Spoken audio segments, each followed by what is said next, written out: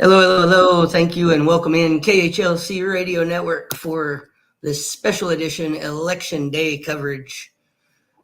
Along with me tonight on this coverage, I have Jeff. How you doing, Jeff? Good.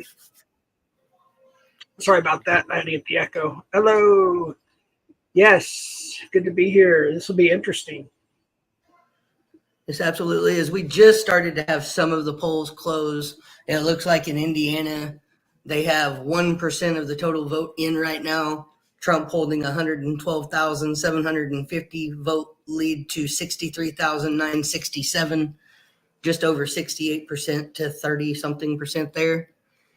In Kentucky, numbers look much the same from what I've seen so far. 2% of the vote in Kentucky. Trump with around a 65%, Harris with around a 35%. So the margin is about 30% in those two states that closed their polls super early. Right. Harris down 21,336 to 44,347. That's Trump at 66.7% of the 2% vote. Now, are they counting the early voting right now first, or? Yes, a lot of this that's coming in early is the early vote that they're counting right now. As they just started to count the votes from today. A lot of this will be mail-in ballots, early day voting ballots, and such. But Trump right now looks like a pretty steady early but 30-point lead in both Kentucky and Indiana. Just to start out, those are the two that report first. Again, in Indiana. Right. In Kentucky, Trump 66.8%, Harris 32.1%. Of the now it's 3% being reported. Trump 44,499, Harris just over 21,000. In Indiana, it looks like 6% being reported now. Trump 112,750, Harris 63,967. Again, about a 30-point margin.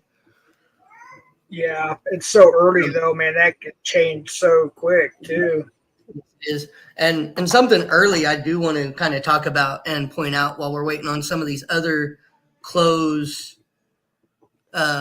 these polls to close and report some of their numbers, is a very well respected final poll that came out, and it was the final poll out of Iowa with the Iowa registrar. Now, this poll has been very prominent in polling, has been very accurate, at least in the last three elections. The last two Trump elections, it had in 2016, Trump winning Iowa by +7, and he won that state by +8. And in 2020, they had that final poll had him winning by +8, and he won Iowa by +9. That poll came out yesterday or the day before, and that final poll has Harris turning Iowa blue by +3. Wow, that changed quick. Yeah, and just it had Trump big and Trump won big.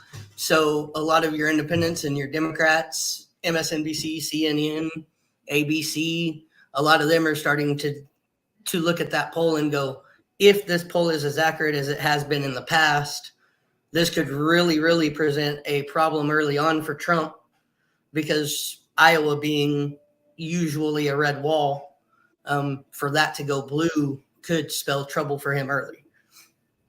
Yeah, for sure. And just so everybody knows, the reason why Casey invited me, thank you, Casey, for inviting me up. We're not going to be talking about any other drama of the community. This is all about election.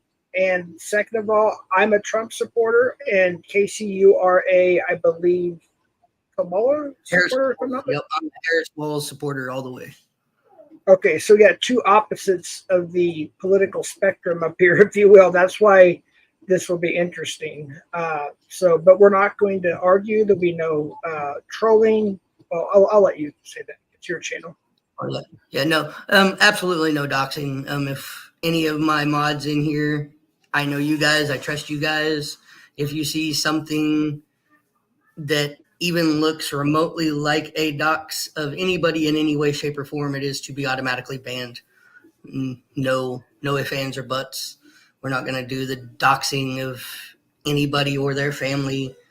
Names doesn't matter. Birth dates doesn't matter. If it's in here and it's not something that is a part of somebody's YouTube channel name, then it's considered doxing and it needs to be removed immediately and banned immediately. Again, this is a newscast, professional broadcast. This is not to be a trolling. Exactly. Thank you, Shay Bay. Adulting. Exactly. Be adults. Yeah. We don't have to like each other in here. We don't have to agree. Me and Jeff had a long talk before this stream and laid out some ground rules that, the bullshit is the bullshit and it's aside.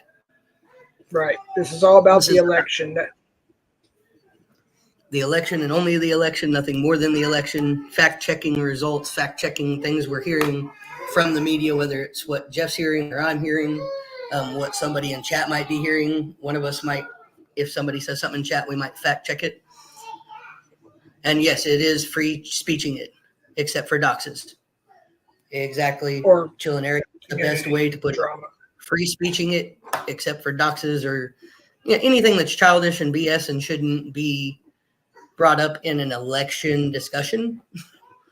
Can be, if it's a dox, it's a ban. If it's childish trolling crap that shouldn't be involved in an election discussion, then it can take a lap.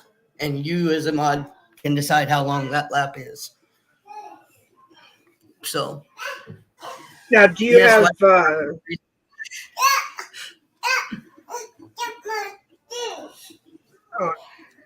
sorry. Bubba, did you have something you were ready to pull up to get started on the screen? There's a big comment that might be covering most of the screen, or at least half. Oh yeah, so. I didn't hide that comment. There we go. Just what I have up here right now is the Electoral College map. I have a blank Electoral College map up. As I start to see some things get filled in and such, I will start to switch over to it and fill it in as well. Give me just a...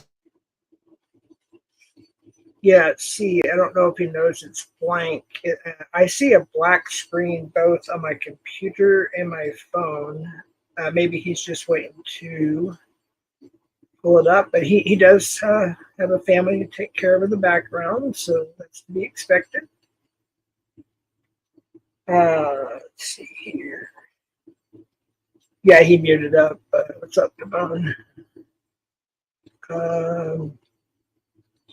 Yeah, I voted today. Today was the second time I ever voted on actual election day. Usually I did early voting, but I went in early this morning into the actual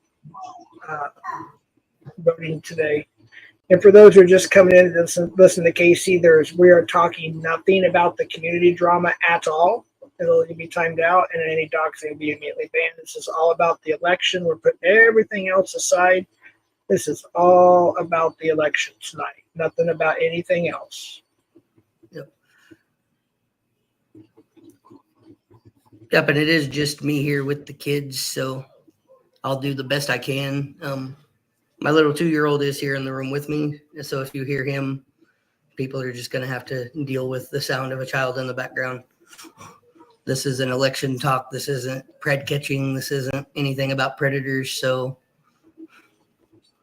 it is what it is. My wife is actually in school right now, 11 hours a day, 3 days a week, so today one of those days. So I'm trying to multitask.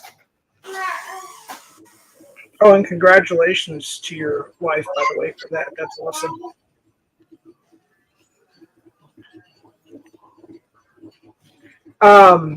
Is there anything, because it shows a black screen both on my computer and my phone? I don't know if that's shown on your end. Oops, I may not have brought that into the. No, it's on there. It's on there. Is anybody else seeing blank electoral map that's on the screen? Anybody else seeing blank electoral map that's on the screen? Oh, you got an echo. Well, yep. Okay, let me try this again then. It should have. No, that takes you off the screen though, damn it. You got to make sure you do video and audio for a screen share. You know, it's audio and video. There it is. Yeah, it's just a black screen. That's crazy. Yeah, see, I see that now on my phone. That's nuts because it's supposed to be showing up as an electoral map. So yeah, I don't know what's going the sharing on. of the electoral map may not be working. Let me try to pop up a different electoral map and a different share. This is why I was trying to mess with this early, but I couldn't see what was actually popping up and what wasn't. Oh, thanks, BG. Yeah, I appreciate that. It's just something I screenshotted, actually. Thought I'd get something new. Kind of tired of the same old avatars all the time. So, no, you're not banned by Curious Thoughts.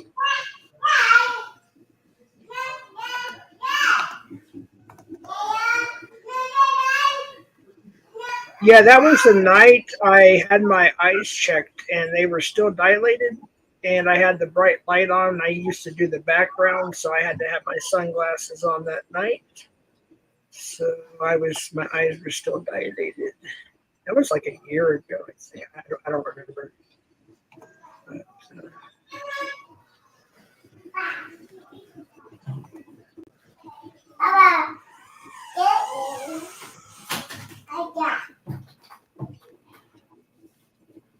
think YouTube is shadow banning this stream. Possibly, I don't know.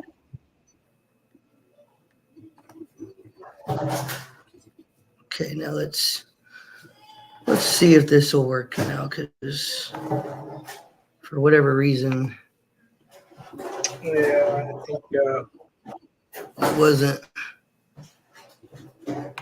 entire screen.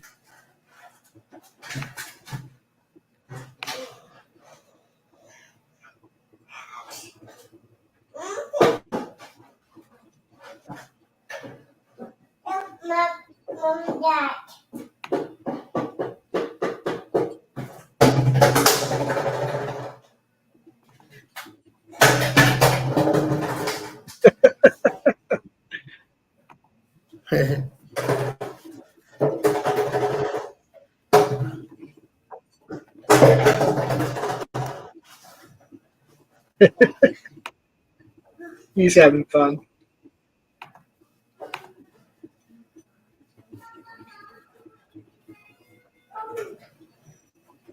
Nope.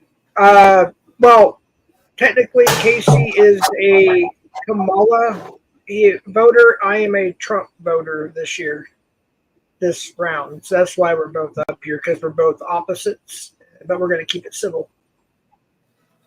Oh boy, another black screen.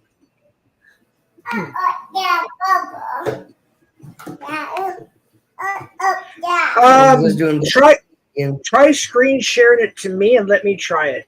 It might work better that, or actually, no, I'd have to screen share it to you. Let me see here.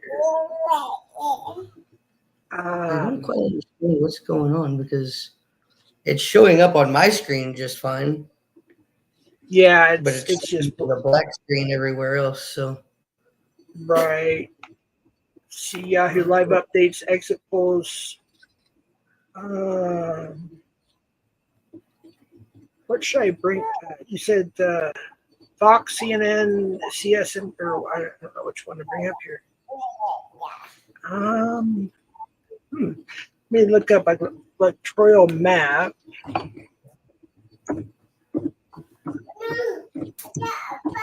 And then I can try to, electoral college map, rather.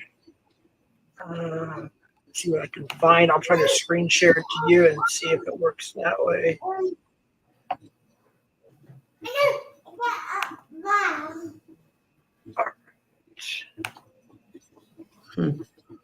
Yeah, I have no clue, because I've tried a few different pages and a few different sites.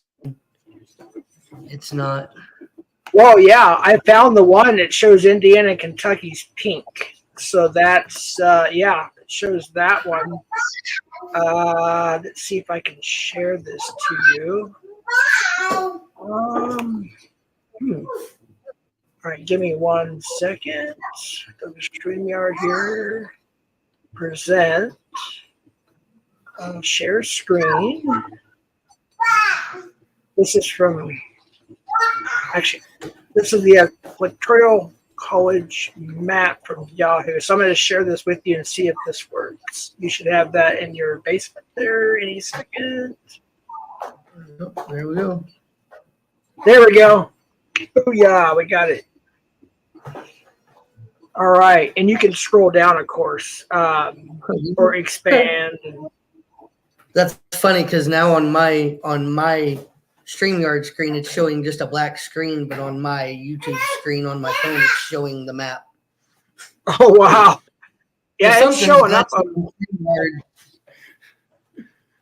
It might be because you have free StreamYard and I have the paid version. I don't know. Or maybe because you have a Mac and I have a HP. Yeah, I have no idea. But I have an HP, so I don't know. Oh, that's why I have HP. I thought you had a Mac. FCC voted for Bernie Sanders. Oh, I don't know if he was even on the ballot. I just as long as everybody else can see it and I can see it on my phone, then we're good to go. Because all I was gonna do was pop up a blank one, and then as I saw it come in on the news, I was just gonna click the state and turn it whatever color it turned, whatever color they had it. So this is actually an interactive map that will update as they update. So that's even better. Right. Yeah. I think if you scroll down, you can do a close up of the U.S. You'll see where Indiana and Kentucky are kind of a pinkish color as opposed to red, blue, or whatever. Yeah, I think you're the one that has to scroll on that. Oh, that's right. Okay. Yeah. I have to go to the actual map. There we go. Right about there. So, votes by state 2024. Can you all see the United States there? Yep. There's the good map there. Wow, California has. I never knew California had 54 electoral votes. That's crazy. Yeah. So, as I'm going to unmute my TV and just hear a little bit about what they're talking right now on CNN. All right. Diversifying suburban community. That I think this will be sort of an interesting election to see our Democrats on the path to doing something sustainable there. You know, one other thing, yes, economy, the biggest issue by 40%. We tend to think that favors Trump over Harris. But democracy, 28%, abortion, 14% as the second and third issues. So there you go. Biggest issues according to CNN for voters, and this is something that right now they're just going over exit polls, and there's like 3 different waves of exit polls that go on throughout the night. This first wave of exit polls on MSNBC had shown that the most important issues was threat to democracy being like 35%, with the economy being like 20-something%. Here on CNN, they just said that the voters' most important issue was the economy at 40% and threat to democracy like 30-something%. So very close in the way the polls are polling and how the voters are voting. But they're wondering if that threat to democracy isn't leaning that some voters are voting more Democrat because of that, because they view Donald Trump as being the bigger threat to democracy than Harris.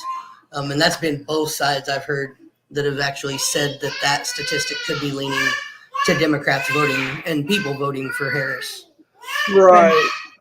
Oh, here we go. Okay. This shows every state right here. And if you guys can see, it won't let me expand this screen, but where my cursor is, oh, actually, here we go. Okay, so Kentucky, that's what you were talking about. So Donald Trump right now is at 68.7%, and Kamala Harris is 30.2%, with 1,284 votes, and it says PCT 11%, which is 11% reporting. Yeah.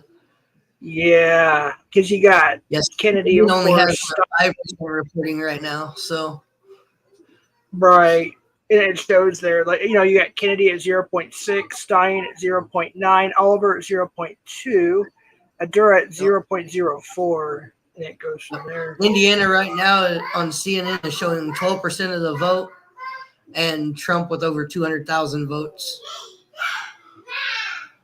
Oh wow! So this isn't quite caught up. I might have to refresh this every once in a while, to be honest with you. That's probably what I have to do. You might have to, yeah. See, I went to I tried to pop up an interactive, like, Road to 270 map was the one I was trying to pop up, and that one lets you leave it blank and just fill it in as they actually fill the stadium and call the state. It looks like the percentage went up before we started, because Kamala Harris is at 40.6% now, and Trump is at 57.4%. So that skyrocketed just in the last 10, 15 minutes. Indiana, Trump 210,461 to Harris 139,000, and it does have within line with this, basically where Harris is at 40% and Trump is at 59%. Yeah, I think it's going to be a very long night and a possibly long week, to be honest with you. That was part of the reason I wanted to do something tonight for this, because I haven't done a good live in a while, and I figured I can get a good 4 or 5 hour live in, if not more, tonight. Yeah, for sure. Kind of over as it comes in, because the narrative will change and results will start to change. These, 59% to 39% numbers that you're seeing in like Indiana and Kentucky early, as it gets later, could very, very, very well be very, very, very, very much closer than that. Right. Just by what all the polls have shown, as far as closing polls, early voting numbers, and the way they're looking. Up until a few years ago, Republicans really weren't real big on early voting. Some of Donald Trump's biggest things were early voting causes election fraud. And that was his narrative for a while. He seems to have changed that narrative, and this election cycle actually urged his supporters to get out and vote early. But there's still a lot of thought in the analytical world that says that a lot of your early votes were probably the Republicans that are swaying toward Harris and the Democrats that are voting for Harris, because those are usually where your votes come in at. And me being on the Republican side, the Trump side, that's why I waited till today to vote, because I was. And then you're right, actually, because the last few days, at least what I saw, is he was like, no, go ahead, or not a few days, but last week, whatever it was. He's like, go ahead and go out and vote early. And before he was saying, wait till election day. So, yeah, you're right about that. And here's something that will be real interesting to watch throughout the night as we continue this and watch the trends as they go. A big question that's been asked, whether it's Fox News, CNN, MSNBC, is, are these numbers of early voters that turned out on the Republican side, are they new Republican voters, or are they just carnivoring the voters and the vote numbers that they would see on election day? Meaning, are these people that are early voting people that in the past have just shown up on election day and voted, but now they're deciding to vote a week early or 2 weeks early, where in the past they haven't? So is it really going to boost the Republicans' numbers, or are we going to see the Republican turnout be much of the same as it has in the last 3 election cycles, just more of an early vote number? Exactly. I refreshed it. There's already a difference. And that'll be interesting to watch, because everybody, I think, has had one thing in agreement. If Trump's going to win this election, he has to win new votes somewhere. Right. And so if the people early voting are just your normal Republicans that would have normally voted on election day, then you're not really turning up any new votes anywhere. So you really have that much of a chance to win. that's been a lot of the narrative and a lot of what the talk has been in the mainstream media, let's say. Exactly. I was just looking at chat. 100,000 in Kentucky, Harris 42,000 in Kentucky, so almost a 60,000 vote lead for Trump in Kentucky and an 80,000 vote lead in Indiana. Mm-hmm. I was going to say there's some people in chats if you want, like that has to do with the election. If you want to put some of their comments and thoughts on the screen for a few minutes, there's some good comments coming from different people. It's your channel. Yeah, I just thought maybe. Yeah, I was starting to see some of those and just trying to get my computer's deciding to be a little slow tonight, so show that one first. That's pretty funny. Bad guy. Bad guy always got something. Yeah. Bad guy always got something funny. I don't think we're letting anybody else up tonight. It's just Casey and myself, but I think he has somebody else that might come up. But we're not making this a public, whatever you want to call it, like an open panel, right? We're just keeping it down. Yeah. Yep. I had one other person I reached out to, but I haven't heard from them, so they're probably not going to show up. I didn't expect them to. Yeah. I personally don't believe Jeff voted. Yep, I voted and got my sticker with my 2 chilies on it, red and green chili and a hot air balloon. This one I can agree with. The meltdown is going to be epic either way. I think one thing, and I'm going to go ahead and I'm going to put this out here because I put it out there all day in other little groups that I'm a part of. I'm going to accept the results of this election no matter who wins. I'm not an election denier. I don't believe election conspiracy. I think, yes, there is interference in every election, but I don't think it's enough that it actually sways the outcome of that election so drastically that it would mean that Trump should have won the election or Kamala should have won the election and there's no way the other person could have won. Like, that's just not – let's use common sense and be smart about things. Honestly, when it comes down to it, I mean, if you're an election denier, that's your cup of tea, whatever. But let's be real about it. There's been interference in elections for years, and just never has there been enough that it's actually influenced or made the result something other than what it should have been. I believe we've always had fair and free elections for, let's say, 95% of it. Yeah. And I said very early this morning, I made sure I put it out there that I'm accepting the results of this election no matter who wins. I accepted the results in 2020. In 2020, I didn't vote in 2020 because I was in a state where I was not able to vote as a felon. But I will say I did not like who won the 2020 election. I'll just put it like that. A lot of people think that I never voted Republican. I voted Donald Trump in 2016. There are just some things in his rhetoric and the way he is that I just can't put myself to vote for him again. So I didn't. This year I was in a state where felons can vote. So I made sure I went and voted. And yes, I voted Kamala this year. But that doesn't mean that I'm going to go, oh, Kamala didn't win, so this election was fake and Kamala should sue the United States government and try to win and overturn this election and try to go into the Senate on January 6th and try to stop the electorate from electing Donald Trump. Like, no. Yeah, sorry. Yeah, of course, I have different opinions, but I just wanted to respond to Missy because we're in the same state. I'll just leave it at that. But yeah, I actually last year I got the American flag too. But yeah, this year it has a red chili, green chili, a hot air balloon, and I think it says Land of Enchantment on it. Yeah, it's pretty cool. But and by the way, Missy, interestingly enough, you mentioned that you didn't have to show your ID. They did that with me. But you know what? I pulled up my ID and said, I think we should show our ID. That's just my opinion, of course. And I showed my ID, and they verified it to the system, and I signed. But that was the first time ever I was never asked for my ID, but I did show it anyways. Give me just a second.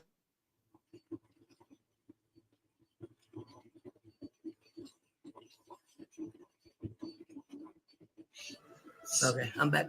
But yes, BG, I am, or bad guy, I am a felon. It was a felony in the state of Oklahoma for possession of marijuana with intent to distribute for having 0.2 grams of marijuana. So public record, if anybody wants to look it up, they can, whatever the fuck that is called that you're supposed to do to get people's records. Damone's by Curious Thoughts actually has a good comment or / question if you want to, you know.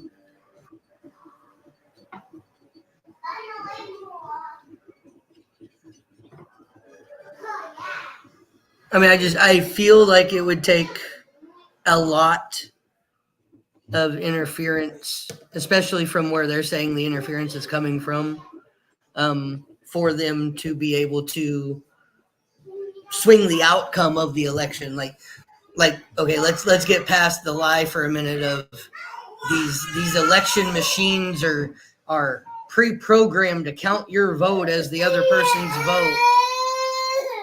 Like, these machines are programmed months and months and months and months and months before they're ever sent out. A lot of times before we even know who the election is going to be between. So there's no way they could program the machines to count a vote one way or the other when they don't even know who the fuck is going to be in the election when they send the machines out. Oh, we have Cat Eyes. We're not doing anything. We got more states that just popped up.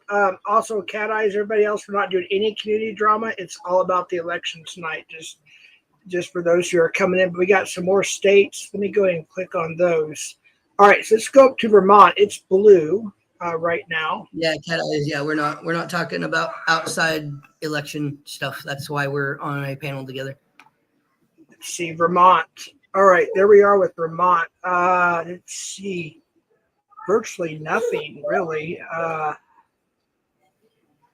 Trying to see here. It's just all 0-0-0, but it has Kamala in the lead. There's also two more that popped up. We have Georgia, which is pink. That's kind of close right now. 54%, 54.4 is Trump, and then we have 45.5, which is Kamala. The rest is 0.2, and then we got Florida.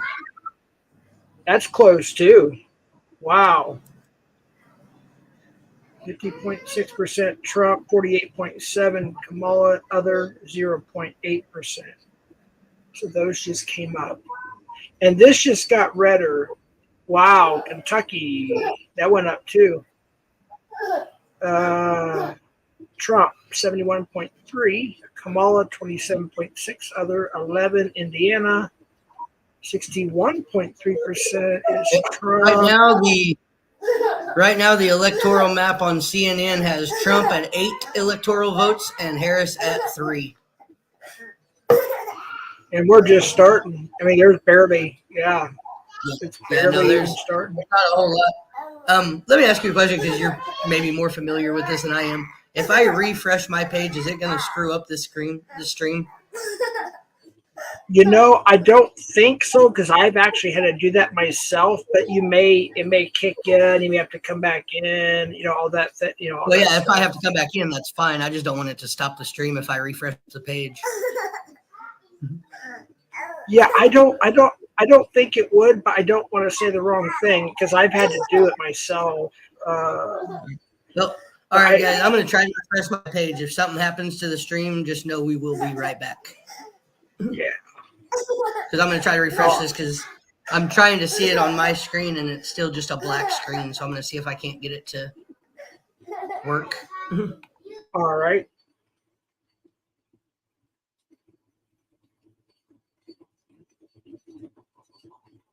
I don't know if y'all can hear me or not while he's doing that.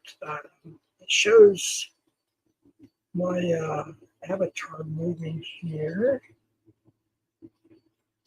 So we got Indiana, we got Kentucky, Georgia, Florida, and Vermont. Let me see, where is Hawaii at actually? Oh, there it is. Okay. This is going to be a long night, possibly a couple days, maybe even a week. Who knows? It's going to be interesting. Hey, it worked. All right. I can actually see the freaking map that you're looking at. That's great. All right. Good deal. Fucking I don't think I had to refresh to get it to update either. I just happened to notice it update, which is pretty cool. Yeah. No, it's interactive. So as they get it to come in, they will get it to update. It's kind of automatic. I was using map to 270.com just because that's kind of what CNN, MSNBC, and all them use. But I like this here because it shows you how many electoral votes by state as well. So whereas the other ones don't necessarily show you that, it just shows you on the map. So when you click it, you know there's that many electoral votes.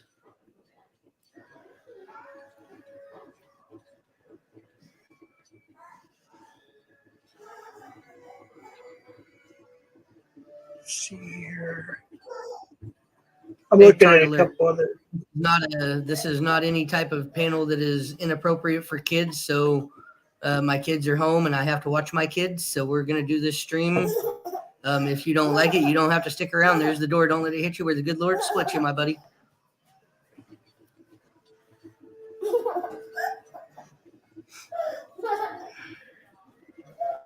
Let me see something real quick. Scroll back up to the top.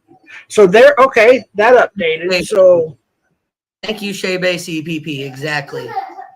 My wife, not working. She's in school, but she's in school to be a cosmetologist. So she is kind of working while in school. And yeah, I still have to be a dad. So. And I'm just going to mention this one more time for the newer people that came in. Yeah, Casey and I talk shit about each other all the time, but it doesn't mean we hate each other. So what do you want to drink? We just have disagreements. Part of life. So it shows Donald Trump right now currently 19 electoral votes and Kamala Harris at 3.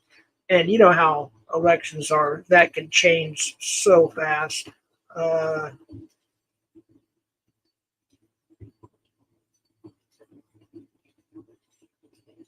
She is the Senate guy, Jeff. He's not a piece of shit. No, he's not a piece of shit. We LARP each other. We have our things. And we know each other personally. So we talk shit, but not tonight. Not tonight. We're gonna stay positive, and we're only talking about the election. And anybody that gets us Casey's rules, any community drama, any doxing, that stuff, gone. It's all about the election tonight.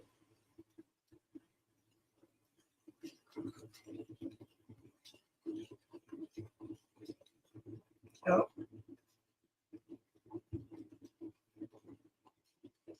Actually, I got an idea since my camera doesn't work. I want to show Missy I'll show Missy my sticker. My camera doesn't work. I'm going to take a picture of my sticker and put it on my community page so she can see it. What question is that, Card Alert? I'll be right back. I'm going to mute up real quick.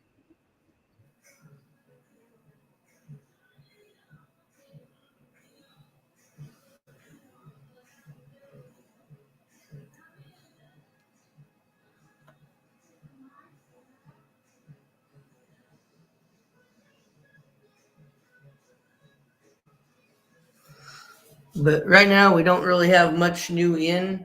They do now have Trump at 19 electoral votes, Harris at 3. That's giving Trump Indiana and Kentucky. In Florida, Donald Trump is in the lead with 51.3% of the vote. Kamala Harris has 47.7% of the vote. Okay, so 47.7% of the vote in Florida to Donald Trump's 51.3%. That is 2.2 million votes for Donald Trump, 1.983 million votes for Kamala Harris. So that race is close. as we are already starting to get results now out of Florida.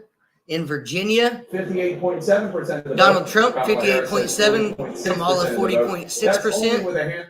1,500 vote difference. A 1,500 vote difference in Virginia right now. This is still early on. The polls just closed at 7 Eastern time. So Well, I know. This historic election night is just getting started. Stay with us. So we're watching the polls for North Carolina will be next to close.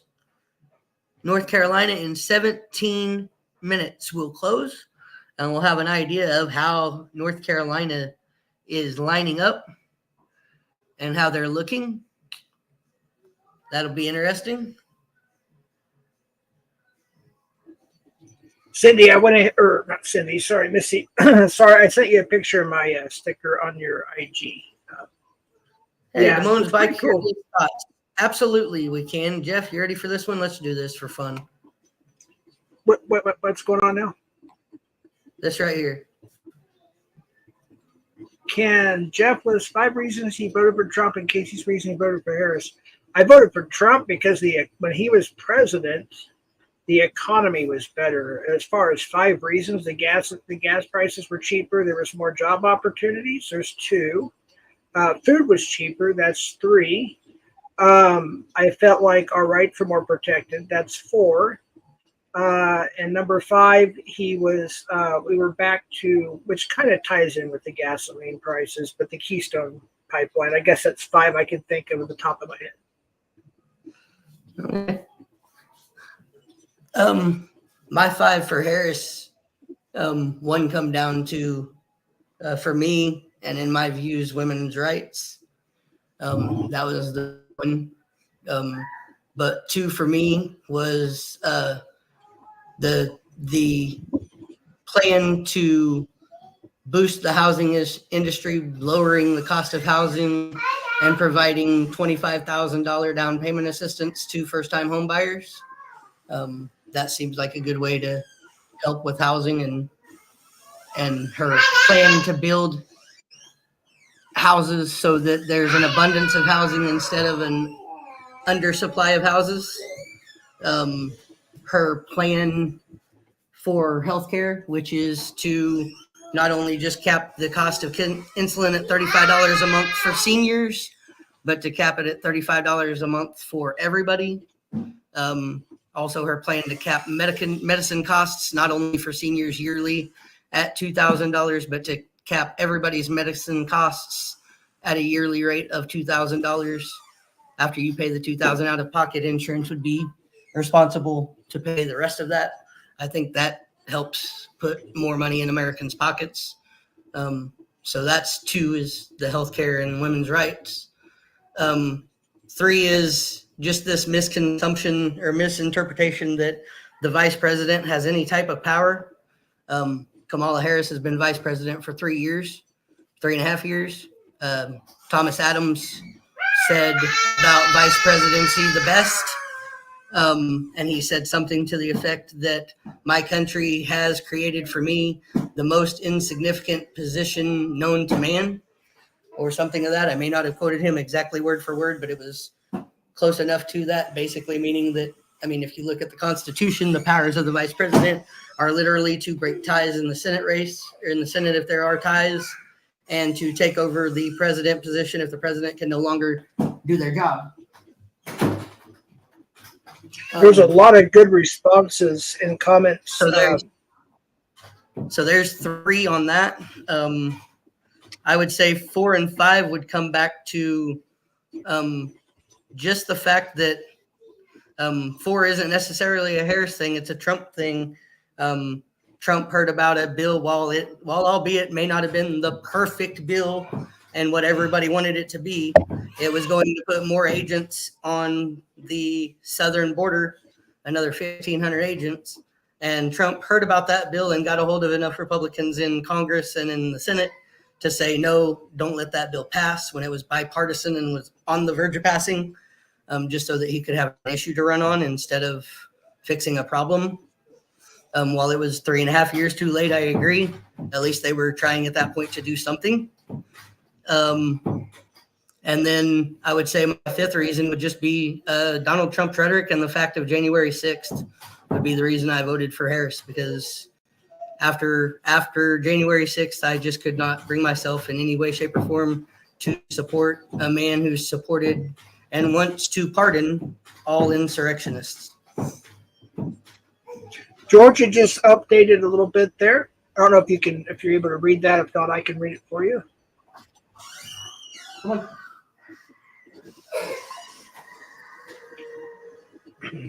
So we got 92,265 votes. Donald Trump at 51%. We have 87,900 votes for Kamala Harris at 48.5%. Other candidates 823 votes, 0.5% in Georgia at the moment. And New Hampshire just popped up. We have Donald Trump in the lead, 4,432 votes, 61.1%. Kamala Harris, 2,750 votes, 37.9%. Other candidates, 67 votes, 0.9%.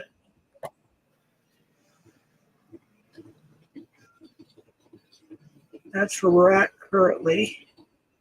Yeah, the only ones that they're actually giving to anybody right now, though, is they're giving Trump Kentucky and Indiana for 19. Harris has 3, which looks to be possibly Vermont.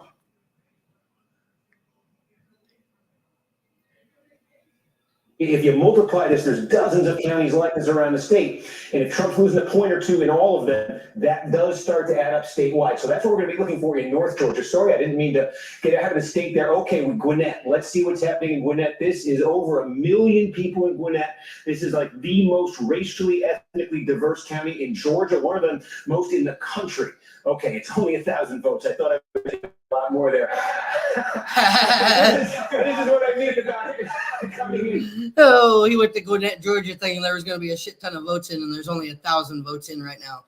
But Harris leads by 59.4% to 40%. Find it here, rapidly growing. You're talking about a third white, a third Hispanic, a quarter Hispanic, a quarter black, about 15% Asian American, very diverse, growing Democratic. So again, we're going to keep an eye here, see what else comes in, and I'll give a shout if we got some more. All right. So Georgia making good on its promise that it would produce a lot of votes very early.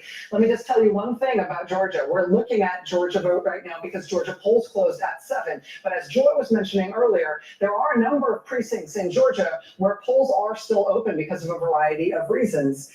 There were a dozen see now first results in from Georgia, and projected winner Donald Trump in Indiana getting 11 electoral votes, and that's with 17% of Indiana's vote in.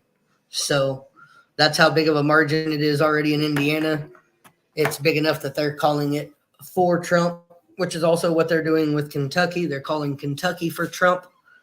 And even though our map shows Vermont with a weird Kamala Harris lead or win, but no votes, they are giving, I believe, Vermont to Harris in the amount of votes that they actually do have calculated already, which we knew that was going to happen. That's one of those blue wall states that never goes red.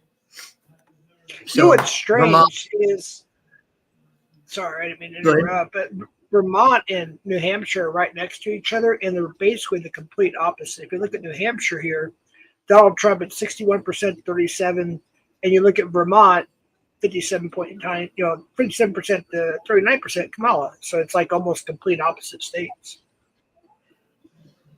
We have Virginia. We got a lot tonight too. I think we're going to see a lot of that where surrounding states are going to be flip-flop of each other.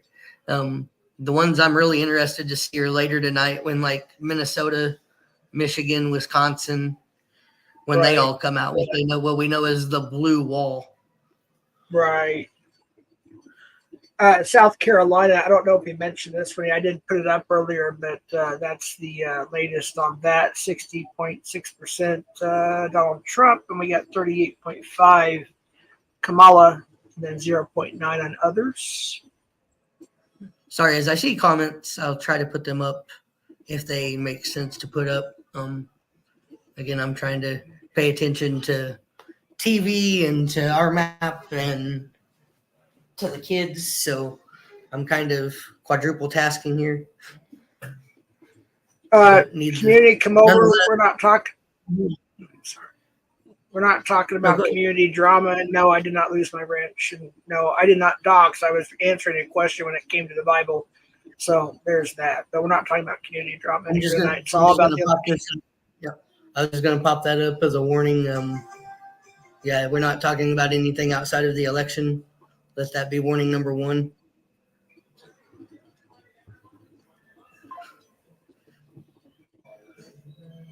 And try to warn people because they may come in and not realize, but there's going to be some that are going to come in and try to talk about bullshit that doesn't need to be talked about anyway. Those people will be warned twice and then timed out the third time. So New Hampshire just went light blue, so it was red. So we got Kamala Harris in the lead now, 49.8% Kamala and 49.1% Donald Trump. There's an interesting poll getting ready to close, I think, in about 6 minutes now. It'll be North Carolina. We'll start to get the first numbers out of North Carolina. Kind of an odd one to be saying we're going to be watching for because North Carolina is usually pretty much a red wall. Hasn't went blue since 2008 Obama, I believe it was. Mm-hmm. And Donald Trump spent a lot of the past 2 weeks and especially a lot of the past 2 to 3 days zigzagging through North Carolina, spending time there. And some of the news affiliates were kind of in this, why in the last few days are you spending time in North Carolina? That's usually a guarantee Republican state. Why aren't you putting it somewhere else where you could take a state like Wisconsin or Michigan instead of North Carolina? And both sides said it's because since Kamala took over the campaign, North Carolina actually became more of a toss-up, whereas when Biden was in the race, it was guaranteed to be a Trump state. I'm also interested to see about New Mexico, and not only New Mexico, I'm sorry, Arizona, and Nevada. Actually, they were talking about that they could go a completely different direction this time. We'll see what happens. And actually, you're, if I'm not mistaken, you're in the Nevada area. I'm not trying to dox, but you said it, so I'm just throw that out there. That's New Mexico. Yeah. So. And if New Mexico, I don't think it will. It's always been a blue state to the best for a long time, at least. But it would be, if it even turned pink, I'd be surprised, to be honest with you. But yeah.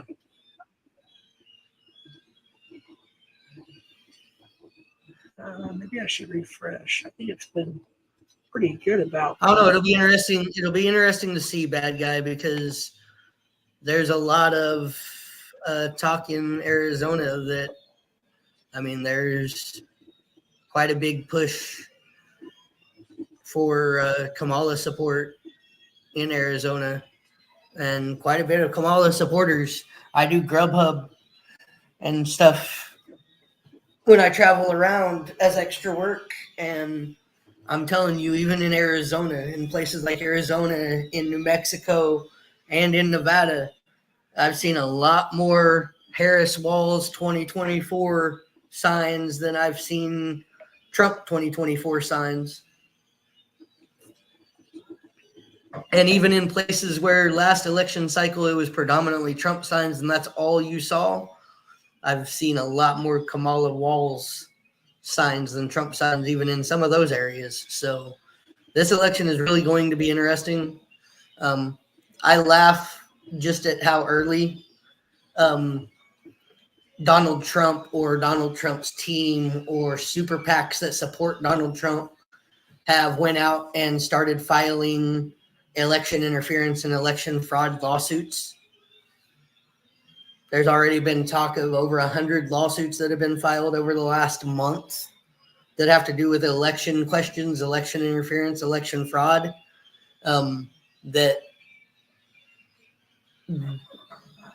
PACs on the other side for the Democratic Party have had to get involved with to try to fight. It's crazy that a month before the election, you're already going to be trying to spread election misinformation and scare people about what could happen in the election. It's funny. At one point, Donald Trump said, well, no, I'm not going to declare myself the winner early like I did last election. But then he went and he voted in Florida. And right after he voted, he said, oh, I'm very confident we're going to win and it's not even going to be close.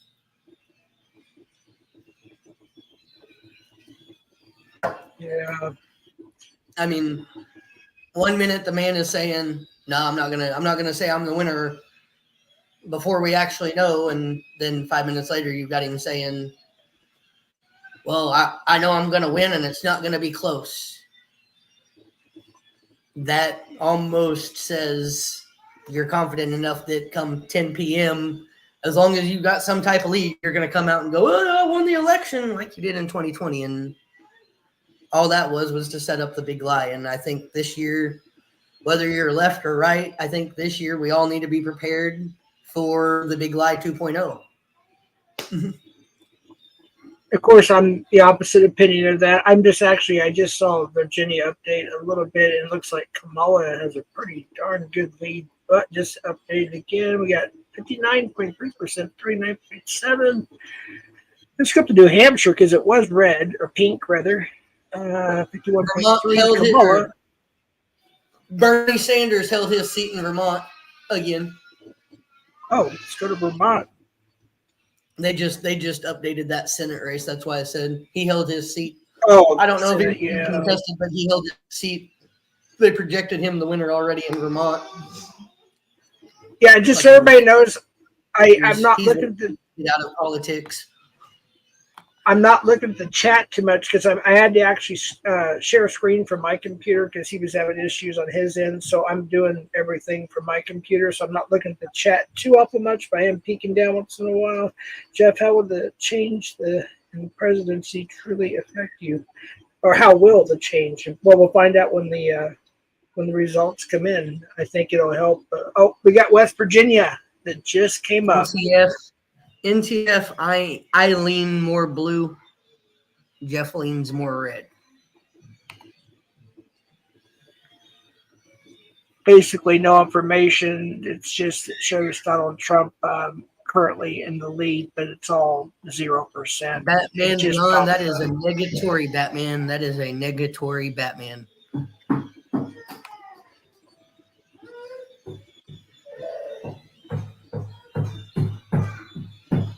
Yeah, we should start seeing more East Coast states popping up here momentarily.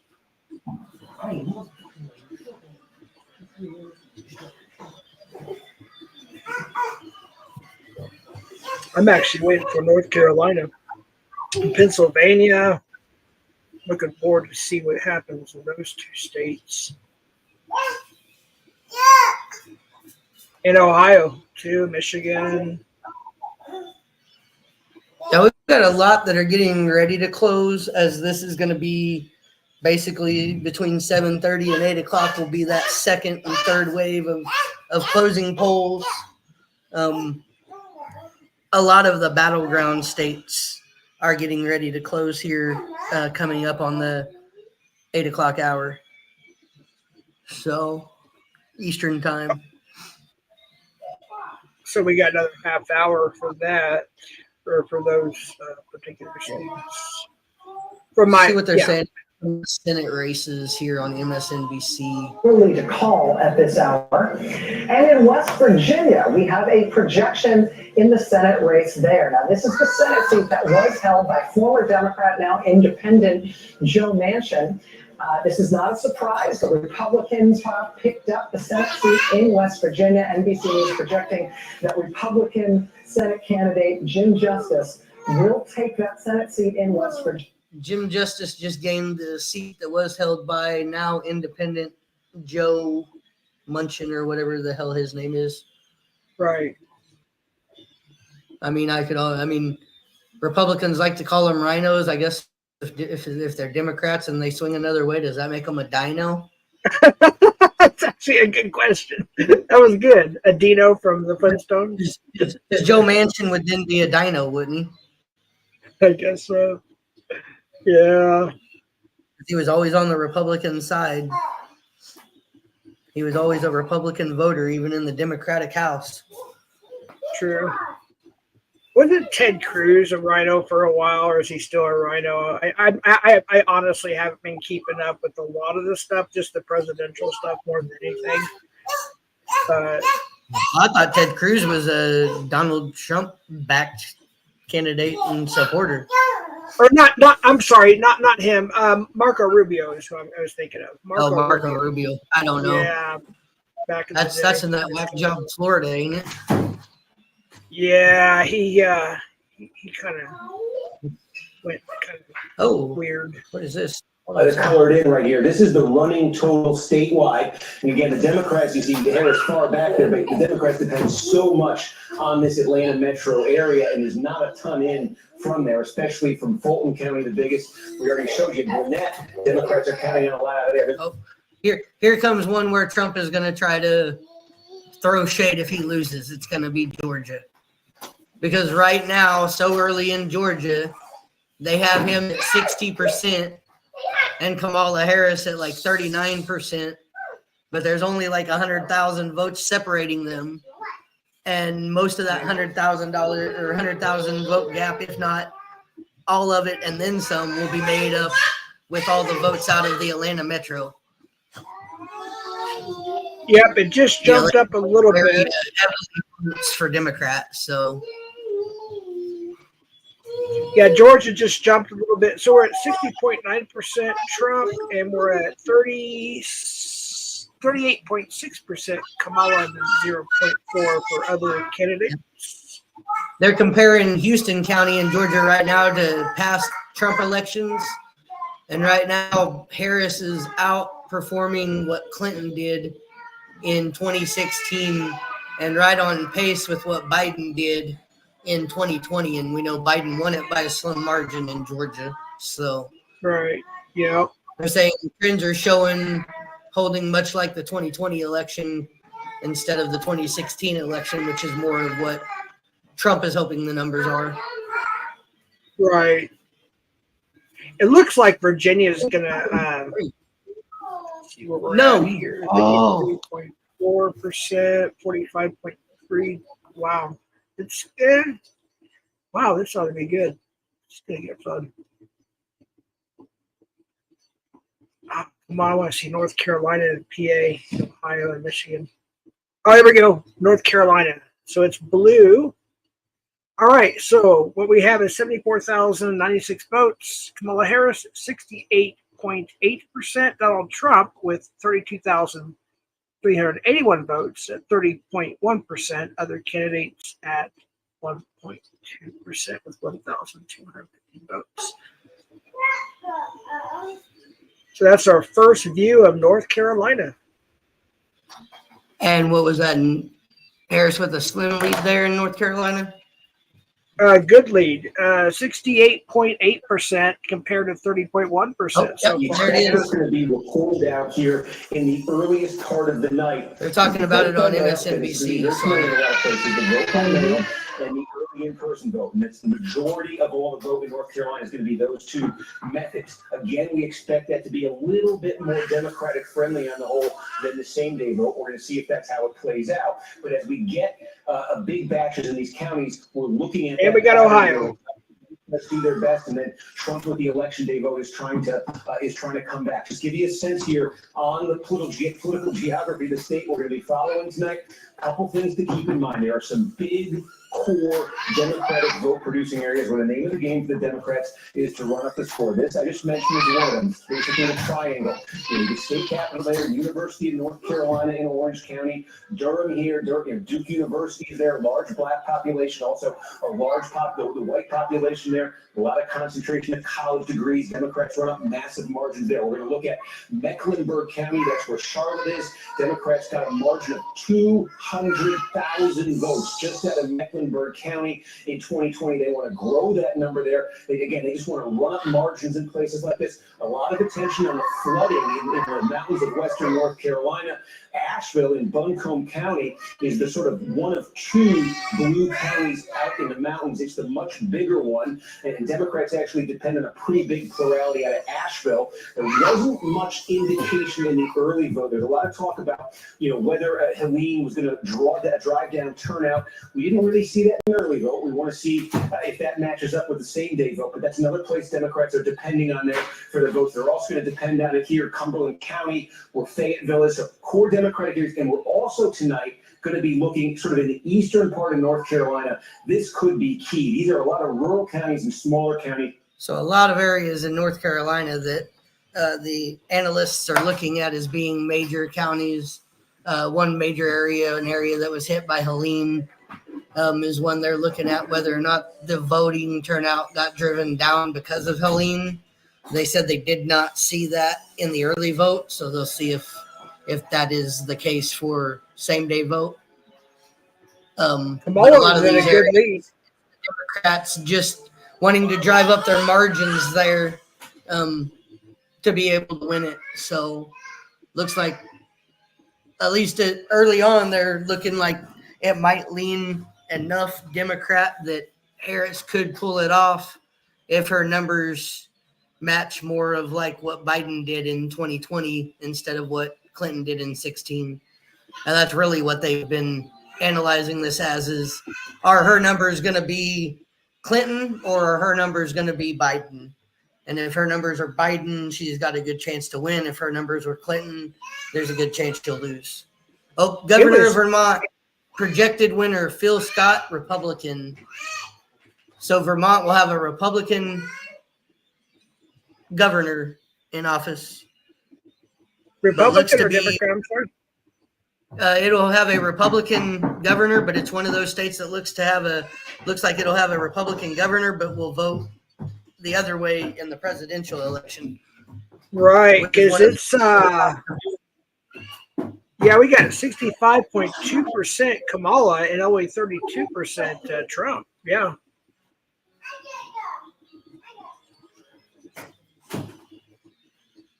Let's see, Ohio, we're at 58.6 Trump, 40.7 Kamala, and of course 0.7 other candidates. All right. Hopefully we can see Pennsylvania and Michigan pretty soon. I think Pennsylvania closes at 9 o'clock. I think you're right. Yeah. So they'll be in an hour and then 20 minutes. Yep. Actually, let's see. 5:40. Let's see, 6 o'clock, 7, 8, 9. Yeah, you're right. Hour and 20 minutes. Yep. Let's see how Ford is doing since we first. So we're at 54.3 Trump, 44.9 Kamala, and then of course 0.8 for the other candidates. And those numbers are actually, even in Florida, are matching more along what Biden did in 2020. Yeah. Than what Clinton did in 2016. Yeah. It's very similar. I have a feeling that North Carolina is going to take Kamala's going to take it. That's just my opinion because of what happened last time. I know it was a very small margin, if I remember correctly. But we'll see what happens. Yes. And here's the thing. I always look at both sides of it, and I've said it since they started talking Electoral College days ago. Really, if Trump is going to win this election, he's got to win North Carolina. Then he's probably got to win Pennsylvania, and then Ohio, win Michigan, Nevada and Arizona, or Nevada and New Mexico. A combination of two of those three, along with Pennsylvania. We know Ohio. We're 90% positive he'll hold on to Ohio. Vance is from Ohio. It'll depend on if they're eating our pets rhetoric that was spread through Ohio will have an effect on the election or not. Because if it does, then Ohio could be a lot thinner in margin than what people think. but I think Ohio with Trump. We have breaking news, actually. So for those who know Ben, B-I-N, I always say B-I-N, Ben, so people know who I'm talking about. He just messaged me. He says, Ben wins. So I guess Ben wins the presidential election tonight. A little comedy there, I guess. All right, go Ben. But so yeah, I think Ohio stays Trump. I've always thought that if Trump is going to get to the White House this year, he has to win Pennsylvania. He has to keep North Carolina. And then he has to win Nevada, Arizona, New Mexico, 2 of those 3. And then he also has to pull off either a Michigan or a Wisconsin. All right, Jersey's, no offense. Jersey's staying, knock it off. We're not putting up with drama. This is all about the election tonight. You can save that for another time. I'll just hide the comment. That's fine. If you see a comment you feel needs hid, go for it. That's why you have a wrench tonight. I appreciate it. Boy, I wish I could see Pennsylvania and Michigan so bad right now. Just waiting. I know. And DC. I want to see what DC says. Wow. Yeah, so this is going to be a long night. This is going to be a long night. That's why every now and then I'll just unmute and we'll sit here and listen. When I unmute the TV, can you guys hear it pretty well? I can. I don't know about the chat. When he plays the TV, if you put a 1, let us know if it's decent.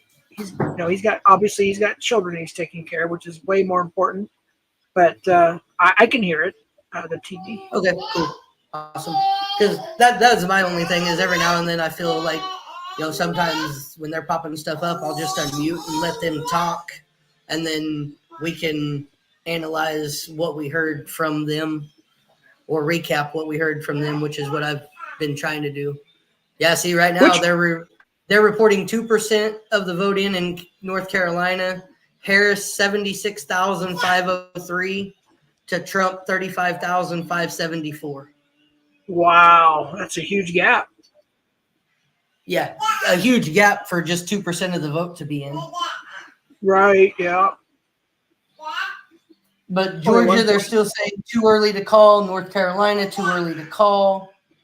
Popular vote right now, Trump 6,452,131 to Harris's 5,206,697. So Trump right now has popular vote. Yeah. Of course, we all know the electoral vote is what really counts. And I think you already mentioned this too in the news. They pretty much secured Trump, which usually happens. Indiana, Kentucky, West Virginia. Let's see where we're at there. And maybe even wow! Look at West Virginia though. Kamala is rising up big time. Look how close they are. Oh, is she? Just a couple hundred votes, dude. Yeah. Really? I think it's going to turn light blue here pretty soon. Or blue. Yeah. Which is unusual for West Virginia. Yeah, West Virginia is usually pretty red. But again, we're only at 2%. Yeah, she is literally down by less than 200 votes. Right. See, that's what they were saying is like a lot of these places where you're seeing this vote come in quick, it's the early vote and it's the mail-in vote that you're seeing. And a lot of that in a lot of those states will lean heavily Democrat, but then it'll come down to later tonight when they're counting today's votes if the same day vote makes up that gap for Trump or not. Right. Or if Kamala holds that growing pace of support from even the same day voters. I think gender gap is going to play a big role in this one. I mean, nationally, if you look at it, Trump is leading in votes with men by like 17% or 18%, but Kamala is leading in women's support by almost 20 points. So if more women show up to vote than men, that gender gap could be all it takes for Kamala to get the White House. Right, right. You know, and of course we all know New York, California, Texas, you know, some of those states, the bigger states, the more electoral votes, you know. And do we even dare mention how much of the Latino and Puerto Rican vote Trump possibly lost in the last week with his Madison Square Garden, what he called love fest? I missed that one. Yeah, he had a comedian at his rally in Madison Square Garden, and they preload all their stuff into the teleprompter, and they loaded the comedian stuff into the teleprompter, and the comedian got on stage and started reading his stuff, and one of his jokes pops up on the teleprompter, and he tells it, and it had some, or one of his comments, whatever it was, whether it was a joke or a comment, it was a comment he made that said, Puerto Rico is an island of garbage. Oh, wow. You have to send me the link to that one. I didn't see that. Wow. And then Donald Trump, instead of disavowing that comment and going, no, Puerto Rico is not a land of garbage or an island of garbage, or, you know, that wasn't necessary. And no, you know, he shouldn't have said that. Anything that he could have said to, you know, distance himself from it. Instead, he said, I was very, very proud to be a part of my rally at Madison Square Garden and be a part of that love fest. That are going to close. Wow. So he called it a love fest, and Puerto Rico got called garbage.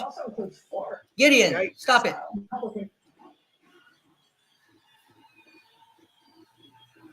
No Pennsylvania, no Michigan, no Tennessee.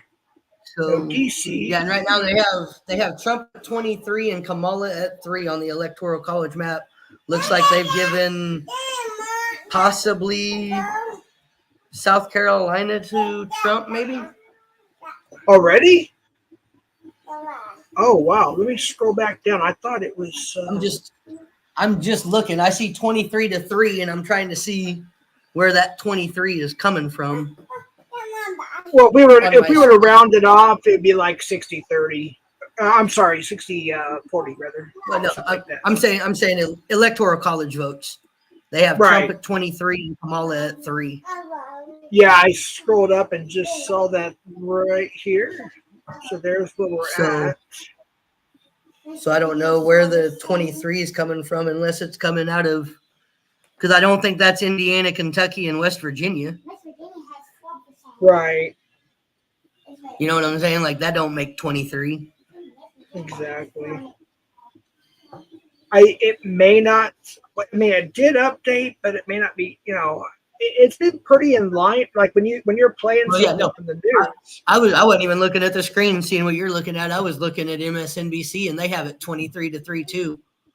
Yeah, that's what I was saying. When you play something, it seems to be very, very accurate with the map that I have up here. But wait a minute. No, their map is showing Indiana, Kentucky, and West Virginia as being Trump's delegates right now. That's what they're doing. But look how close that is, dude. Yeah, I know. I don't know. I don't see how they could be calling it for either for Trump or Kamala unless they know for a fact something that we don't, which is that later on these votes coming from there are probably going to swing in Trump's favor. Yeah, or vice versa. Kentucky, it's obvious Trump's got 24% of the vote in. See, 24% of the vote in Indiana, and they're already giving the 11 electoral votes for Indiana to Trump, with 63.5% to Kamala's 34.8%. It's a pretty big gap, but still, it's too early to call, in my opinion. That's a 30-point gap, but still 75% of the vote to be turned in. Right. Yeah.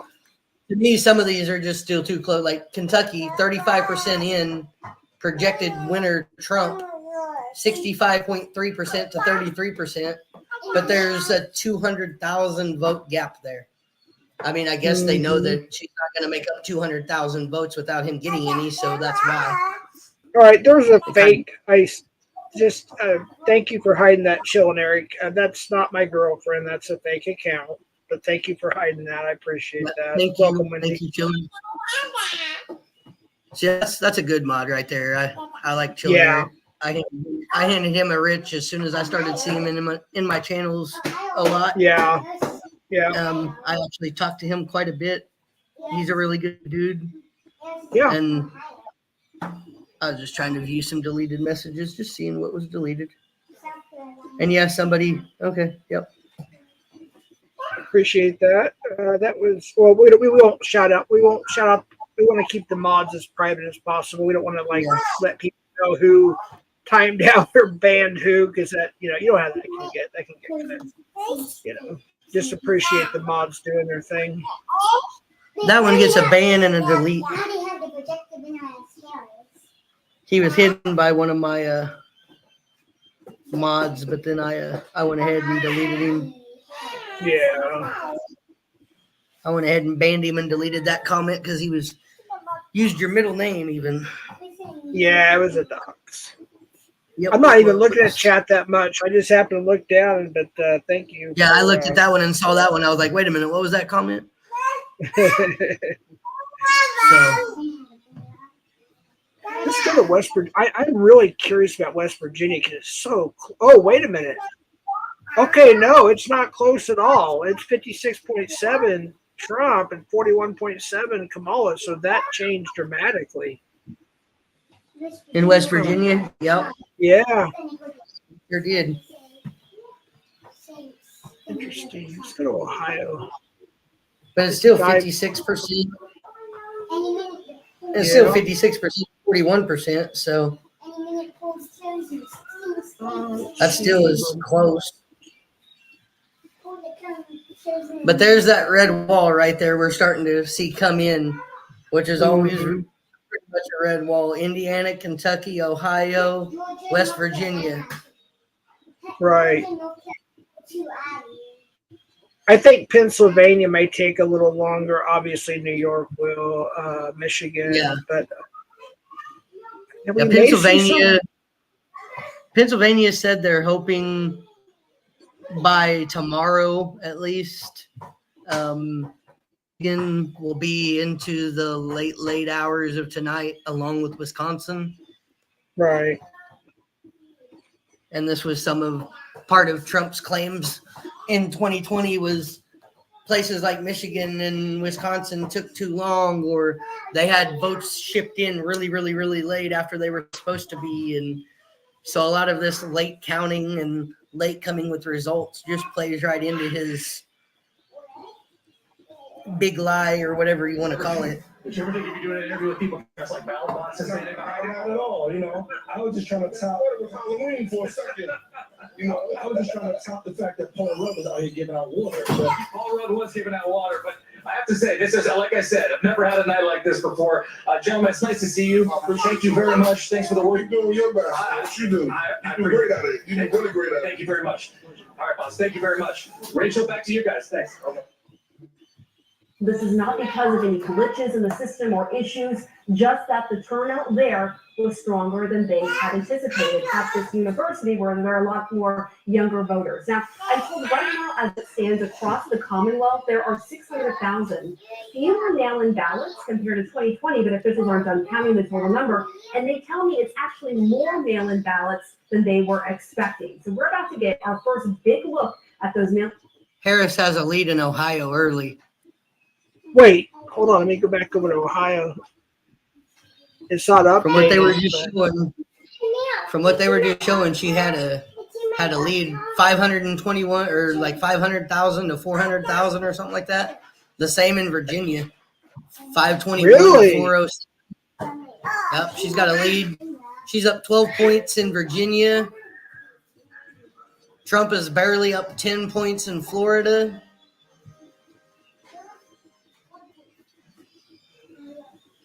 So we're still we're still waiting for Ohio to update. Yeah. There we go. There it is. Boom. There, yeah. In Georgia. You're right. Yeah. So you got your lead going on in Ohio. Wow. New Hampshire, Harris leads by 10,000 votes, 15 points. Wow, and that started out pink too.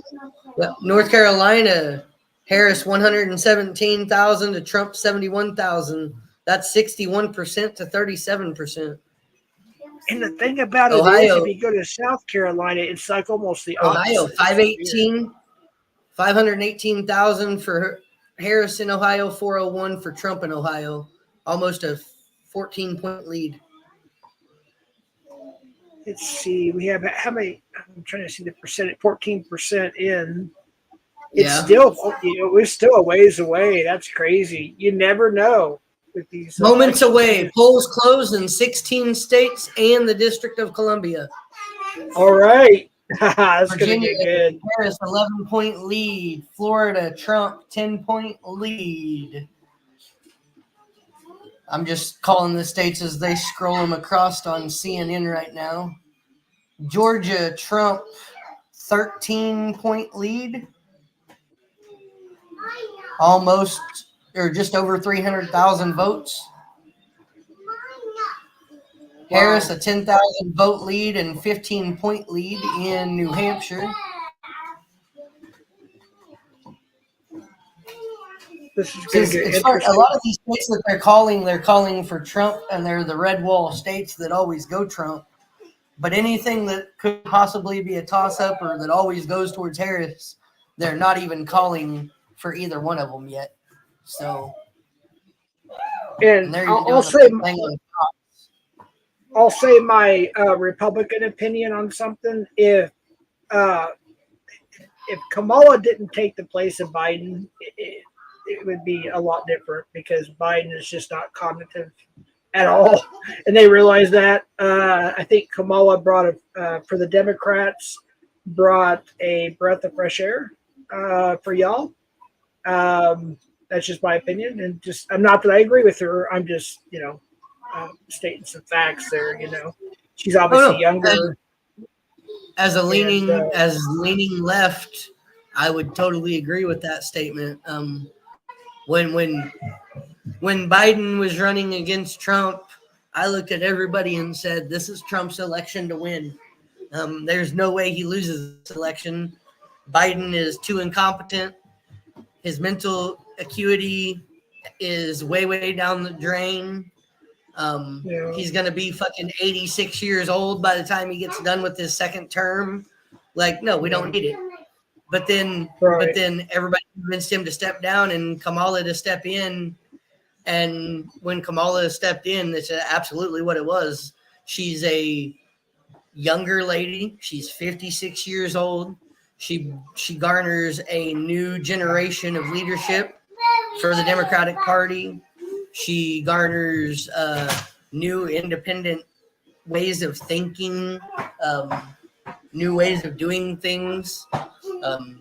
Whether she does or not, if she's elected, is yet to be seen. But she's the only Democrat that I know in my time that has ever said, when asked, has said, "Yes, I will have a Republican on my cabinet.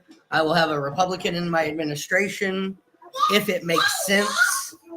And I'm not going to put self-pride above what's right. Right. Yep. She's really sent this message of unity, being the president for everybody, whether you vote for Trump or vote for her. Your issues are going to be the issues that she worries about in office. And so I think a lot of that brought a lot of new energy to the Democratic Party and even the independents that might have been swinging a little bit Republican. Right. And I remember but we got Texas. We got more states. Not to interrupt. May I? So we got Tennessee. Oh yeah, no, the blue wall. Some of the blue wall up northeast just came in. Massachusetts, New Hampshire, and one other, I think, up in that area. Texas, came in. Oklahoma. Let me go through these. So we got Tennessee. We got Donald Trump. There's really not much percentage there going on, but he does have the lead. We have Alabama. We got Mississippi. We have Oklahoma, which is right. Texas is already blue. Oh wow, Texas is blue. Wow, 8%. 2.3 is Kamala, and we have 46.4 Trump, and then of course we have the 1.4%. How big is Trump's lead in Oklahoma? We got I went to Pennsylvania. Trump's lead in Oklahoma. There's no results yet, but we have PA up as well. Oh, good grief. Kamala Harris, 72.5. Trump, 26.7 with 3%. Yep, seeing what they're saying is a lot of that is the early vote and the mail-in vote that will swing toward Kamala. Now they just want to see if the voting day vote keeps pace with that, or if Trump gains some ground there in Pennsylvania on voting day votes. Right. There's Massachusetts, not much information. There's Connecticut, not much information, but they're both blue. What did I miss here? Oh, we got Georgia now is Trump 55.5, Kamala, 43.9, and we got 0.5% for the other candidates. Am I missing any that just popped up recently? I don't think so. Let's see what Texas is at. 51.4 to 47.3. That's going to be a really. That was kind of a close situation last time, like Arizona too. So we'll see what happens with Texas this time. Yep, I actually have some family that has said it may not be this year, but within the next few election cycles, they could actually see turning Oklahoma and Texas blue, just because I've heard of about that. LGBT, just because of a bunch of the LGBTQ in that area. Finally starting to turn out and vote and get excited to vote for the Democratic nominee. Right. We have two new states. Let's see. We have Maryland there. I have a sister Kamala. in Oklahoma who is lesbian to the core, and she said it may not be this election, but we're going to start to turn Oklahoma blue. There's Maryland. Even if Trump's margin in Oklahoma is still pretty good, but isn't as good as it's been in the past, that'll show the ground and the gains that Democrats have even started to make in the central U.S. And Delaware is blue. I'm just trying to keep up. I think we got a couple other states here. 1 second. Connecticut blue. Not a lot of point. It's not showing stats per se, but wow. Okay, let's see here. We got 1, 2, 3, 4, 5, 6, 7, 8, 9, 10 blue. 1, 2, 3, 4, 5, 6, 7, 8, 9 red. Yeah. They have right now. They have Trump at 90 and Harris at 27. Wow. Let me scroll up here. 95 to 35 is what. Wow. So it just jumped. Interesting. 95 electoral votes for Trump, and we have 35 for Kamala Harris at the moment.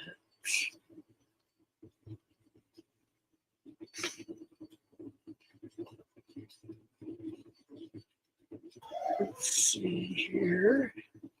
I'm just curious to see Maine District 1, Maine District 2. Oh, that's Nebraska.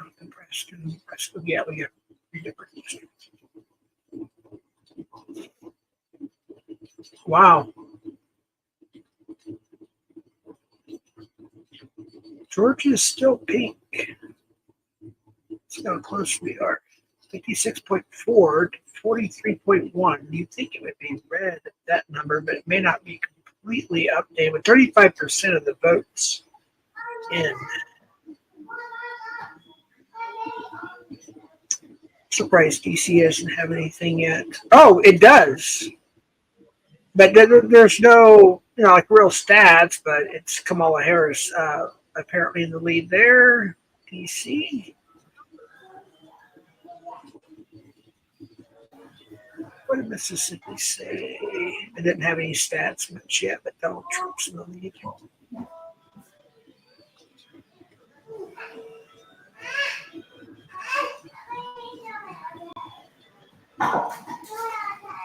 Shifty, we're not talking about community drama, and if you're going to believe people's opinions over, so you're going to get a timeout. After that, you'll be banned. We're not talking about community drama tonight. It's all about the election. That's it. Just about the election tonight. That's KC's rules. So we're going to stick to that. No drama, no doxing, and nothing about the community. This is all about the election. So that's your first warning. 5-minute timeout. I'm also looking at an interactive map for Road to 270 that just kind of shows a prediction on the way things are going so far this year. I only have it for 2024 electoral votes. And right now they have it with just the way the polls and things have been trending as we're still early in election night. They have it that if it goes as predicted, Kamala would be 287 and Trump would be at 251 by the end of it. Mm-hmm. Which is can we show quite a bit of off of what I've been saying, but we got Michigan. Kamala, look at that, dude. It's only 2%, but 76.7 Kamala, and we got 21.1 Donald Trump. yeah, see, that will probably continue to be a blue wall and will go for Kamala, and that'll help Kamala in the count total. I know people are sitting here right now going, oh, 90 to 27. We got to remember, this is a race to 270. Right. And we're still early on. Anything can change. Anything. And here's why they're giving him 90, because they know he's going to get Florida. So they're already giving him Florida. And that, whatever that is, 16 or 18 or 19 or whatever that is in electoral. 55.7 to 43.4, 87% of them. Yeah, I think Trump's going to take. Yeah, you're right. Looks like Trump's going to take Florida. Yeah. Yep. Kansas, Trump has a 6,000 vote lead and almost a 50-point lead. It shows Kamala. But in New Hampshire, Kamala's got an 11-point lead over Trump. In New Jersey, she's got a 40-point lead over Trump. Oh, yeah, New Jersey. Okay, there we go. North Carolina, Harris has a 10% lead over Trump. Yep. Isn't that weird how two states, how much different? You go to South Carolina, it's like the opposite. Ohio, Harris 1 million votes, Trump 900,000. Yeah. An 8-point or a 6-point lead for Harris there. Right. South Carolina, Trump has a 14-point lead, according to CNN. Key race alert. Here we go. Let's unmute. Commonwealth of Pennsylvania, Kamala Harris in the lead with 77.6% of the vote. Donald Trump, that's 21.5%. 259,000 votes in Pennsylvania for Harris to Trump 71,000 votes. Wow, Only this Kansas just popped up. Counted. She already holds a 50-point lead. Yeah, Kansas has a Trump in the lead. We'll go to Pennsylvania here. It's kind of like the same thing with between Pennsylvania, just the opposite. Very early, only 2% of the estimated vote in the Battleground, Michigan, with its big packet of 15 electoral votes. Polls closed in Michigan at 9. So really, they'll be closed in 50 minutes. Yeah. Of 19 electoral votes. It's not so bad. It's slimmed down. It's looking good. Here we go. Where are those votes coming from? Well, number one, they're mostly coming from Philadelphia. Kate Baldwin told you a few minutes ago we were going to get them. Here it is. She said we would get 100,000 votes. We got a little over 100,000 votes, right? 17% though of Philadelphia, 87% in the first batch of votes in Philadelphia for the vice president. Again, bit of a broken record, but you compare her. Harris is winning Philadelphia right now, 87% to 11%. Joe Biden, 87% in Philadelphia. He got 81% in Philadelphia. And Biden only got 81% in Philadelphia in 2020. Democratic. So wow. So Harris is outperforming Biden in Philadelphia County for 2024 compared to 2020 right now. Still early, but right now. Yeah, I'm not surprised, to be honest with you. No, neither am I. Like I said, I think she brought a lot of energy to the Democrats and even to the independents that were starting to lean toward Trump. Like, I'll be honest, if it was going to be Trump Biden, I probably would have voted for Trump, even though I don't like him and I can't stand him and I don't think he's good for our country. I probably honestly would have voted for him just because. Yeah, I think you voted for him the first time. I know that much. Yes, I did. Didn't you?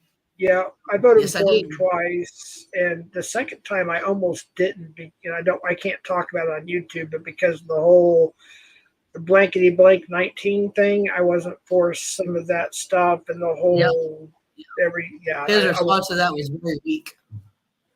Yeah, but it's my personal opinion, and I think you might agree in the opposite way.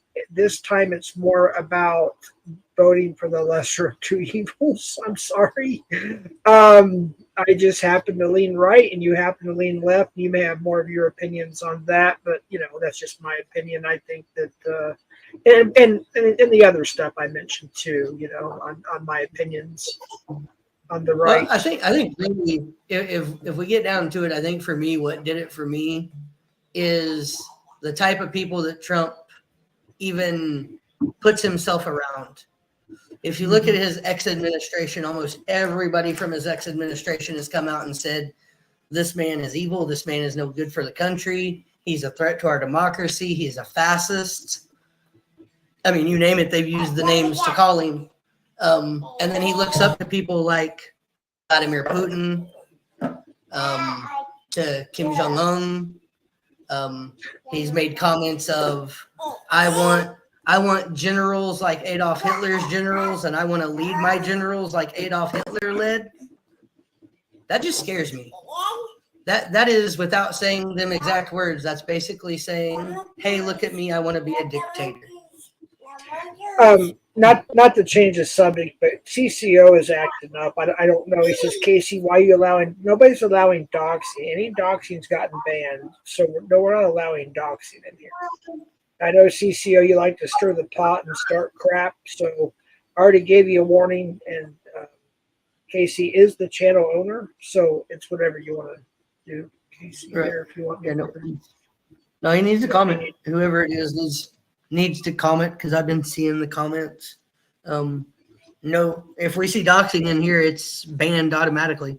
This is just about the election, nothing about the community or any other drama. This is all about the election. No. Oh, Illinois just popped up. All right, let's go to Illinois here. We are blue. Wow. Let's see. We got Kamala Harris. There's just 811 votes, but we're at 53.4%. And then Trump's got 677 votes, 44.6. And of course, we have Robert Kennedy actually popped up as opposed to just others at 31 votes at 2.0. Yeah. Wow. Yeah, there's some states that have Robert Kennedy still on the ballot, and there are some states that have Jill Stein on the ballot. Right. Yeah. And we got BIN Ben. I always say BIN Ben, so people don't think I'm doxing a certain person. But yeah, we got Ben. Of course, I'm joking around. We're having fun here. He's messaging me in private. Ben Win. So definitely we got Ben up for president here. So I think NTF said she wrote her own name as her own name as well on the ballot. So in NTF, we got a match between NTF and Ben. A little fun there. I was thinking this, Casey. You have 19, 20, 30, whatever people in here. Maybe people, if they want to, maybe they can say who they're rooting for if they want to. Maybe like. Oh, yeah. No, absolutely. If anybody wants to have a discussion and wants to say who you voted for, by all means, feel free to say it. But it is also a right to privacy. So if you don't feel like saying who you voted for, you absolutely don't have to. But if you do, I find it interesting to see who everybody voted for.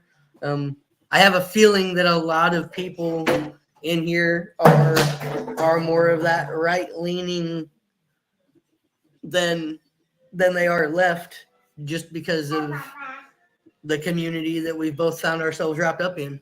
I feel like there's a lot of right-leaning in that community. Just because of some of the evil things that the left does. And yes, like I said, I'm a centrist. I'm not left. I'm not right. But I do lean a little more left. And the right will say that the left is pure and is no good for a community like child protectors that we're in. But there's also things that depending on how you think and what your beliefs are, could make you think that Donald Trump isn't necessarily good for this type of community either.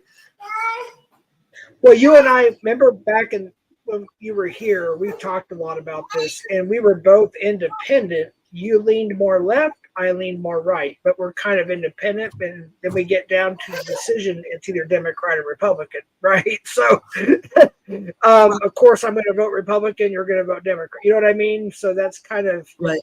It wasn't that Casey and I were that far apart. It's just the way things evolved, I guess you could say. Yeah.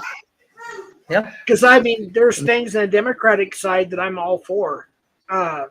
Legalizing marijuana, whatever, and Right. there's some other stuff. I'm not going to go through the whole list. It's my personal privacy stuff. But right, yeah, no, and there's absolutely.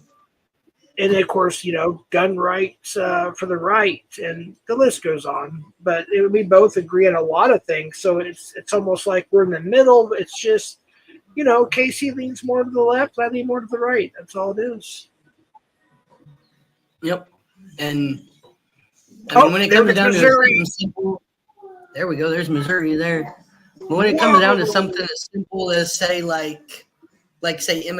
immigration, right?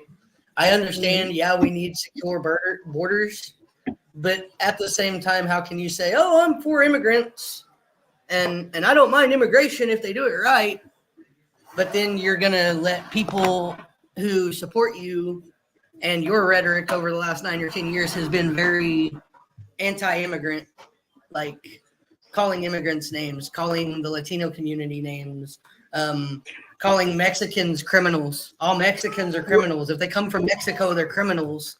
And that type of rhetoric, like, how can you be for immigrants and immigration and something the country was founded on, but then turn around and call any immigrant in this country any name besides American if they've come over here and done it right. But to use the generalization, because so many times he'll use all Mexicans are criminals. So whether they came here legally or illegally, they're still Mexican and they're still a criminal. Yeah, a lot of them actually don't even come from Mexico. They come from Central or South America. Some of them come all the way from China, Middle East. It's crazy. But Illinois just popped up. I just want to point that out. It's on the screen. It's blue. Kansas just popped up. It's blue. Michigan. Let me see. Here's Kansas. I'm surprised Kansas is blue already, and Michigan's blue too. Wow. I'm shocked, actually. And by a big margin, too. It's only 4%, but still. Where's that at? Michigan. But Kamala's got it by, it's 62.3 to 35.9%. Wow. Yeah, they'll probably be calling, some of these that are looking blue, they'll probably be calling for Kamala and giving her a few more electoral votes here in the next little bit. Let me scroll up and see if they updated that. So we're at 95. Well, I didn't update 95, 35. Sorry, guys. I'm gonna be in the process of loading up and stepping out the front door and smoking. I'll still be able to hear. You may not hear me if I'm talking. Actually, I've got it. I've got to use the men's room and go number one. I'll be right back if that's cool with you, and I'll be right back. Go ahead. I'm gonna load me a bowl. Everybody just. I don't have. We will be here. I'll be right back.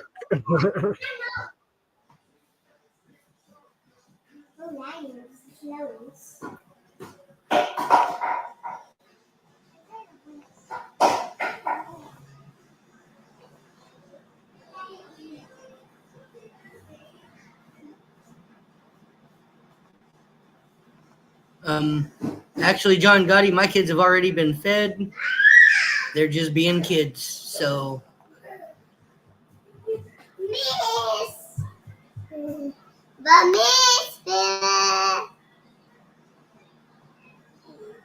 See, I use this as a way to try to provide for my family, so sometimes I have to have my kids around. It is what it is.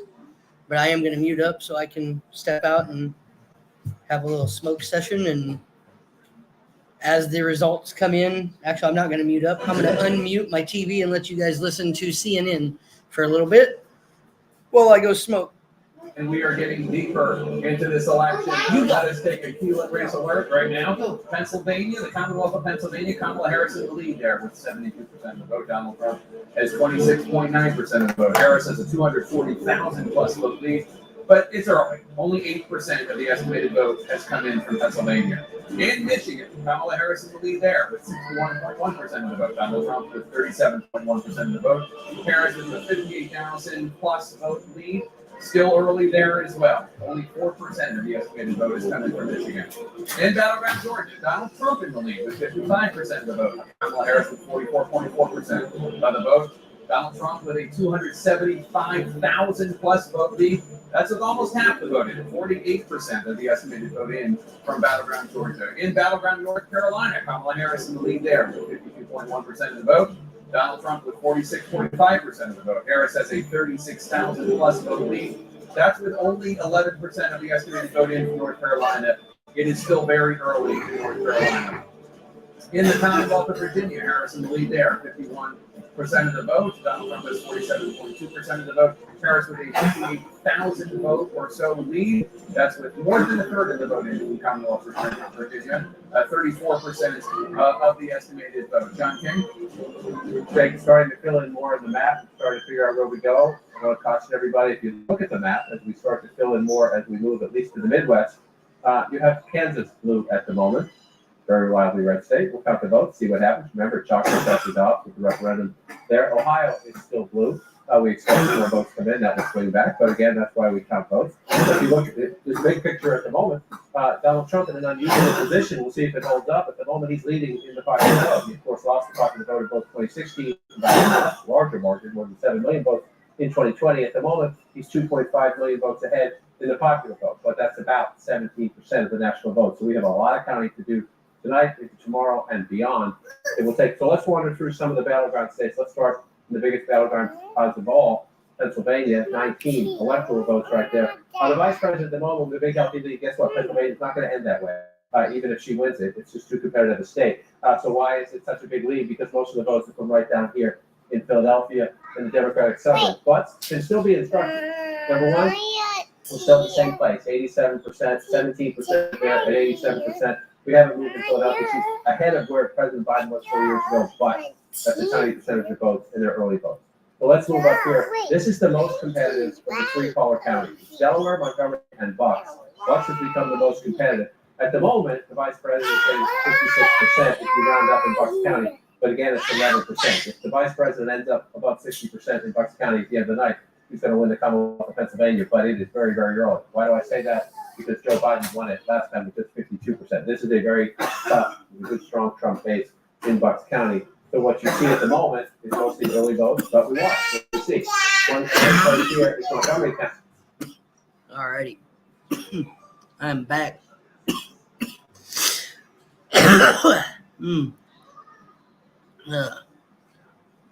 Get a little smoke session out of the way there, as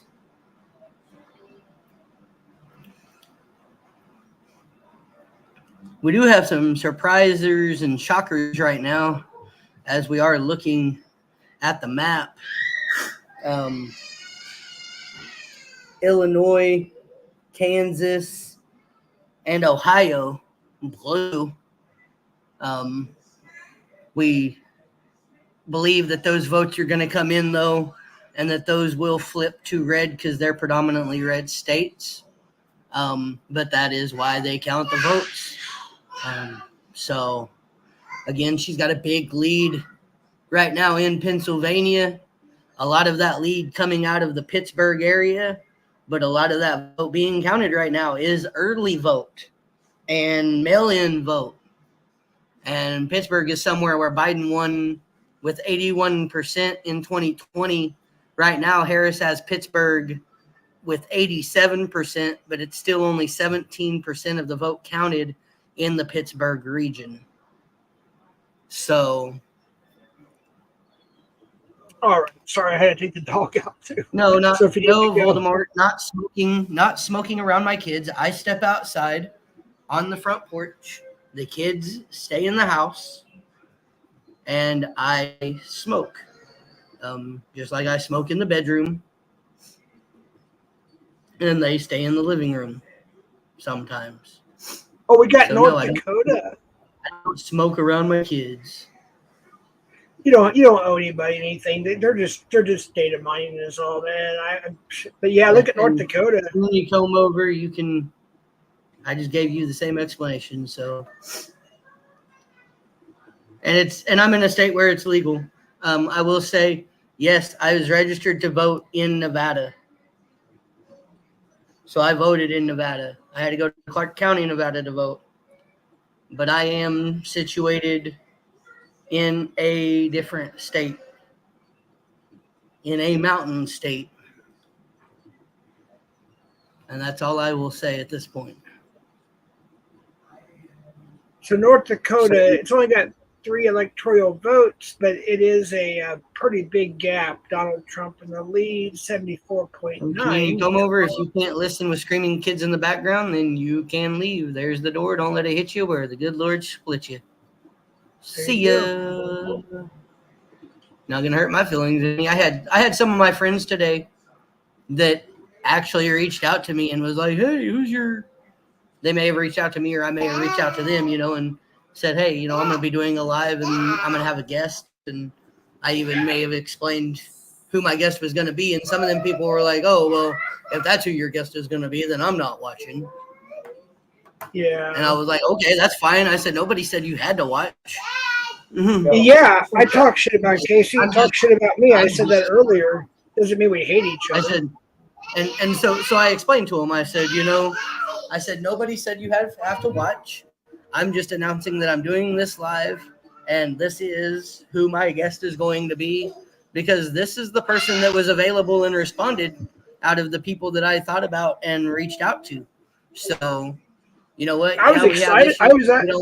We don't necessarily get along. Whatever. He trolls me, I troll him. He talks shit about me, I talk shit about him. I said, but today we're putting the bullshit aside and we're just having an election stream. And so he's on my channel tonight. He's a mod on my channel tonight. I said, but after tonight, things go back to the way they were. Like, this is just this is a business thing, a business move to grow my brand and what I'm doing and what I'm trying to do. There you go. And we don't hate each other. It's just we have our different. We got another state, Arkansas.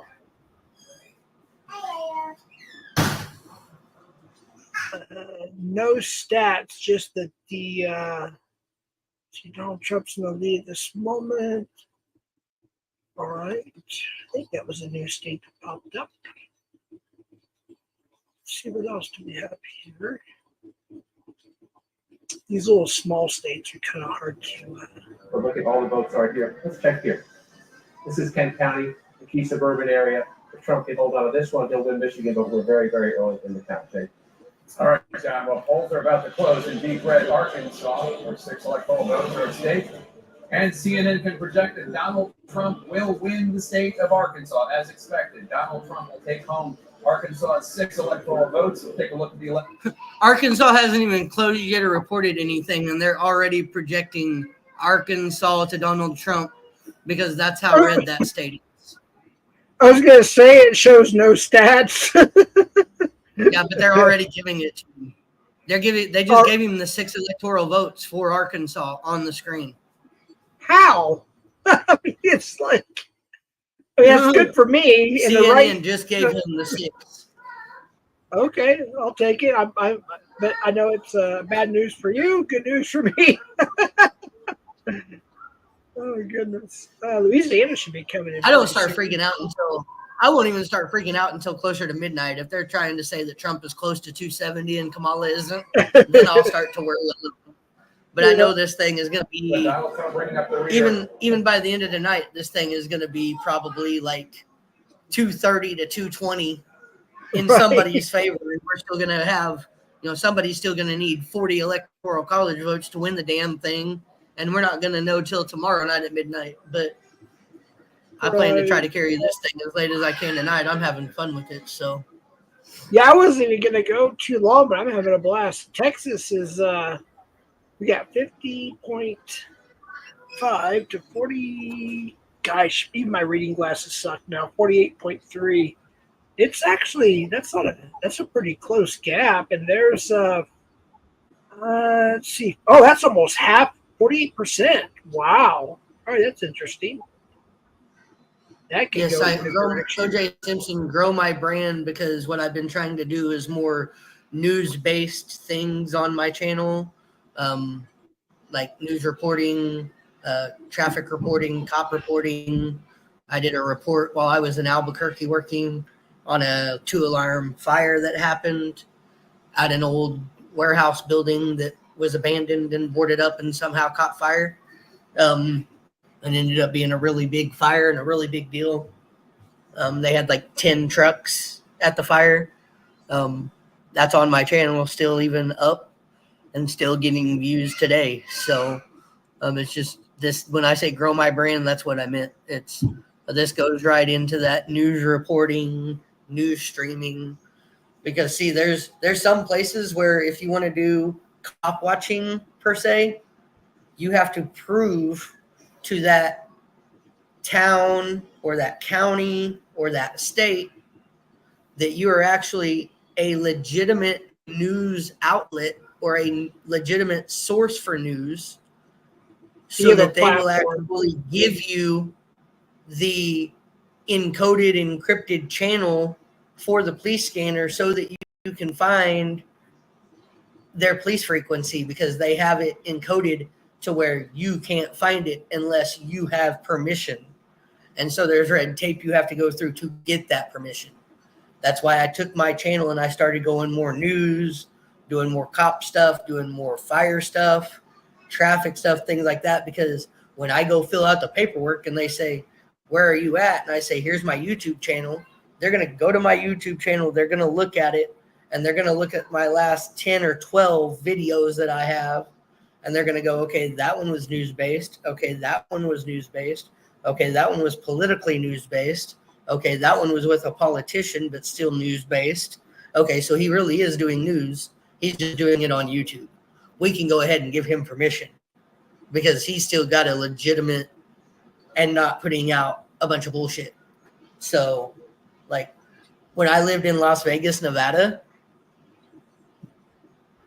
I had to, that was part of the red tape I had to go through to get their police frequency so I could do that. And that's why I couldn't do it in Vegas the way I wanted to.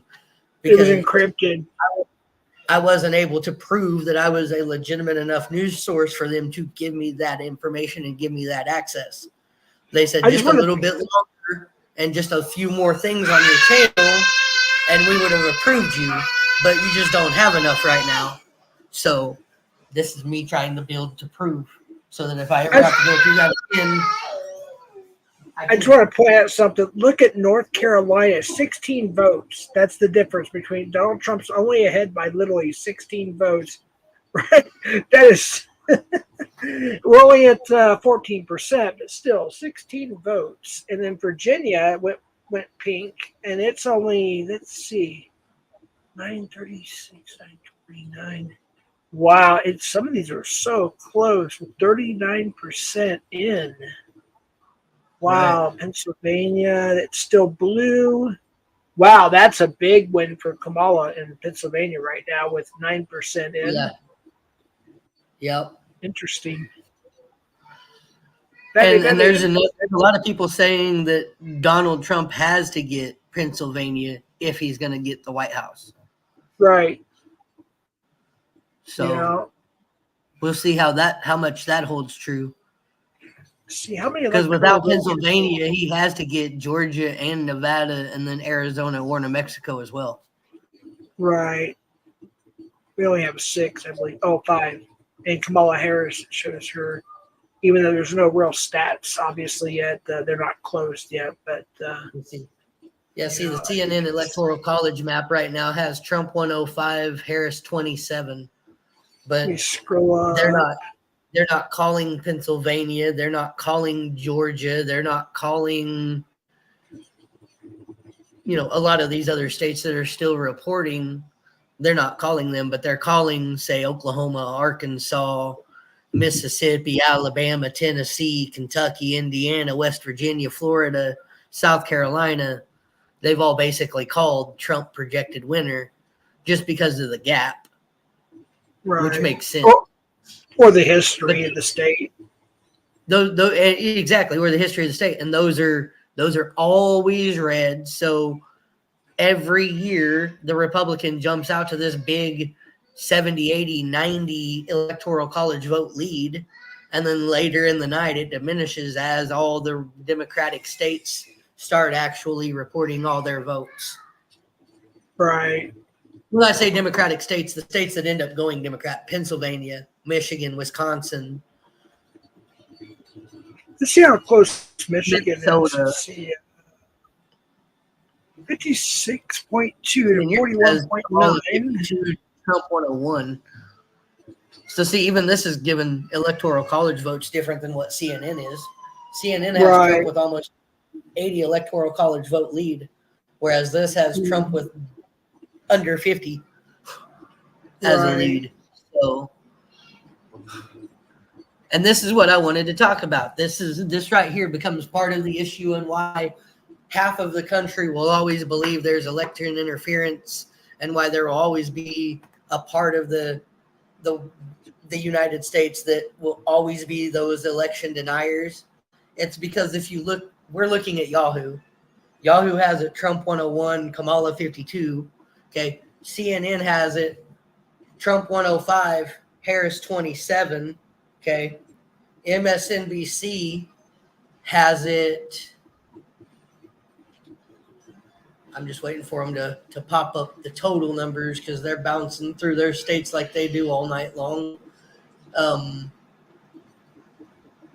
So right now they're talking about Pennsylvania. Let's listen. In the Trump era, it has become more Democratic to the degree that Chester County has. So as you start to look at the results come in here tonight, it'll be a while. See what Biden got here, 58%. Maybe set a benchmark in your head of 60%. Can Harris break 60% in Chester? Because what's happening in Pennsylvania, and this is going to be a theme in the two other northern tier battleground states, what's happening in Pennsylvania is the Democratic base is geographically contracting. Trump came along in 2016 and he started to run up massive margins in rural areas of the state, rural blue-collar areas of the state. And what's happened is the Democratic base has become more geographically concentrated into cities and metro areas. Again, suburbs, places, as I say, I keep saying it, but it's what the stats show. High concentrations of college degrees. So what the Democrats increasingly need to do is just focus on running up margins in those places that can offset the Trump gains elsewhere in the state. So that's what these three counties are all about. Bucks is a big one, about 450,000 people here. It's a little bit different. This is a true swing count. Okay, so they have Trump 105 on MSNBC,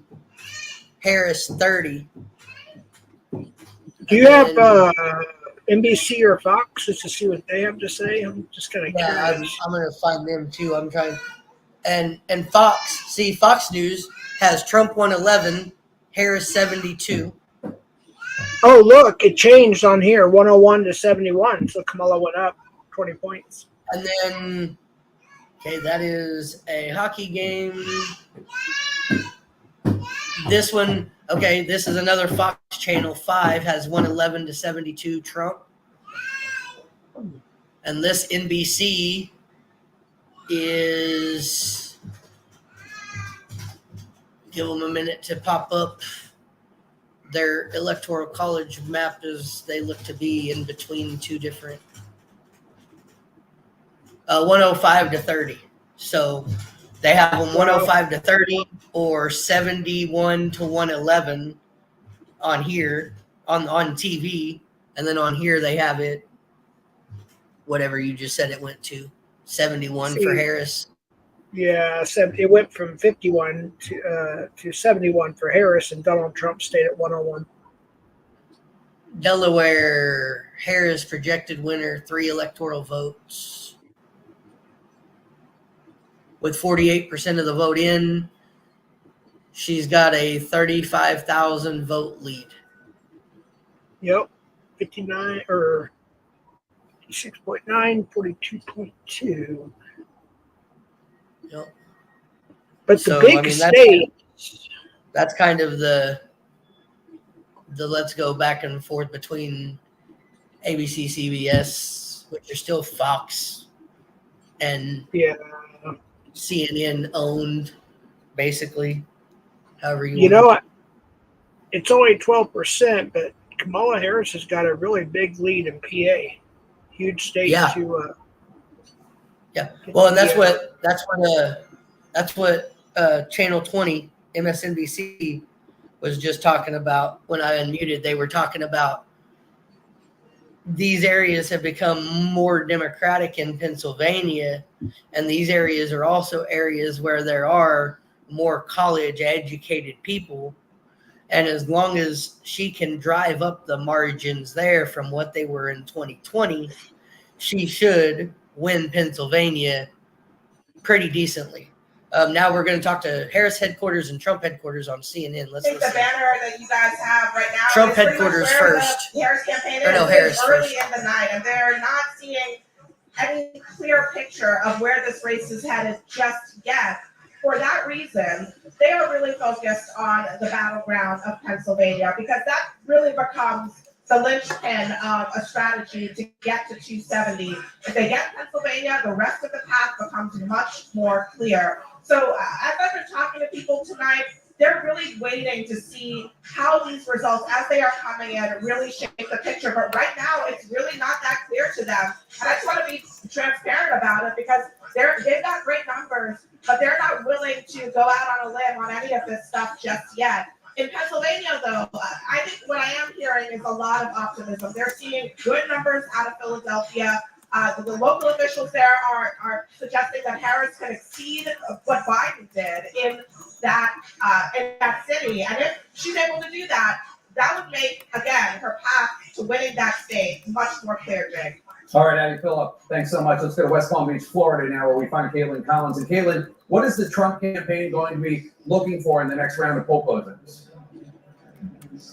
Well, Jake, you just mentioned Wisconsin, and that is obviously a state they are going to be watching closely tonight. I've talked with several campaign officials. They're not expecting to get a real sense of those numbers until much later in the evening, but they will be watching Wisconsin very closely. They want to see how abortion lands there and how close the margin could potentially be. But Jake, one thing that former President Donald Trump will be doing that maybe no other presidential candidate has done is watching the returns come in from Wisconsin with someone who is also on the ballot in Wisconsin, Robert F. Kennedy Jr. He fought to get his name off the ballot, but the Supreme Court there told him no because it was too late. He was already on the ballots that people were getting in the mail. And I am told Robert F. Kennedy Jr. is at Mar-a-Lago with Donald Trump tonight, watching these returns come in.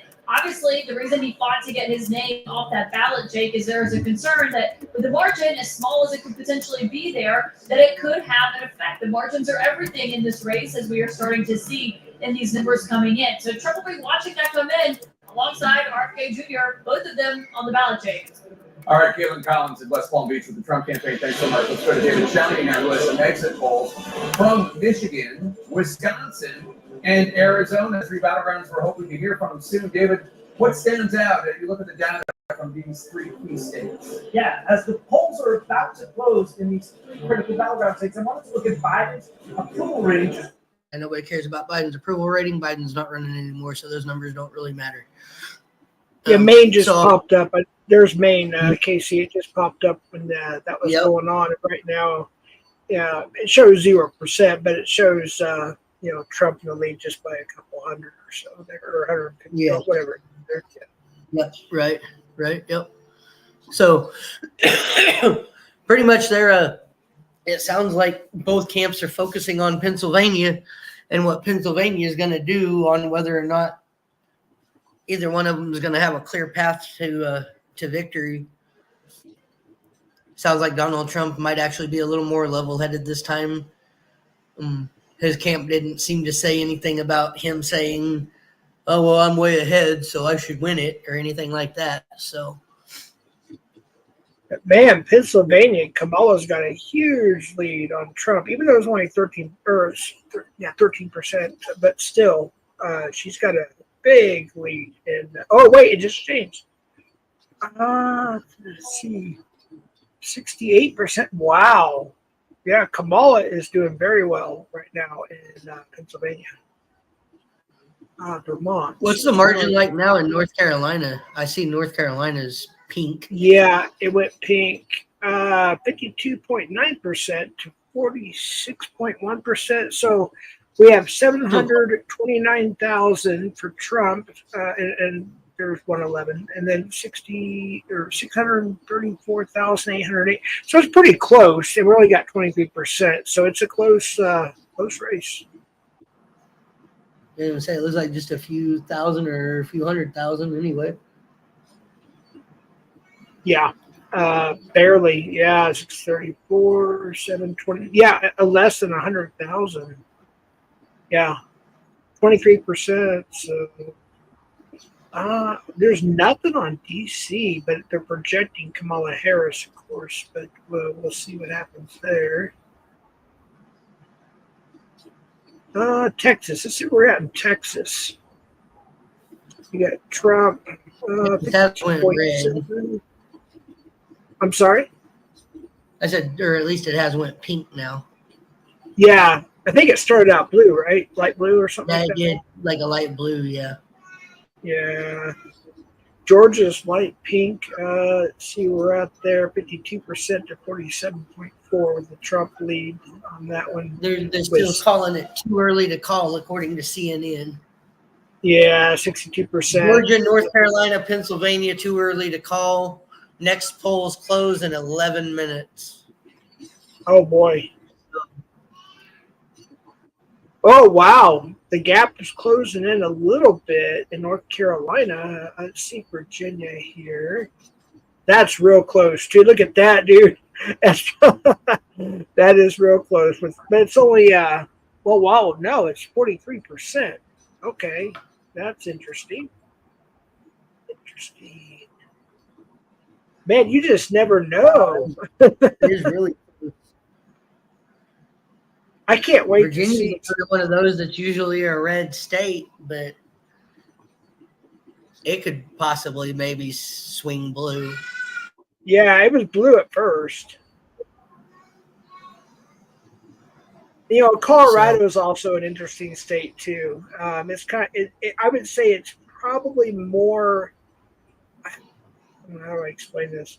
It probably leans just a slight, slightly more towards the right at times as New Mexico. New Mexico is almost always blue. So we'll have to see what happens. Yep. Nevada, I think it's historically kind of back and forth as well. Yeah, it's more purple. Yeah.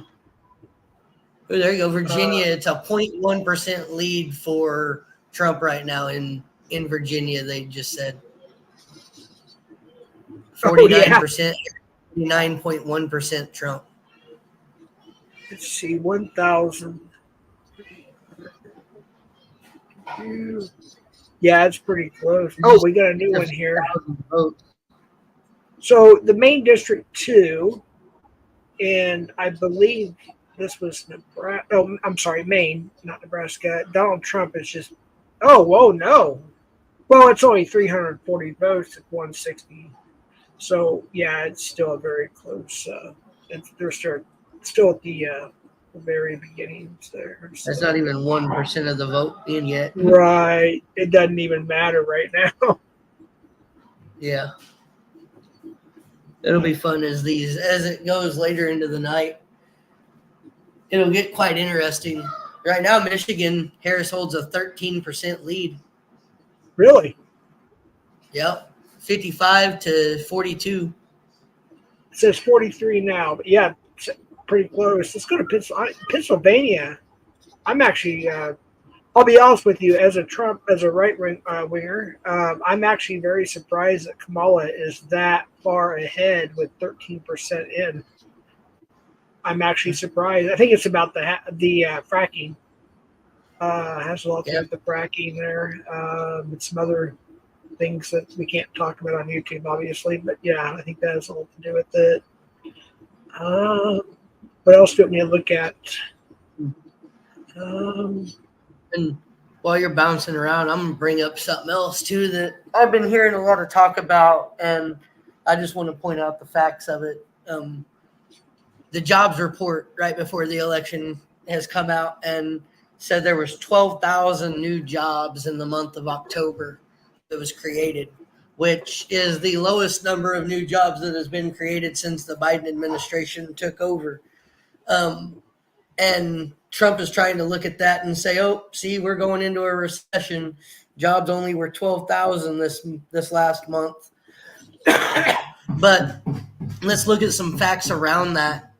And some of the facts that surround that and make that number a little bit not as quite as bad as what it seems is that number is affected by 49,000 people who are on a Boeing strike and multiple other thousands that were on strikes.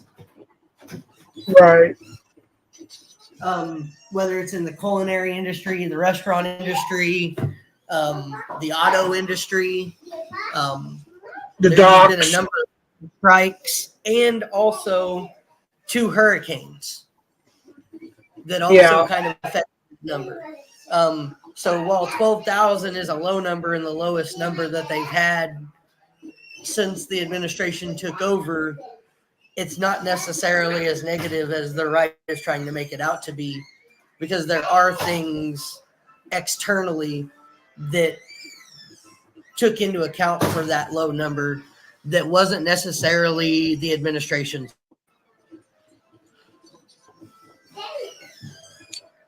So and I just like to point those out, as I like to point out all the facts.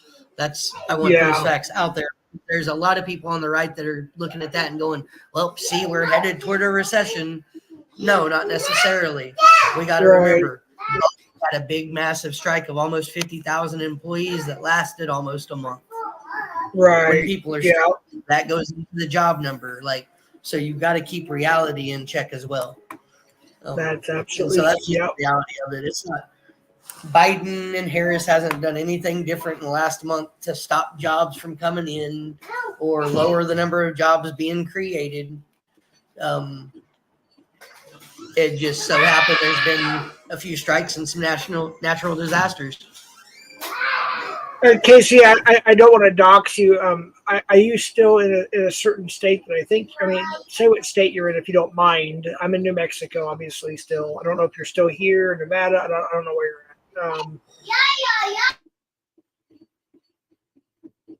Are you still in Nevada, or can you say? He's on mute right now. They're projecting Kamala Harris. There's no stats yet, of course. I will just say in a mountain state. Mountain state. Okay, good enough. Yeah, we still got 5 more minutes here. So when they close the polls. Oh, I can't wait to see what Wisconsin's going to be. Oh, my goodness. That's a big state, too. Let's see, how many electoral votes? Yeah, there's 10. Let's see, Michigan has 15. It's not, it's not like real close, but it's kind of close compared to Pennsylvania. I mean, my goodness, Kamala with 14%, she's way ahead. More than half. Right. Yeah, that's the one I keep watching, and the one they keep talking about most on CNN is Pennsylvania and the numbers coming in. A lot of that is due to the early vote numbers there and the mail-in vote numbers there.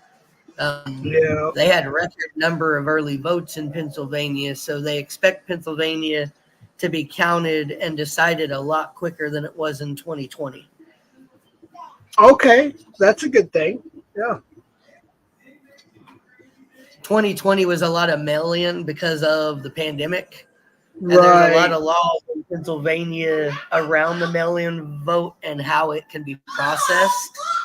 And that's what caused issues in 2020.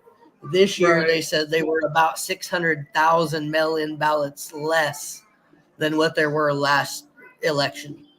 So That's over a 500,000. Yeah, with Yeah. 600,000 less mail-in ballots, they should be able to process the ballots a lot quicker. Yeah, definitely. So that'll be a good thing. And this is actually very, very. I'm glad you invited me, and this is very fun. I'm very excited. This is good stuff right here. Good stuff. And I'm still waiting for Louisiana. Yeah, Louisiana let's see what seems to they're saying always. about Arizona. All right. They're talking about Arizona on CNN. I'm gonna unmute for a minute. Let's hear that. There. One more thing I want to note. I'm told they're going to keep up 24-hour shifts in Maricopa to keep things moving. They understand how important it is to get those results out, those accurate results out as quickly as possible. All right, Pam, thank you very much. Caught it right at the end of it, but basically Maricopa County in Arizona is going to keep 24-hour shifts going until they have all the votes counted. Okay. Good deal. Maricopa County is the county that encompasses Phoenix and most of the Phoenix metro. So now, that's the biggest county in Arizona, really. Right. Is it usually blue or red?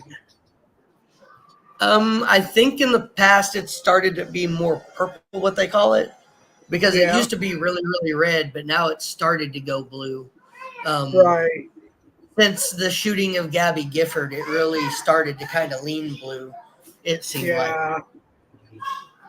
Of course, John McCain was from, I wasn't a big fan of John McCain, just to be honest with you. But, yeah, he's from Arizona. He passed. The prize that has a lot of votes counted so far is Virginia.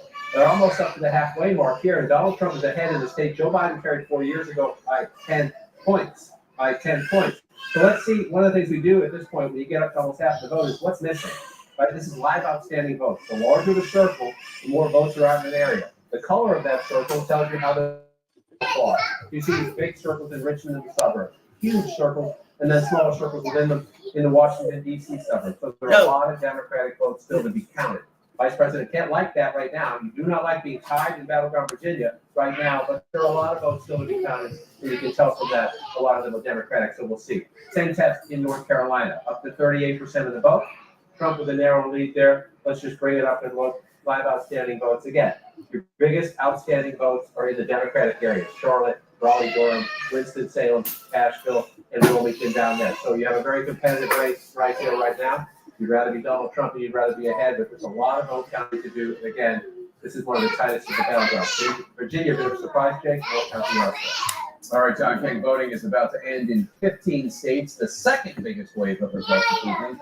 163 electoral votes will be up for grabs, and we're watching several crucial battlegrounds. CNN's going to bring you this projection right now. CNN projects that Texas will go to Donald Trump. State of Texas for Donald Trump with its big bucket of 40 electoral votes. CNN also projects that North Dakota will go to Donald Trump. As expected, North Dakota with its 3 electoral votes. New Mexico is pink. South Dakota will go to Donald Trump. South Dakota has 3 electoral votes to Donald Trump. And CNN projects that Wyoming. Wyoming with its 3 electoral votes. CNN is not making any projections in the following states that just closed their polls: Arizona, that's a big battleground; Colorado, Iowa, Kansas, Louisiana, battleground Michigan, Minnesota, Nebraska, New Mexico, New York, and battleground Wisconsin. Let's look at the electoral map now. Donald Trump has 154 electoral votes. Kamala Harris has 27 electoral votes. 270 are needed to win. Let's bring you a key race alert now. In battleground Pennsylvania, Kamala Harris in the lead with 64.4% of the vote. Donald Trump has 34.7%. Almost a 400,000 vote lead in Pennsylvania for Harris. Only an estimated 16% of the voters. But that's only 16% of the vote. Kamala Harris in the lead. Donald Trump with 43.3% of the vote. Kamala Harris with a 55,000 plus vote lead. That's with only Louisiana vote counted in Michigan. Still very early in Michigan. In Battleground, North Carolina, Donald Trump in the lead there now, 51.8% of the vote. Kamala Harris with 47.1% of the vote. Donald Trump with a more than 106,000 vote lead. That's with 39% of the estimated vote counted in Battleground, North Carolina. In Battleground, Georgia, Donald Trump in the lead there, 52.8% of the vote. Kamala Harris with 46.6% of the vote. Donald Trump has a healthy 221,000 plus vote lead. That's with an estimated 66% of the vote counted in Georgia. About 2/3 of the vote in Georgia has been counted. In the Commonwealth of Virginia, Donald Trump in the lead there now with 49.3% of the vote. Kamala Harris with 48.7% of the vote. Donald Trump with a 13,334 vote lead. That's with half the vote counted in the Commonwealth of Virginia, 50% counted there in Virginia. In the state of New Hampshire, Kamala Harris has 53.6% of the vote. Donald Trump has 45.7% of the vote. Kamala Harris in the lead there by roughly 16,000 votes. That's about a quarter, 25% of the estimated vote counted in the granite state of New Hampshire. In Ohio, Donald Trump in the lead, 52.9% of the vote. Kamala Harris with 46.3% of the vote. Donald Trump with a 197,000 plus vote. That's with half the vote counted in Ohio, 50% of the vote counted in Ohio. Let's go to John King at the Magic Wall. John. Vic, let's start with the context what you just went through. I'm going to wander over to this wall here just to show the race to 270 at the moment. If you're a Republican, you might be saying, wow, this is a rout. If you're a Democrat, you might be saying, oh my goodness, we should be worried. You know, we're early in the night. As Chris Wallace said, I love the analogy, nobody has broken third yet. As in, every red state here, Donald Trump won in 2020 when he lost the White House. Every blue state on the map so far, Joe Biden carried when he won the White House. What don't we have? We don't have Rhode Island, we don't have Connecticut, we don't have New Jersey, we don't have Illinois just yet. Okay. So what they've basically said, 154 now to 27 is electoral votes. And people might be looking at this going, wow, it's a rout, or wow, we're in trouble. But it's still early in the night. And every red state that is on the map is a red state right now are states that Donald Trump won when he lost the election in 2020. And every blue state that is on the map right now, blue, are states that Joe Biden won in 2020. So nothing is going different than 2020. It's just those votes are coming in quicker. Right. So looks that what was way. the, This is what I was saying earlier. It always happens this way where the Republican jumps out to this big giant lead and then it diminishes throughout the night. And this is why Donald Trump went into the big lie of 2020 of the election was stolen from me, because he had this what looked like sizable lead going into the night. And then in the morning he woke up and his lead was null and void and Biden was the winner. Yeah, that was I think no, it was the first time. I remember going to sleep and Hillary, I think, was in the lead. That was, I think it was Trump and Hillary. You have to, or second, I can't go. No, my memory gone. I remember waking up. No, it was Obama. I'm sorry, it was the Obama. I'm sorry. I remember waking up and yeah, I'm going way back here. I remember waking up like 3 hours later. Obama won, but it was like it was so far the other direction. Yeah, you just never know. It's just. See, we got 120 to 90. What'd you say it was exactly? It says 120 to 99 right now. 154 to 27, according to CNN. Oh, that's not right. I mean, look at here. It's only a 21-point difference.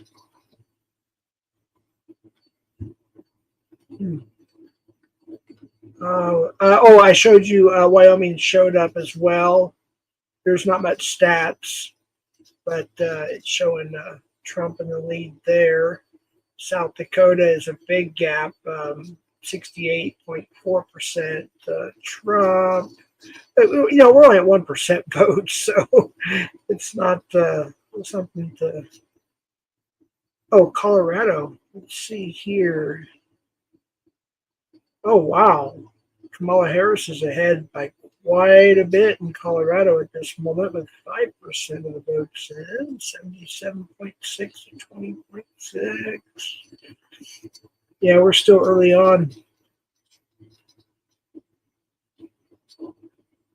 Wow. And Pennsylvania and New York is solid blue. Pennsylvania, it's going up with the on my team here, Trump, 37.6, but man alive, it just went up again. 61.3 to 37.9. Wow. And that's 18%. Of course, New York is almost always blue. Really nervous about Battleground, North Carolina. It's going to go back and forth. But again, you see, there's still some large pockets of Democratic votes. Also, some pretty good-sized pockets of Republican votes. In the Battleground state, this one's going to take a while to sort out, to see where the outstanding votes are. I didn't get to this last time in Georgia, so let's go down and look at Battleground, Georgia, and bring that up here right now. We're up to 68% of the vote in Georgia, and you have 53 to 46. So if you're the Trump campaign, you're thinking with more than 2/3 of the vote counted, you start to feel good about a lead that big, especially in a state that was 11,700 votes 4 years ago. But let's see what's left out. Where are the outstanding votes? And you see right there why in the Harris campaign you're nervous. You're checking in with all your field captains, your precinct, and your county people. But you see right there, see those giant circles right there, and a bigger circle, another big circle over here. There are still a lot of areas that we know vote disproportionately Democratic, where votes are to be counted in Georgia. I just want to come back and make one more observation here. You see that 242,000 vote lead. It is a little after 9 o'clock on Tuesday night. If you go back to 2020, Donald Trump was leading Georgia by 244,000 votes at 9 o'clock on Tuesday night, election night in 2020. It was 244,000 votes then, it's 242,000 votes now. Joe Biden carried Georgia. Doesn't mean Kamala Harris will this time. It just means we need to count all the votes. Wow. Did you hear that? Yeah. Yep. In 2020, Biden won Georgia by 11,000 votes. At 9 p.m. Tuesday night of election night, he led Georgia by 244,000 votes. Tonight, 9 p.m. election night, he leads Georgia by 242,000 votes.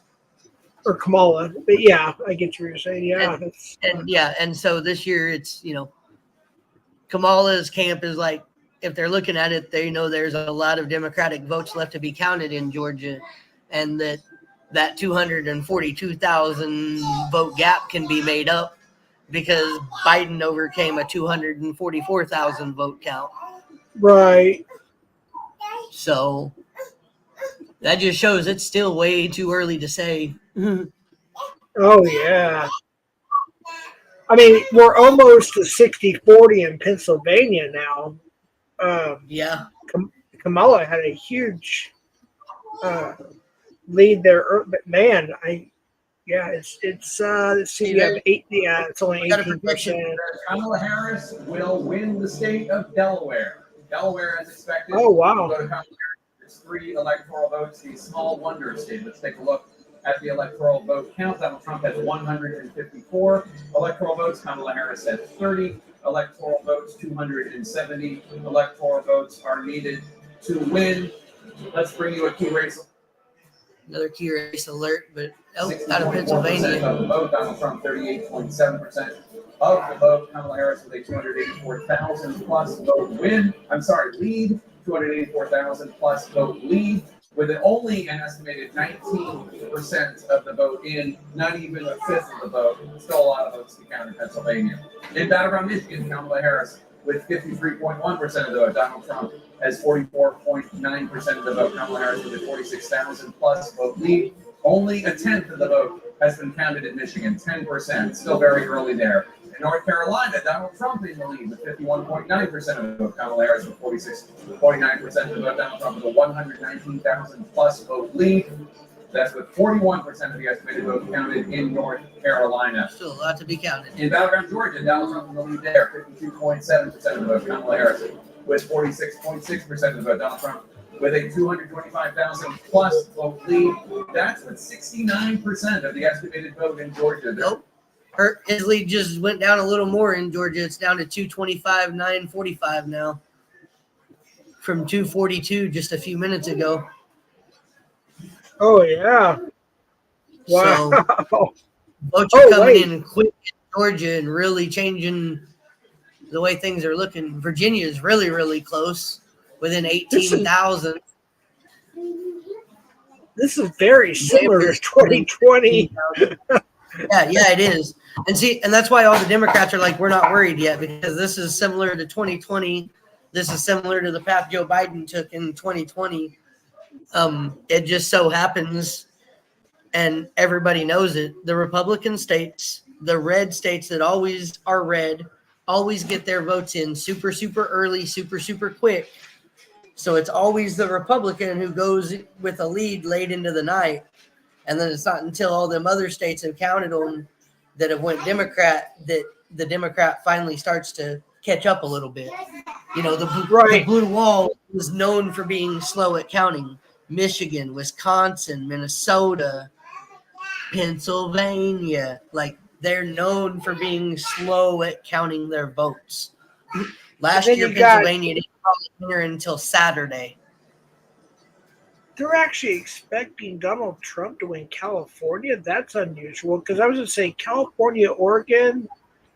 But look at that. With Oregon, they're expecting Robert Kennedy. West. Wow, that's interesting. Washington is usually blue. Yeah, Kamala Harris is expected there. 154 to 30 now is the electoral college count, according to CNN.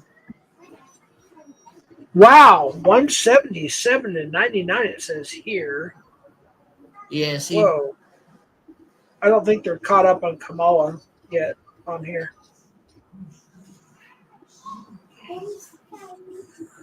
Wow, this is this map here that we're looking at has Kamala with way more than what CNN does. CNN only has her with 30 right now.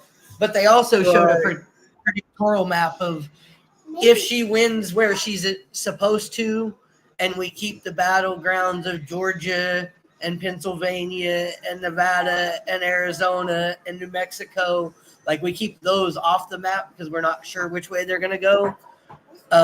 But each one was to win what they're supposed to.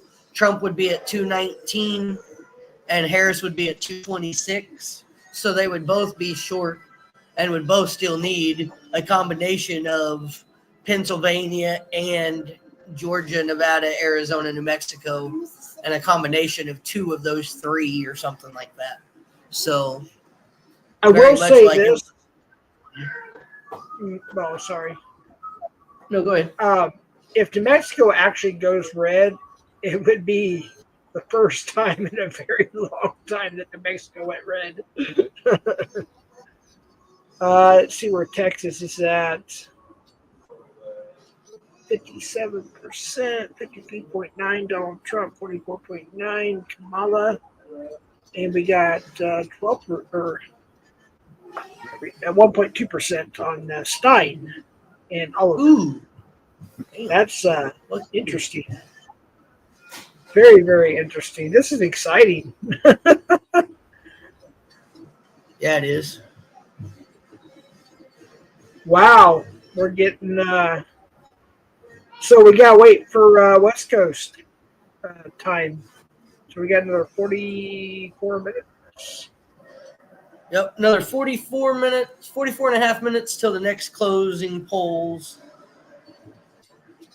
Well, of course, Hawaii, especially Hawaii, but Alaska and Hawaii, that's something that usually happens way later on. Ooh. But Hawaii is always with almost a 300 vote lead in. Twice for Barack Obama, then to Donald Trump, and then flip back to Joe Biden. Here, we'll talk about Pennsylvania real quick. The person who wins every county is going to win the Commonwealth and win the presidency, but that's what's happened in the last several presidential elections. So you look, we're just starting. Just getting started in Erie County, 512 votes. Just for context, it's going to take close to 70,000 votes to win that county. So we're just starting. That's one of them. Let's come back to 2024 and move over here to Northampton County, again, right along the New Jersey border, not terribly far from Allentown. The vice president ahead there at only 22% of the vote in. So that was, again, look how close it was. Joe Biden just barely carried it. Donald Trump just barely carried it 4 years before that. That's the way it tends to end up and we'll watch as that plays out. Here's something we do want to look at, is Lehigh County. Only 20% of the vote in here.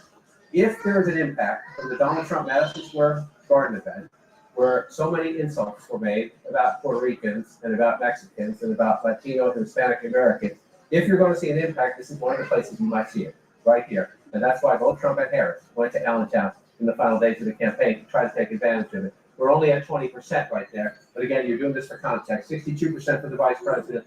You go back in time to Lehigh County 2020, 53%. If the vice president can overperform Joe Biden in Lehigh County, Pennsylvania, she's in good shape. So we watch that as it plays out. We're only at 20% of the vote right now. It would come down to it. That's only 20. It's only 20%. So then you come out more. Where else are you looking at Pennsylvania? Let's bring this up. You also had the vice president door knocking in Berks County. Berks County at the moment is blue. If Berks County ends the night.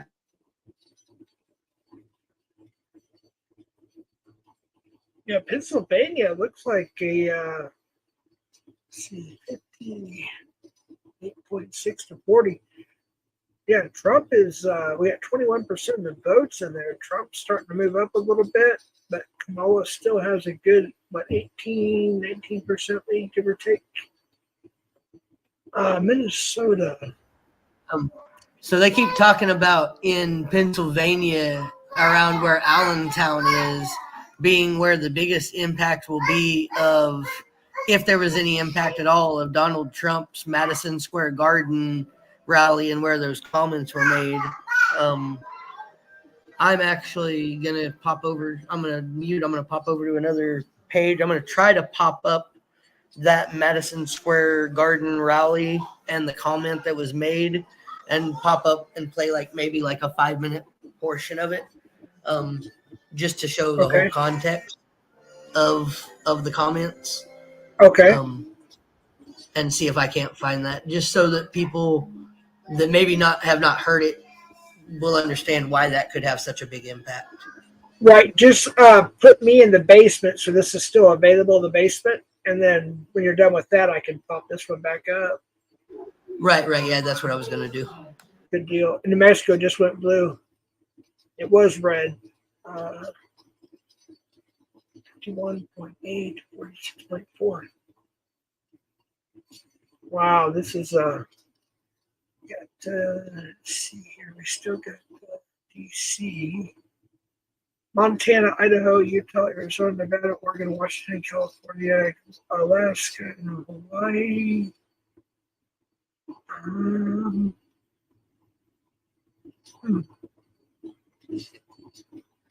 Electoral. 170. It still says 177.99. So Donald Trump 78-point lead, according to this. I wonder where the source is from. I just went to Yahoo. I didn't go to Google. I went to Yahoo. Let's see. What's the source of this? Shoot, I don't even know. Let's see if I scroll down. Let's see here.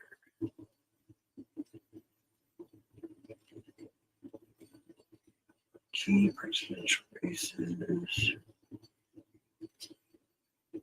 Okay, we got some more information coming up down here.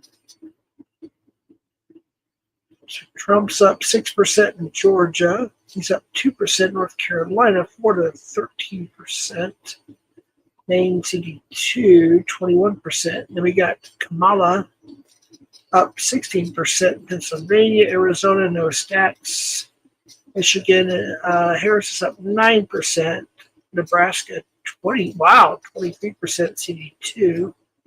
Wisconsin, Trump is up 16%. And Nevada, no results yet on that here on this particular site. This seems to be the best site I think we have so far as the maps compared to the news. Interesting. Casey's going to pull up something here, so let me get this back down here.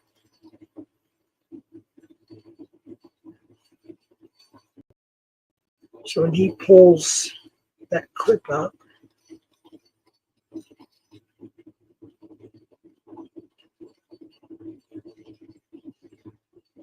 Yeah, yeah. CCO, does it show?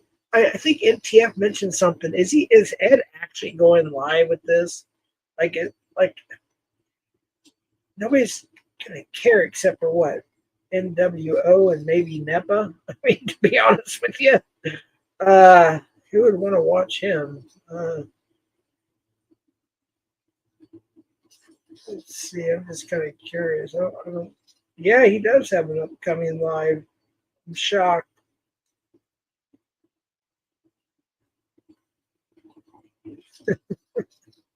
He actually has 3 likes. See what time is he going live? It said 7 p.m., but he's not live. My time, 7 p.m. He's not live. It shows a prediction on his screen. Actually, I'm kind of curious what his thumbnail says here. So it shows a prediction of Trump winning by, let's see here. Texas is pink, Arizona's pink. Well, there's actually 3 different shades, but whatever. Split votes. Yeah, I'm not gonna give him a review. I'm just curious. So there's 4 likes. He has the comments turned off, of course. Yeah, I'm just curious about that.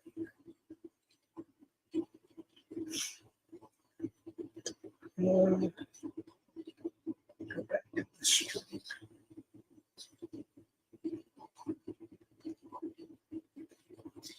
Edwards and Chobo, no one cares about his opinion or anything. Absolutely. Even though we're really trying to keep all the community out of this, but yeah, that's something that's we can talk about a little bit. Sure. What's up, Anthony? Well, I thought Casey wasn't your friend. No, we're just look. I've said this before, and he said this too. We don't hate. We're like, I guess you could say brothers. We troll each other. We talk shit. We get in arguments, but when it comes to something like this, we're just back to normal. It's just the way. But we're not trying to talk about community stuff tonight. We're sticking to the election. So that's one rule that Casey has for his channel tonight. We want to try to respect that. He's very strict about it. So a lot of banning, a lot of timing out. We're trying to stick to the election only. So I want to respect his wishes.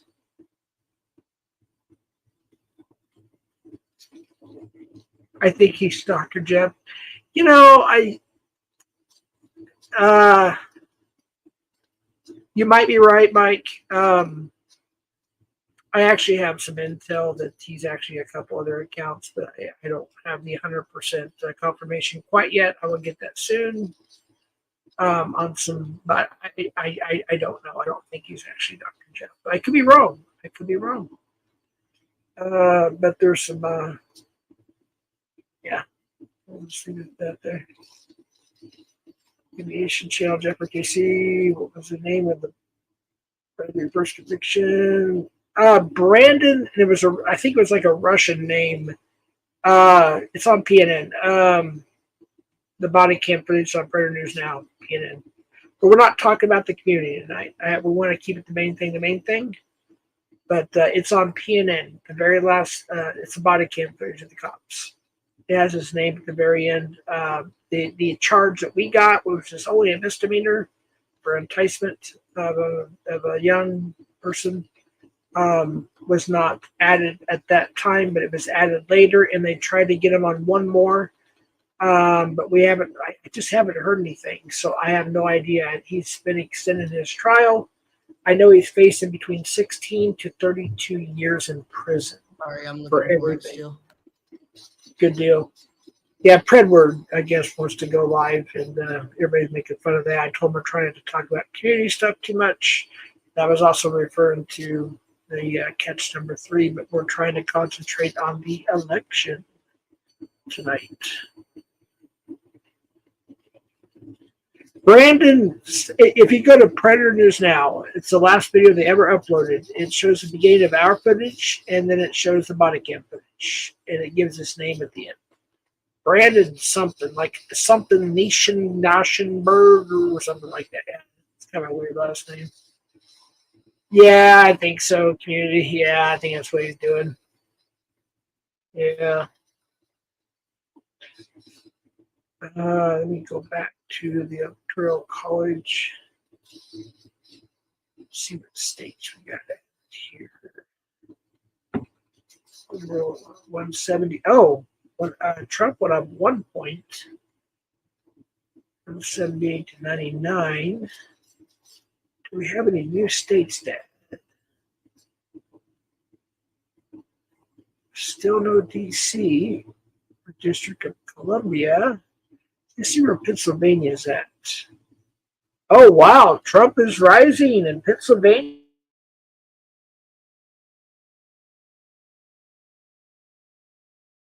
Okay, I have found where he is speaking at, where the comedian that said it is speaking at. So I'm going to pull it and share it.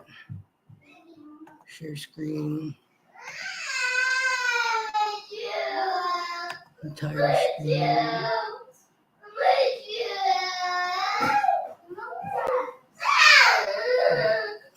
That's one much tab.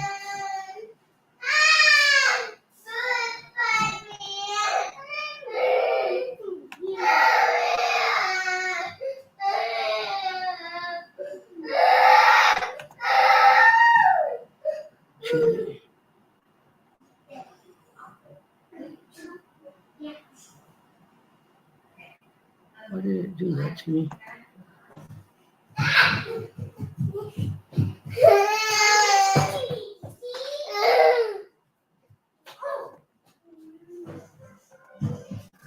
And host of the Kill Tony podcast, Tony Hinchcliffe. I don't know why it's not. Why is it not doing the audio though? Are you still there, Jeff?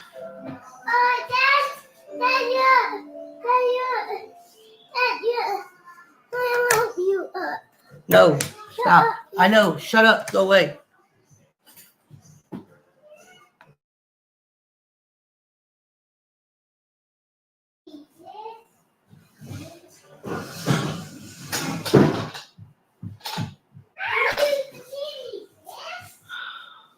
I don't know what happened to Jeff either, so I just lost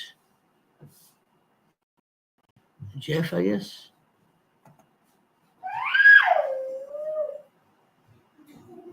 I don't know. I'll see if maybe Jeff can get this to bring up 20 minutes. It's like 12 minutes in to the full 6-hour part of the rally.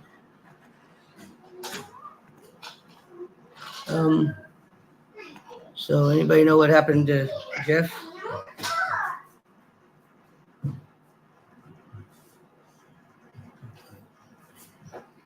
Oh well, doesn't matter. He'll come back up, hopefully.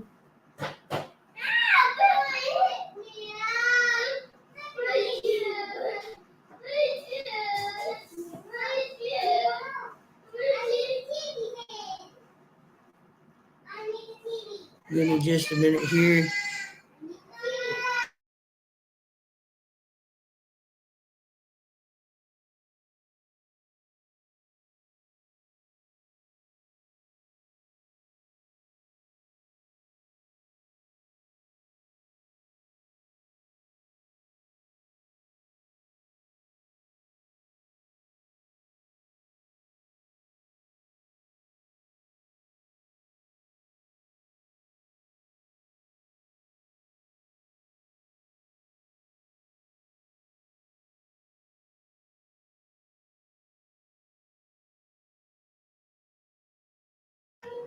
Sorry guys, but guess we're having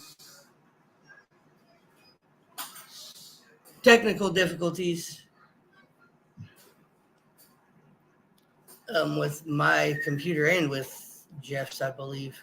I was trying to pull up a video from the Madison Square Garden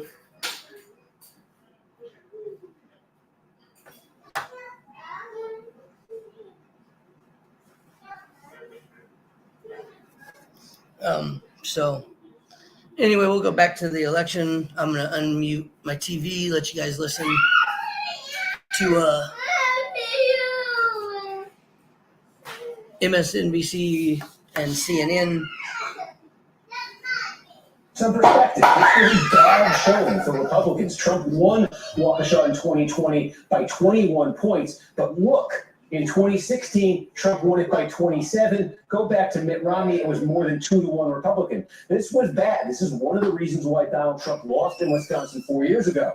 Now, the way the vote is coming out in Wisconsin tonight is the absentee vote. We may get absentee vote a little bit later from some of these counties. It's done at the municipal level, but there could be opportunities here for Harris to grow the support. This is not like Pennsylvania, where this is just all Republican gains later on. So we want to keep an eye on here because the Democrats want to get Harris over 40% in Waukesha. They want to keep making gains here. And so with 40% in, you're at about the 2020 level. And this is the other one. Ozaukee County, of all the counties in Wisconsin, this one has the second highest level of educational attainment. That is, people with college degrees.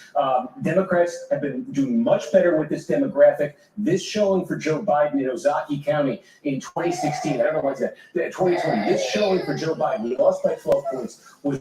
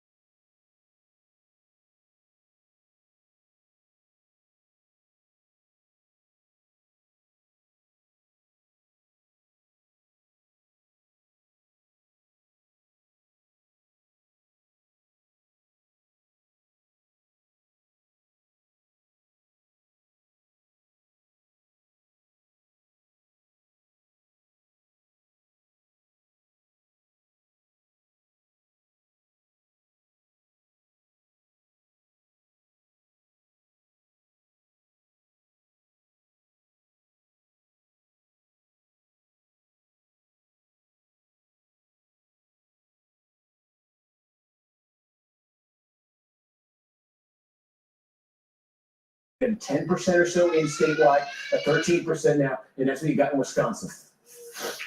Steve, thank you. We're going to go now to Jacob Soboroff, who is standing by in Philly. And Jacob is actually with the Philadelphia City Commissioner, who is in charge of running elections in that city. Jacob, over to you. Yeah, that's right. So this is Seth Bluestein. So there are 3 Philadelphia city commissioners, all of them responsible for administering elections here in the city and county, same jurisdiction, at least same populace in Philadelphia. There are 2 Democrats and 1 Republican. Seth succeeded Al Schmidt, who is now the Secretary of the Commonwealth here. You were the Deputy Commissioner to Al Schmidt, who became very famous when former President Trump was attacking him in the wake of the 2020 election. The first thing I want to ask you about, sir, is former President Trump did put out a message on Truth Social this evening, said a lot of talk about massive cheating in Philadelphia, law enforcement coming, triple exclamation point. Again, a lot of talk about massive cheating in Philadelphia. This is former President Trump. Your response, please. Well, it's absolutely not true that there was massive cheating in Philadelphia.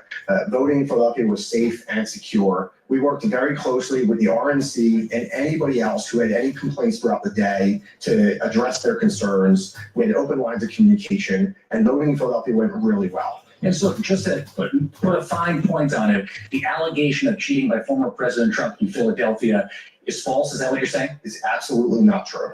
Okay, let's also talk about safety and security here. This is the main ballot processing center for the entire city and county of Philadelphia, where we are right now. You had told me earlier this evening there were some bomb threats here in Philadelphia at or around polling places. How many? What's the nature of those threats? Did it affect people's ability to cast votes tonight?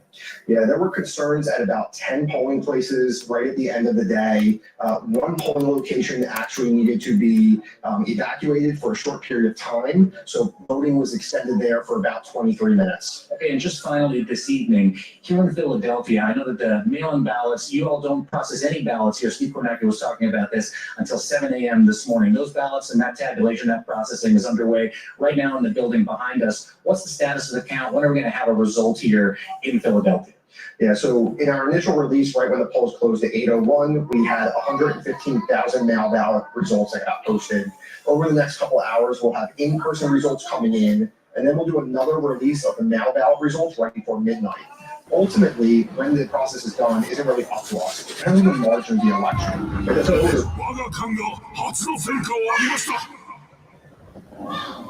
Wow, isn't this special? 17 years ago, I was sleeping in a car behind the Comedy Store in LA, and I'm proud to say this is my fourth time performing at Madison Square Garden, the most famous arena in the damn world. The American dream, alive and well, right here.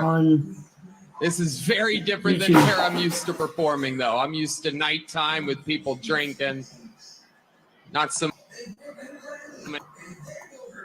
many babies in the crowd, and people that are obviously only here for Lee Greenwood tonight. Normally, I don't make my political beliefs a known thing. It's divisive for a comedian to do that, but just know I sleep well at night knowing who I'm voting for. See, that ain't working, so. Yeah. I don't know what's going on. See if Jeff gets back in a few minutes. He had to step away, I think. So if he comes back, see if maybe he can pull it up, because things have been working better for him tonight than they have for me. I've been having difficulties with my audio and my tab being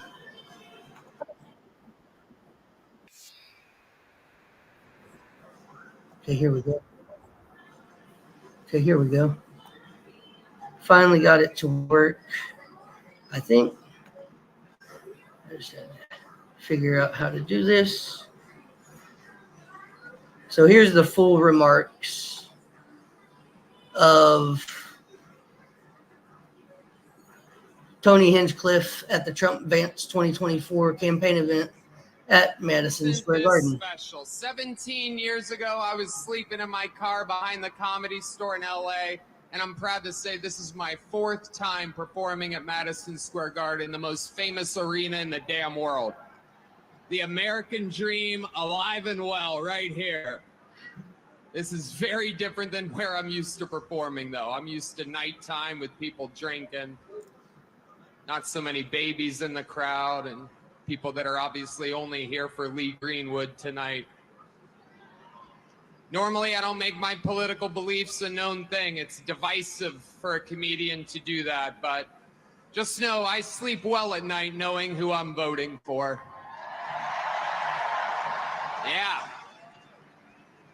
Yeah.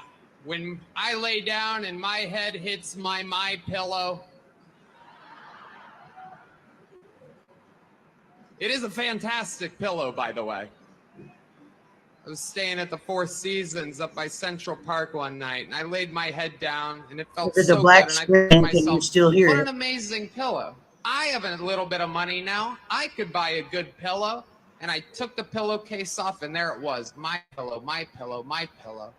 And damn it, I bought 4 of them. And if you use the promo code KILLTONY, you can also buy 4 My Pillows. There's serious stuff happening, people. I live in the great state of Texas now.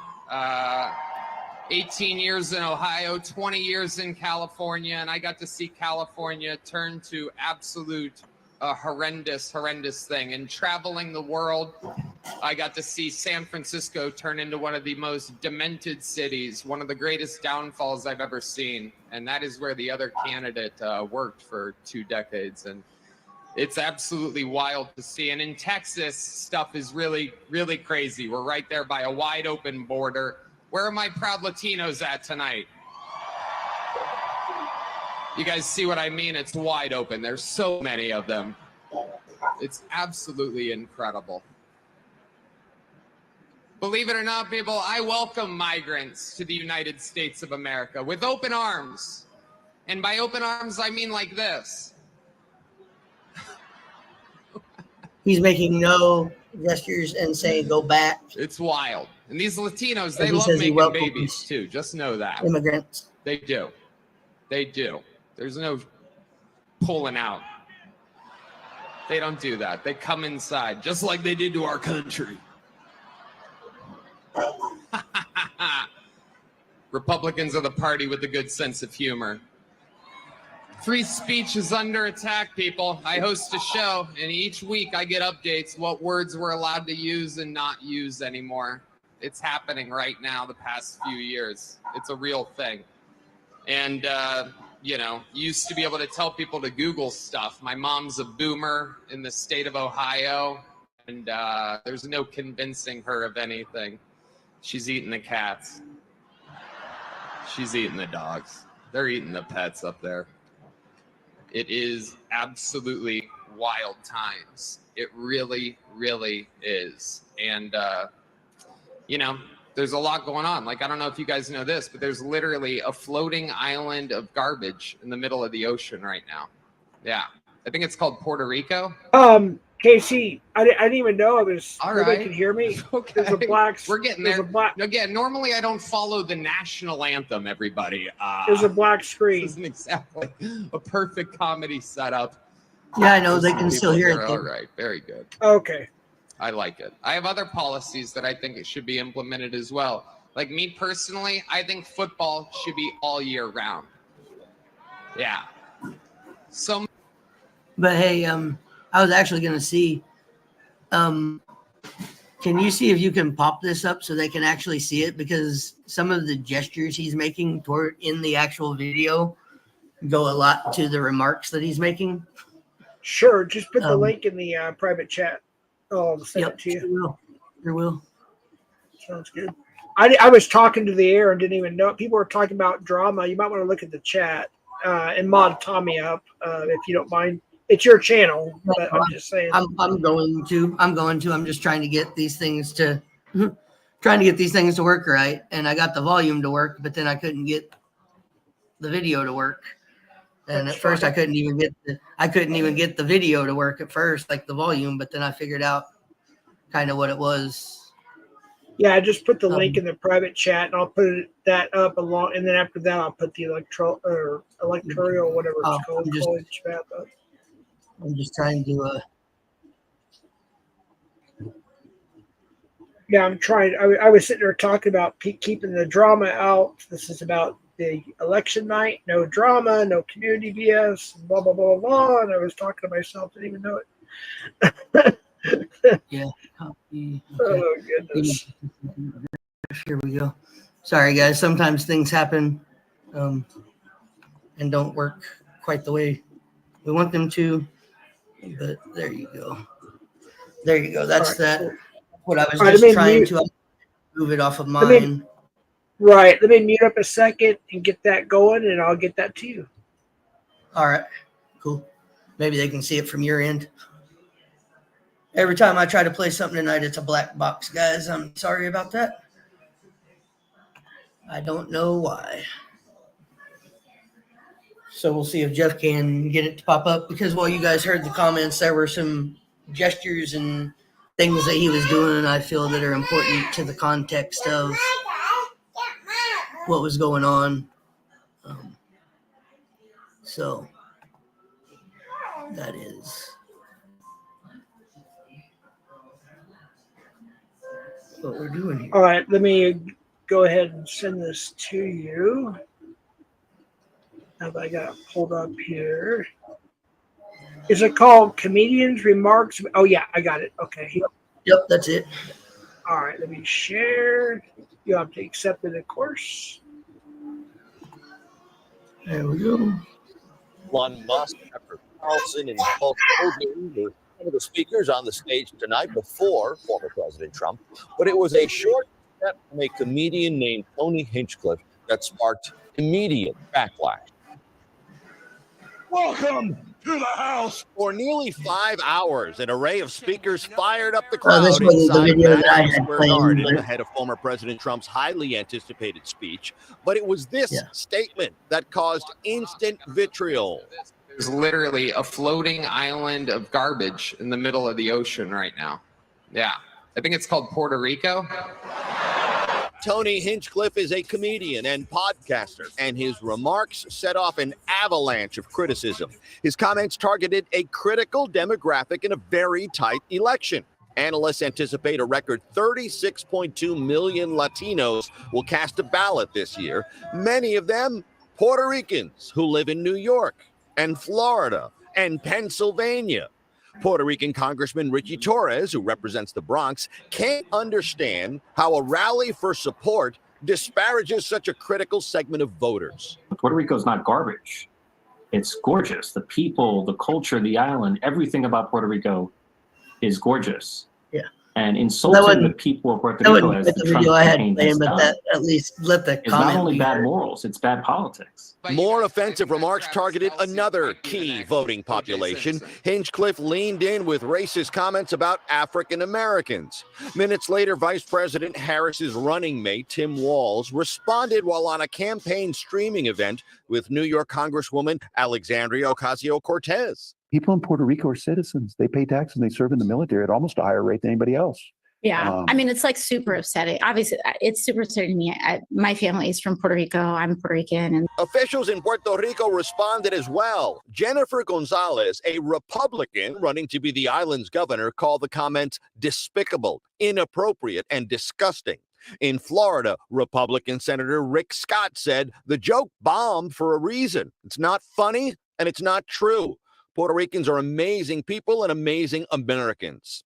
Moments ago, Hinchcliffe came to his own defense. He said, "These people have no sense of humor. I love Puerto Rico and vacation there." Now, former President Trump's campaign released a statement tonight saying the joke does not reflect the views of President Trump or the campaign. This is just the latest flashpoint on the road to Election Day. You want to stay with Channel 7 for more on this issue and others ahead of Election Day. We'll keep you informed on the air and on ABC. There you go. Thank you. That wasn't quite the video that I had playing earlier. I had his actual Madison Square Garden thing up, but that still got the point across of he made other disparaging comments, as in like, he was like, "I welcome immigrants," and as he was saying "I welcome immigrants," he was waving his hands. He said, "I welcome them" like this, and he was waving his hands in the air. No, no, no, go back, go back, go back. And then he said, these Latinos and these Puerto Ricans can't stop making babies. They just keep coming inside like they came in our country. And just other disparaging things like that honestly turned a lot of Latinos off of voting for him. Yeah, I sent you the link to the there we go. There we go. And community, come over. Shut the hell up. We already discussed that. Take another 10-minute lap. But yeah, there's the. Let me see what they added since. Where are we at? Add anything new? We have DC. Oh, I was going to show you, Casey. So look at Pennsylvania. Trump is catching up. We have 30. A little bit of ground there. Yeah, because Kamala was way ahead earlier. I'm going to refresh my page again so I can see this map because it's a black screen on mine. But okay, it didn't mess it up last time. So, and for those who are just coming in, This is just about the election, not drama, not community stuff, blah, blah, blah. Casey and I, we don't hate each other. We have our differences. We troll each other. We talk shit. But tonight, this is about the election. And so there we go. We're keeping it at that. Can you see it now? Yeah, I can actually see it. I'm surprised New Mexico's even pink, and there's 19% of the votes, 58%, 48.3. Colorado's still blue. That's pretty well. That's actually not too The close. bad guy. I never said I wouldn't let a Mexican on my panel, but tonight I'm not letting anybody up here but Jeff and the one other person that I invited that has not responded to me, so they probably won't be here. Some of the Latinos that voted before them comments, I'm just going to bring this comment up. Some of the Latinos that voted before those comments were made voted for Trump, but I know personally quite a few that were waiting to vote that said they were going to vote for Trump until those comments were made, and now they are definitely not voting for Trump.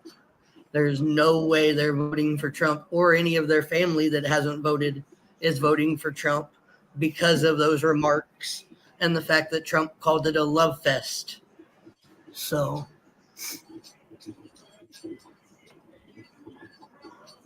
boy, New York is wow. They got the big league for your side.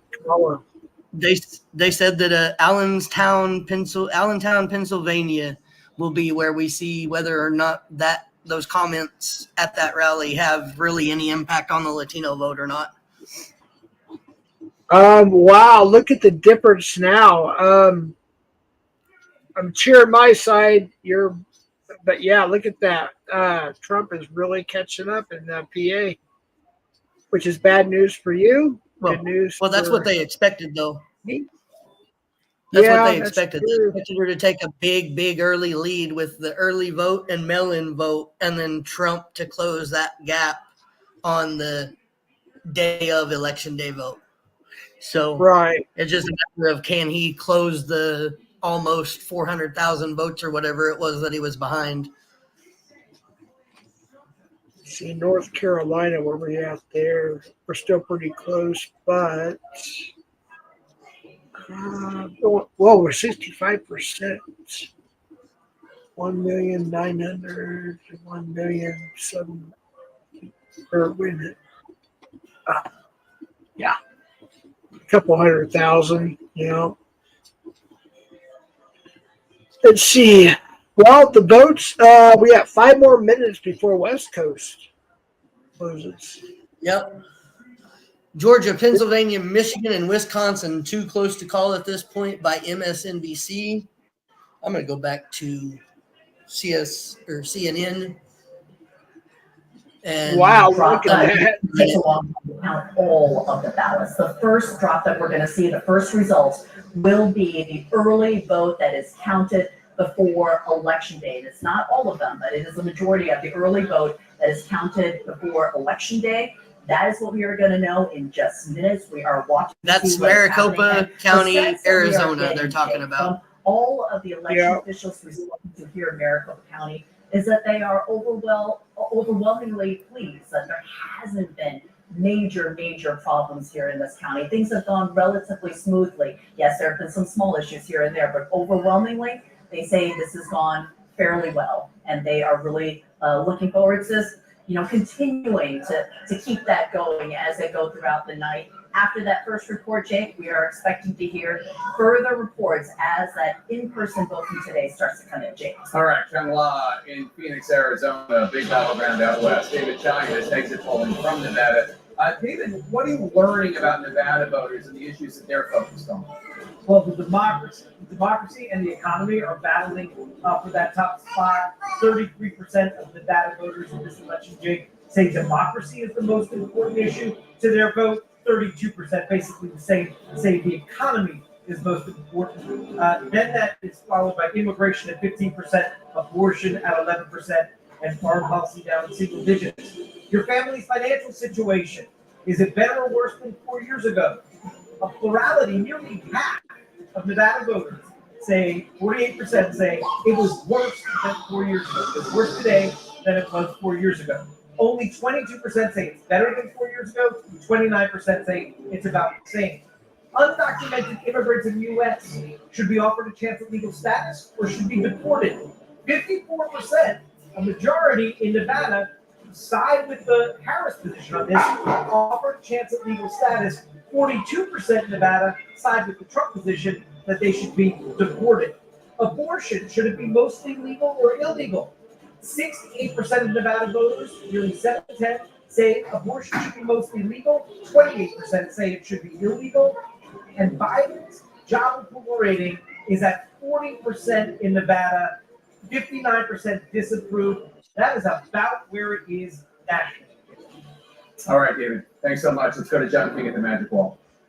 Well, Jake, we're starting to watch now as we go further west. We have more states coming in. Some of the states we talked about earlier that we thought were aberrations or early votes you see right here now, including Kansas. Kansas would come back to being a Republican state. We expect it will finish out that way. There are some Democratic pockets of support here. They're mostly in the eastern part of the state, Manhattan, Kansas. But remember, it was Kansas that sounded the first alarm after Dobbs, so the amendment passed out there protecting abortion rights. So we'll watch the result margin. We expect Kansas will be a red state at the end of the night, and we'll keep an eye on that to see about that. Then you keep coming forward. Here's the one that's interesting, and it's staying interesting, but we're only at 31% of the vote. Iowa, which again has not been a state we've paid much attention to since Barack Obama left the scene. Donald Trump won it comfortably twice. The Harris lead is shrinking a little bit, but she's still ahead in Iowa, 51% to 48%. And if you look through, I said earlier we were at 83% in Polk County. We're still there. That's the bulk of your Democratic votes. And you start moving down, you come over here to Cedar Rapids, which is Lynn County. You only have 34% of the vote here. So there's some business to be done in terms of Democratic votes for the vice president. And what is an interesting state? If this one is competitive, it would be a surprise. An election night surprises are always interesting. You see there Dubuque County there. We'll see how that one plays out as we go forward. So now let's come over to some of the bigger battlegrounds. Again, if you're in the Harris campaign, especially because we're not done by any means. But if North Carolina and Georgia, Trump's ahead there, then you'd rather be the candidate ahead in the blue wall states. And at the moment, the vice president is 34%, no more than a third of the vote counted in Wisconsin. Again, you see Trump filling in the rural areas. Just want to check. I teed this up earlier. Brown County, Green Bay, blue-collar workers. Kamala Harris is not going to win Brown County. The question is, can she compete? When Joe Biden won the state, you see she's at 33%. We're only at 12%. We have to do this a little bit later. But Joe Biden had 45%. So it's a key test of white blue-collar workers. Can the vice president of the United States try to at least come close to where the president was? At the moment, she is not, but it's very early in the count right there. Again, the foundation of any Democrat. Alrighty, so a little bit of an update around what's going on with their map and what they're seeing. We got 2 new states. Okay, we got Utah now. Yep. No real percentage or anything because all Trump. Is it Wyoming that popped up or Montana? Trump. That's almost. That's literally. Let's see, 40 votes. Montana. Not much results as far as stats. It shows Donald Trump. Wow. Oh, we got Arizona popping up now. Okay, bad guy. So let me ask you this. He does all that, so his comments that totally trashed Puerto Rico and Latinos should just be totally forgotten about and ignored because he's helped the Latino community. Like, if you've helped them and actually done all that, then why do you talk the way you do, whether you're a comedian or not? Why do you talk the way you do about a group of people you so love and so much helped? Doesn't make any sense. That goes right along, though, with the Donald Trump rhetoric of, hey, let's bring the country together, but let's talk about hate.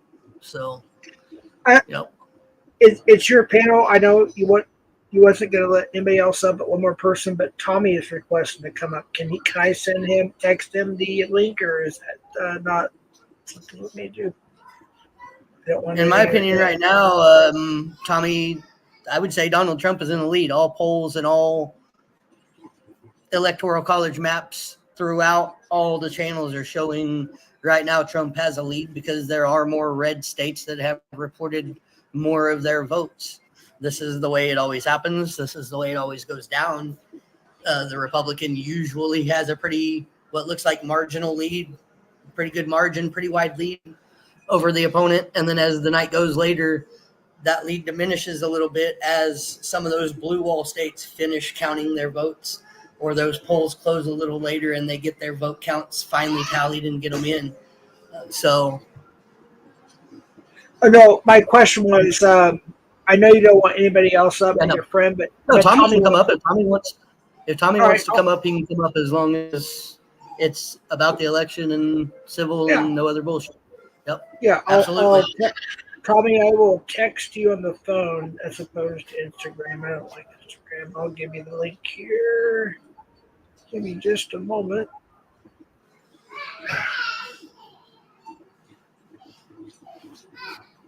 Make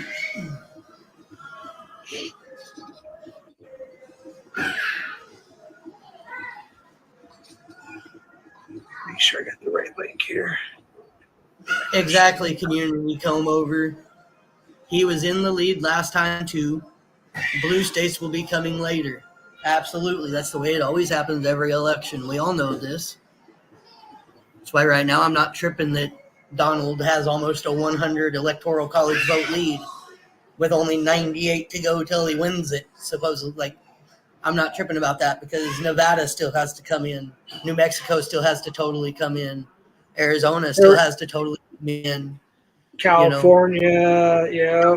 Michigan, Wisconsin, Pennsylvania still has to be called one way or the other. North Carolina, Virginia, Georgia, like all these places still have to be called that haven't been.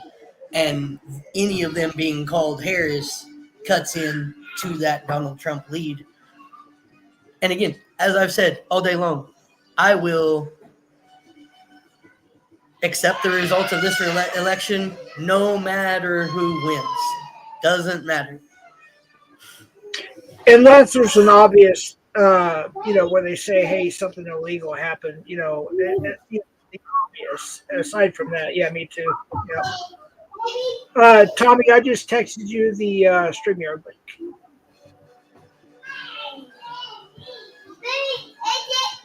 Oh, I think another state just came up. That's exactly community comb over. That's exactly what he did last time. He was like, but I was winning. So. Wow, look how close it is in Arizona. It is literally back to back. Oh my goodness. I have literally come to terms with either one could win this election and it could go either way. We just got to wait and we got to see. Right. And then we'll see real quick. No matter who wins, I think we'll see really quick what their administration is going to be like and what they're going to do or not do. Yep.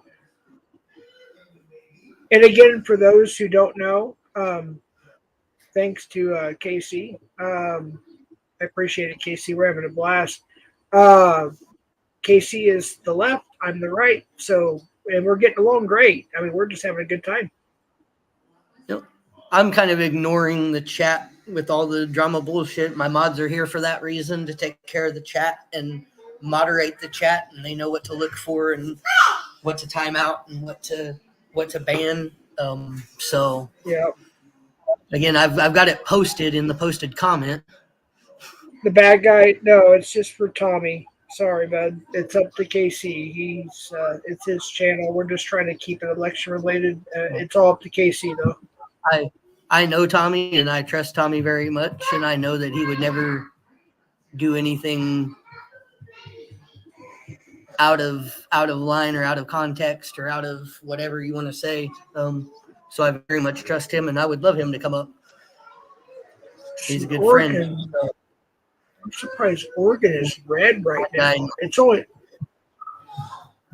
You don't want this to be a big panel. It needs to be 2 or 3 people talking the election, giving their opinions and their thoughts, and have an adult conversation. No arguing, no fighting. We go up just to if you're going to come up here and say they're eating our pets, which I know nobody is, but if that's what you're going to come up here and try to say, then come with proof, and not a clip of, well, Donald Trump said it at the debate, so it's got to be true. Like that's not common sense, and that's not using your brain. So those are the type of people I can't stand. The ones that take everything at face value and think it's true, and then don't use any factual evidence to back up anything. I personally don't think Bad Guy would do that. I think he'd bring a lot to the stream, but that is completely up to you. But I just want to throw that, my 2 cents in, that it's your channel and your stream. But I think Bad Guy would give a lot of good statements, even just for a little bit, I wanted to see where Arizona is at, actually. I think let's see if Tommy comes up. Yeah, I'm going to go take a whiz again. I'm drinking coffee like a mofo. I'm trying to stay awake here. And it's going right through me.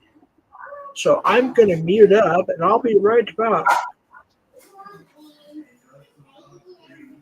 I mean, if Tommy doesn't come up, then Bad Guy for a few minutes wouldn't be a bad idea. I don't believe that he would do anything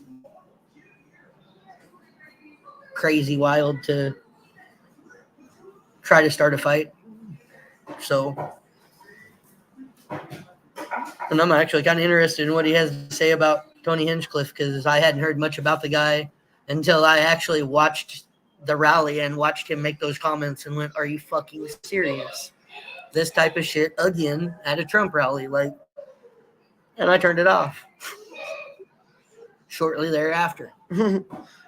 I watched his whole speech and the island of garbage, and then after he walked off stage, I kind of shut it off and went, well, let's see how this plays out.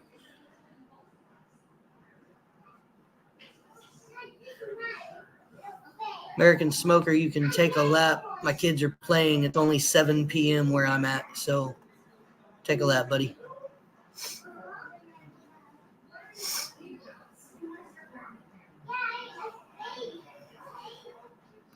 So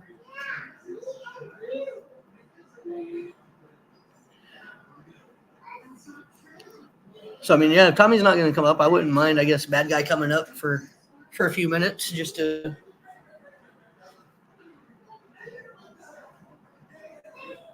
if nothing else, have a conversation about Hinchcliffe and why he's willing to look past disparaging comments and what some have deemed racial slurs towards Puerto Ricans and Latinos. Yes, I'm at home alone with the kids while the wife is in school. So, again, I do have to babysit, so they are in the background. It doesn't matter. It's not against TOS to have kids in the background. They're not being shown on stream, and they can barely be heard. So,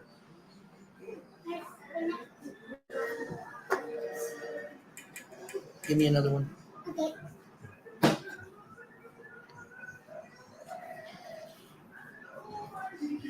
But thank you, Tommy. Thank you, Tommy. Exactly. I am exactly that. I am a dad, and I'm parenting. Yes, I got a little aggravated earlier. Told my little girl, because I'd already fed her, already gave her a drink, already made sure that she had everything she needed, cartoons on, and she was in here bawling and crying because Mama's still at school, and this is only day 2 of Mom being in school. So they're not used to Mom being gone 12 hours a day.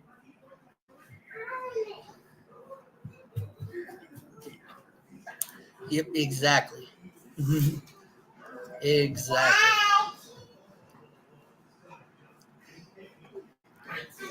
I know I don't need to explain, but that's just kind of who I am. I don't always agree with doing lives with kids in the background, but this was an election day thing that I wanted to do and knew I was going to have the kids and was like, oh, well, I'm going to do it anyway because I think it'll be good. So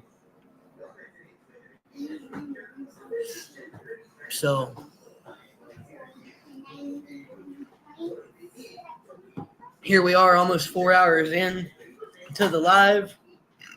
Trump being shown 172 to Kamala's 81, but we're still missing the calls of states of Michigan, Wisconsin, Minnesota, Pennsylvania, North Carolina, Georgia, Virginia, District of Columbia, I don't think has been called yet. New Mexico hasn't been called yet. Colorado hasn't been called yet. Nevada and Arizona haven't been called yet. So there's a lot of states and a lot of electoral votes still up for grabs.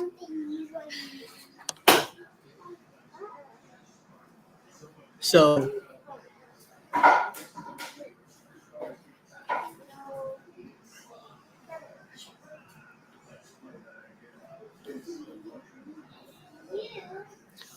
Georgia ain't done yet. It's close, but it ain't done yet.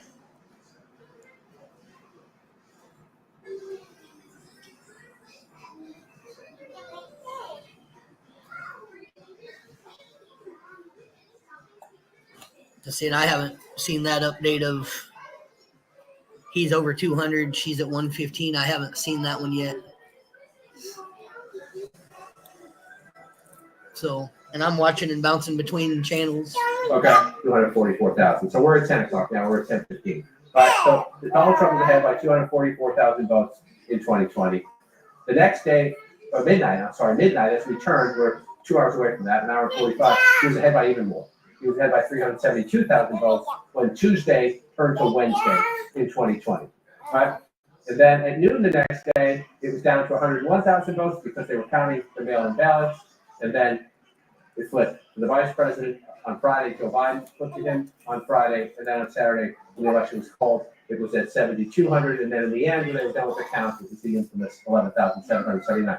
So Donald Trump has the same lead now, roughly, 10 or 20,000 votes that he had in 2020. That does not mean Kamala Harris. It just means that she can't. It just means that she can't. It means that there's still math out there to do it, and we've lived through this before. 2024 will not be identical to 2020. States will count most votes faster. It's unlikely we're going to wait till Saturday. I say that with some hope as we go through. But look at all those, yes, right. The question is, with Donald Trump 204,000 votes ahead, a healthy lead, right? Especially the state settled by 11,000 last time. So you look at that number and you say, oh, wow. Hang on. 81%. 20% of the vote is a lot of the vote, especially when what you're looking for, the votes that are outstanding, larger the circle if you're just joining us, the more live outstanding votes, the color of the circle, the way the votes inside those circles are coming in. So, Jake, you can look at this and you can say, you'd rather be Donald Trump, you'd be ahead, but there's plenty of opportunity for the vice president to make up that ground in Battleground, Georgia, Jake. All right, John, and we have some projections for you now. CNN can project that Kamala Harris will win the state of Colorado. Colorado, as expected, will go Democratic with its 10 electoral votes. CNN can also project that Donald Trump will be the winner of Mississippi. As expected, Mississippi. Oh, wow. Let's go to the Republican. Let's bring in the electoral map right now.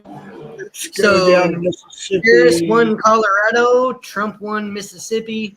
Not a surprise. Now 178 to 91, according to CNN. Here we go. Let's look at key races. Arizona joins the map of key races. Arizona, Harris is up right now by 16,000 votes. That is a 50,470. Yeah, 49.1. 49% of the estimated vote counted. Kamala Harris in Wisconsin, 49.9% of the vote. Donald Trump bringing up the rear, 48.5% of the vote. Kamala Harris with a 19,910 vote lead. That's 43% of the estimated vote counted in Wisconsin, Pennsylvania. Donald Trump in the lead there now, 50.3% of the vote in Pennsylvania. Kamala Harris has 48.7% of the vote. Donald Trump with a 58,648 lead. Right now with an estimated 51% of the vote in Pennsylvania. In Georgia, Donald Trump in the lead there, 51.8% of the vote. Kamala Harris, 47.2% of the vote. Donald Trump with a 204,640 vote lead. That's with 81% of the estimated vote in Georgia. In Battleground, Michigan, Kamala Harris will lead 51.1% of the vote. Donald Trump with 47% of the vote. Kamala Harris with a 43,307 vote lead. That's with an estimated 19% of the vote in Battleground, Michigan. In Battleground, North Carolina, Donald Trump in the lead, 52.4% of the vote. Kamala Harris with 46.4% of the vote. Donald Trump with 253,752 more votes as of right now than Kamala Harris, at 72% of the estimated vote in. In New Mexico, Kamala Harris in the lead, 50.7% of the vote. Donald Trump with 47.6% of the vote. That means Harris has an 8,592 vote lead over Trump. That's with less than a third, 31% of the estimated vote in from New Mexico, still early in New Mexico. Kamala Harris takes the lead again in Virginia with 49.1% of the vote. Donald Trump with 49% of the vote. Kamala Harris with a 1,118 vote lead. That's with 68% of the estimated votes in from Virginia. John, what do you want to talk about? Ever-changing map. We could talk about it all. Let's take a quick look at Virginia and what happened there. Right. So last time I was here in Fairfax, there's what happened. Last time I was in Fairfax was a much lower number. Now you get a big. This is the largest county in Virginia. It's a 20-minute drive from D.C. Depending on traffic, it can be a 40-minute drive from D.C. But it's a pretty 20-minute drive, at least this time of night, if we want to give it a try. And that's one of the things that happened there. You see these close-in suburbs. Alexandria, much smaller populations that are all. It's very narrow leads. You still come out. It's a very, very narrow lead. But again, so you're looking. This is a 10-point race for Joe Biden. So if you're seeing even if Harris wins it, if it's closer, does that tell you you have a more competitive environment elsewhere, or does it tell you Donald Trump's doing well in one state? Sometimes there's that as a Republican governor since the last presidential election. But you have to be careful about these things. So let's just see what's still out there. This margin's going to change. I mean, there's a Republican votes down here, but there's plenty of opportunity for that tie, slight Harris lead, to turn it to something else. It's the surprise of the night so far in terms of how close it is, but it just flipped blue. So let's come back in 20 minutes and see how we're doing. This is the most interesting one. Mr. Chapter's home state, the Commonwealth of Pennsylvania, just flipped red. Remember earlier I was saying the three blue wall states had stayed blue throughout the night. We're not nowhere near the end. We are nowhere near the end. We're at 51% right there. But you see that. So here we go. Battleground, Pennsylvania. Again, one of these. Yeah, he just jumped up. He wasn't. She was leading there. John, I'm sorry to interrupt. We have an update on the outstanding vote in Georgia. If you want to bring Georgia and Gwinnett County. Victor Blackwell's at the Gwinnett County Election Center in the Atlanta suburb of Lawrenceville. Victor, what are you hearing about the vote count there? Well, Jake, I have the supervisor of elections for Gwinnett County with me now, Zach Manifold. Thank you for a few minutes here. We've been told that there is a large tranche of votes that's soon going to be reported. How many and how soon? Yeah, we're just working with the state to go over it. We have uploaded it to the state, so they're just going through it, and it should be up here in a few minutes. So we have about 320,000 advanced and in person and absentee by mail. They're coming. Okay, so 323,000, and when you say minutes, we're talking 5, 10 minutes? I don't know. It's with the state, so they'll review it and then they'll tell us when to push those results. And can you simplify what in the adjudication process held up these votes for hours? Yeah, it was just the images loading slow. I'm not sure what caused that to happen. It usually isn't that slow. It was just literally kind of excruciatingly slow. But like I said, we got it resolved and moving forward and getting out those results. This is also a problem that happened in 2020, was it not? I don't know. I was not here in 2020, so I'm not sure. I know they had issues similar, but I'm not sure. So this has now been resolved. We should not expect this to be a problem with adjudicating ballots moving forward. No, you shouldn't see this with the election day. And we actually do have all 156 precincts, the locations, their memory cards are in the office now. So we've got everybody back. They're actually going to start running those memory cards now. So after those 323, it should move pretty quickly? Yeah. We're expecting it to pick up. Zach Manifold, Supervisor of Elections here in Gwinnett County. I'll send it back to you, Jay. Thanks, Nico. And that was a little bit of an update on how things are going. Looks like within the next, hopefully 10 minutes or so, there will be a 323,000 vote dump in Georgia of early votes and mail-in votes that they have counted and turned into the state that the state should be releasing Oh, wow. as vote count. So we should get a clearer picture of kind of what Georgia's looking like in the next few minutes. I'm going to step away for just a second, take a smoke All break, right. make the kids some dinner. Sounds good. Yeah. So it still shows Kamala Harris at 99. We got Donald Trump at 178 here. Any new states to add? Well, New Mexico went back to blue, light blue. 51.9, 46.4, 29%. Arizona is still blue. 867 to 860. That's very close. 48%. It's almost half. Wow. So I'm Team Trump and Casey is Team Harris. Just FYI. That's why we did this. We're opposite. So we thought we'd make it interesting. I'm curious what Illinois says right now. Not too shabby as far as, let's see,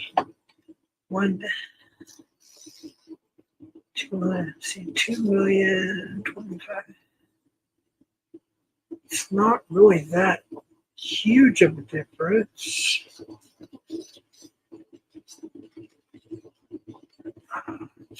Oregon was on the board, but not anymore. And Virginia has went blue again. Virginia has went blue. I just saw that. Yeah. Holy cow. Wow, that is so close. Oh, wait a minute. Wow. Just by a few thousand. Yeah, 49.4 to 48.9. So Kamala is back in the lead in Virginia with 67% of the votes. And Pennsylvania went pink again. Yes, it did. Oh, wow, that's very close. Wow. Yeah, this is getting good. Okay, now I'm stepping out to smoke, but I can still hear you, so. That's fine. Yeah, I'm just kind of. Come on, let's see, still 99, 178. I don't think that's completely accurate though. Maybe I should refresh. Refresh real quick. I think that makes any difference. 198 to 112. There we go. I'm glad I refreshed. Okay, so Trump's got 198 electoral. Kamala's got 112 electoral. And let's see what we got going on here. Colorado's dark blue. New Mexico's light blue. I think Kamala will probably take.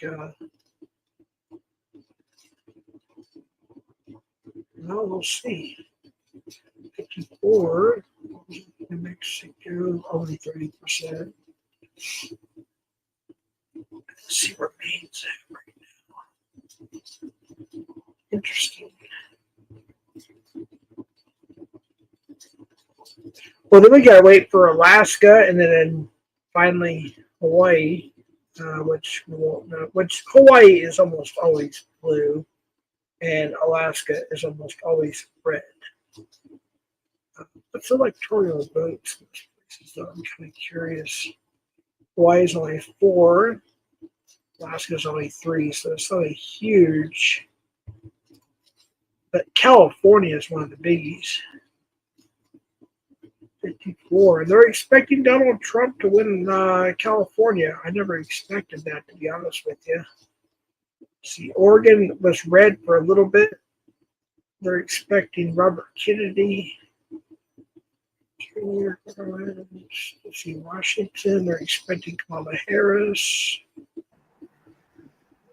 Wow, interesting. Well, Alaska's expecting Kamala Harris. That's interesting. Okay. Hawaii, they're expecting Kamala Harris. Okay. Well, this could change. We'll see. I mean, who knows? We'll see. Wow. Interesting. I refreshed it. So we're at 198, 112. Wow. This is close. This is going to be close.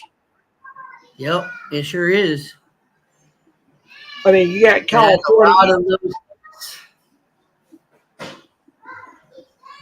A lot more states that still need to be called one way or the other. Still a lot of votes to be counted. Right. Look at New York. Not looking good.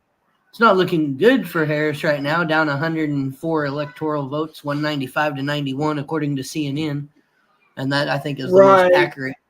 I think that's the most accurate electoral map that we're going to have tonight is CNN's. This one plays pretty close to CNN's. Yeah. But California, though, that can make or break it right there. So we'll have to see what happens there. California goes to Harris. That's what, like 40 or 50, something 50, like that? I think it's 54 electoral votes or 56. I'll go back and look real quick. Just a double check. 54, yeah. Wow. I wish New Mexico would, I mean, just, I'm on the right side, you're on the left side. So for my sake, and for those who are on my side, I just want to see New Mexico go red for once. I mean, let's see. Colorado went blue, and that to me is kind of a little bit of a shocker. Yeah. I would think New Mexico would be dark blue. Yeah. Let's see where Nevada. Project Kamala.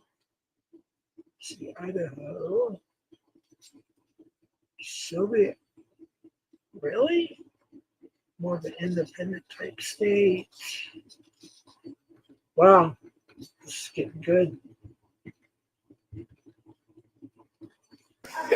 It is still very early. Oh, yeah.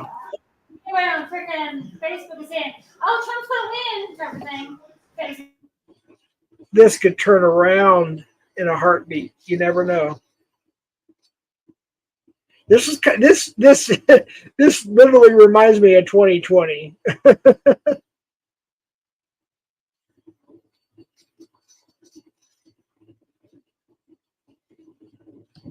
When Trump started telling the big lie. Virginia's blue again, or was it blue for? Oh, we got DC in the house now. Okay, so, look at that. Yeah. 92.62 or 6.6. But there's only 3 electoral votes there. But still, that's like a crazy. Yeah. Let's go to New York. New York is actually closer than I thought it would be, even though it's still going to be Kamala. They're talking about Michigan right now. Hold on, I'm going to unmute. County. You only have, 6,000 votes there, a little more than 6,000 votes if you add it up. This is Detroit, but I will say, Hamtramck and Dearborn are here in Wayne County. That's where hundreds of thousands of Arab Americans voted for Joe Biden in 2020. He won that vote overwhelmingly, and they are mad at the White House because of Israel and Gaza and Hamas. And so let's see what happens. This is 1% reporting. Wayne County will be blue at the end of the night, but the margin in Wayne County will matter, and will matter huge in deciding who wins the state. Again, the President of the United States, Joe Biden, getting 68%, Donald Trump just 30%. When we come to the end of the night, these numbers are meaningless. When we come to the end of the night, where's Harris and where's Trump? Where's Trump? Is he getting more black voters? Is he getting any of that Arab American vote? Last time I was out there, Trump's prospects weren't great. A lot of people saying they might vote for Jill Stein, who just skipped the presidential line because of their anger at the White House over that. Commonwealth of Pennsylvania at the moment, shaded red. Still, again, we're not done, but for Donald Trump, that would be recreating the 2016 map. He's leading in Wisconsin, he's leading in Pennsylvania. Right now he's trailing in Michigan. He's getting close, right? He's getting close. So he's at 51% right now, 106,000 votes ahead in the Commonwealth of Pennsylvania. Only at 56% though. Only at 56% reporting, so a long way to go. So you're asking what's missing. Again, let's just see what's outstanding. Start there. You step back and look at that. You see the small circle means not a lot of people live there. But you see a lot of places where Donald Trump's still going to get votes. And I'll come back to that in a minute. You see a lot of rural areas where you still have outstanding votes, right?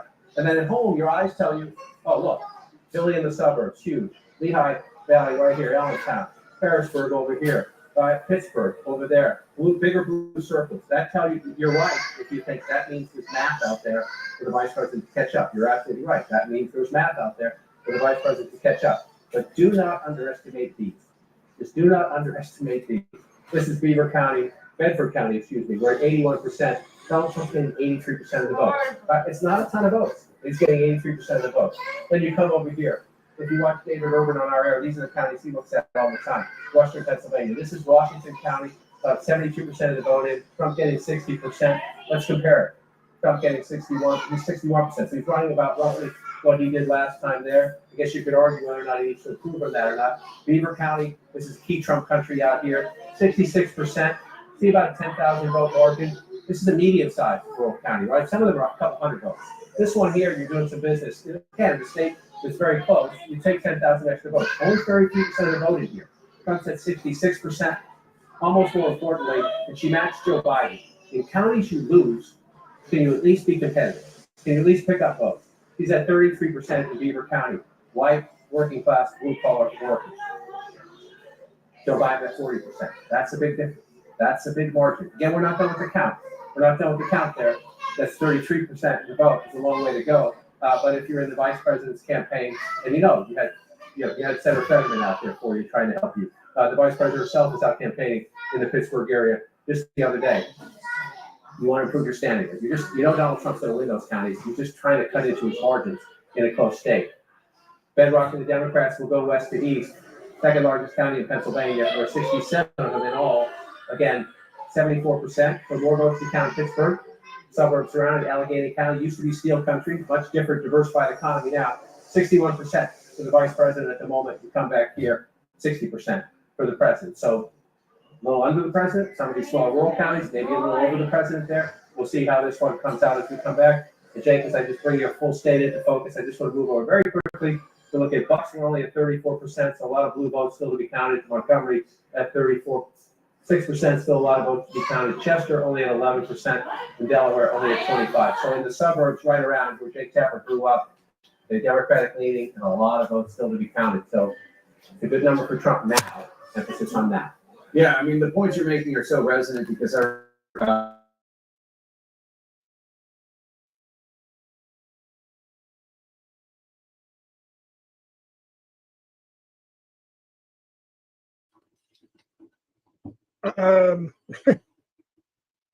Casey. Oh, okay, he's muted. All right. I thought he. They're saying there is a lot of a rural vote left in Pennsylvania. A lot of blue vote left in Pennsylvania to be counted, just because those communities, those counties that lean Democrat, still have 60, 70, 80% of their vote to count. Right. Looks like 67%. 57%. So that would be 40.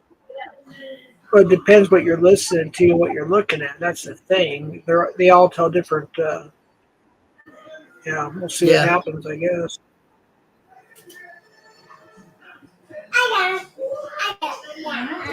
I think Minnesota was blue in 2020. Let me see where it's at right now. Oh, wow. Donald Trump has a huge lead in Minnesota. That's actually kind of strange. Give me a second, Bubba. 1, 2, 3, 5 states left. Besides Alaska and Hawaii, so that's 8 states. I'm surprised they're projecting Donald Trump to win in California. I mean, I'm happy on my side. I know you're just happy on your side, Casey. I'm kind of shocked, but I think that Kamala will take California, to be honest with you. 198 to 112. Let me refresh real quick. Still the same. Yeah, 195 to 91 on the electoral map, according to CNN. What's that for me? So What's that, very close? Yeah. No, I'll agree with that. If Trump does take Pennsylvania, then that's basically it for. I mean, that's Trump's path into the White House, guaranteed if he takes Pennsylvania. Yeah, but look at Michigan though too. We're Kamala's. Well, it's so close. Wow, look at that. Yeah, unbelievable. It's gonna be a close even one. Iowa now that's pink. It's still within like 1 or 2%. So Right. like there's still, it could swing either way. And if Kamala turns Iowa blue and maintains the blue wall, Pennsylvania helps Trump, but Trump would still need Georgia and either Nevada, Arizona, or New Mexico most likely to get it. And of course you can't forget California. I mean, 54 electoral votes. I mean, that could be the game changer right there. If somehow Trump was to take California, then that would be ball game as we speak. Yeah. Like there wouldn't even be no need to continue on. We could call Trump the winner and go into post-electoral talk and shut it down at that point, because that would be game over. No way for Kamala to win at that point. But there's kind of a blue wall out there out west too that is, California, Oregon, Washington, that always seem to be blue. So, well, Oregon showed up for a little bit as pink and then it disappeared. So I don't know what's going on exactly there. Usually Oregon's red, Washington's red, California's red. Usually, I'm blue. sorry, blue. Sorry, blue. New Mexico is pink, which is unusual. Oh, I'm sorry, blue, light blue. Yep. Wait, let me. Gosh. Which that's still kind of unusual. Arizona's went pink. Yeah. Let me see what the difference is.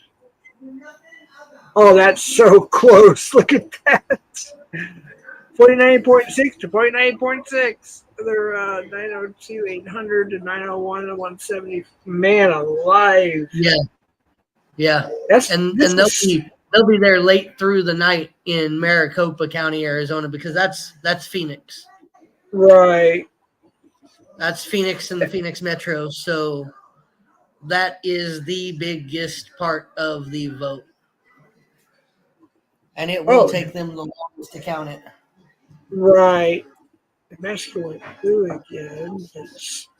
Yeah, I think I wish New Mexico would.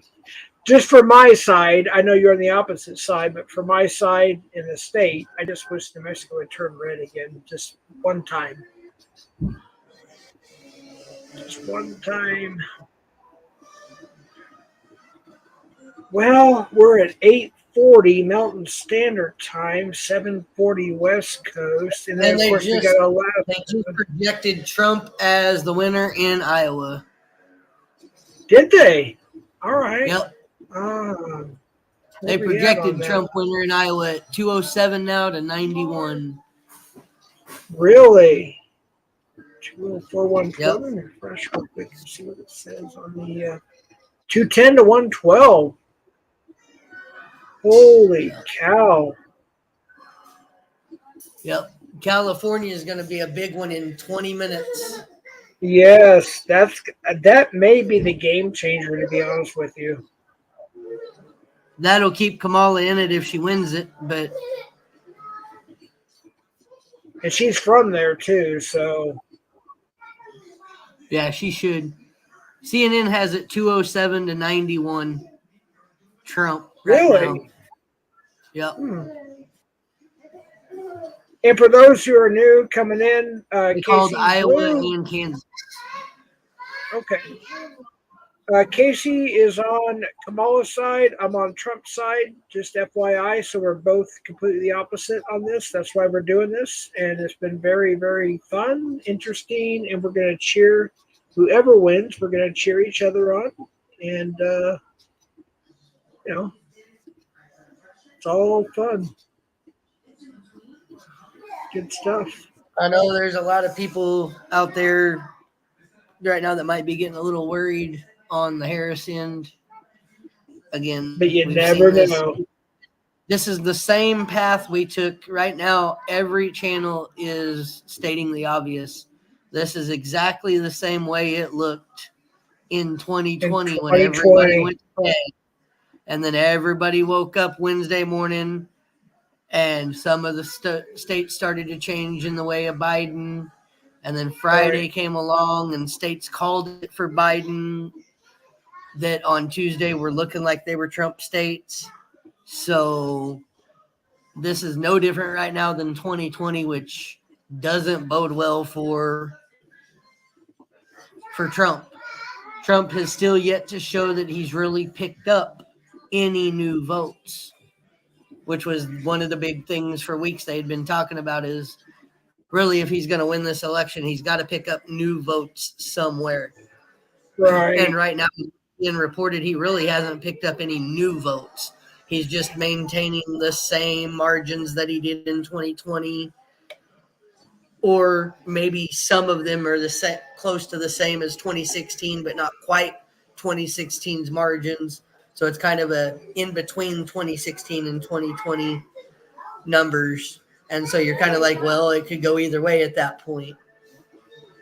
That's what, call it. I was going to say, whatever happened. Okay, so say Trump wins tonight. Still, it's almost the same as 2020. It just leaned a little bit more to the right. If Kamala wins, it's like 2020. It just went more to the left. It's so close. It's just so close.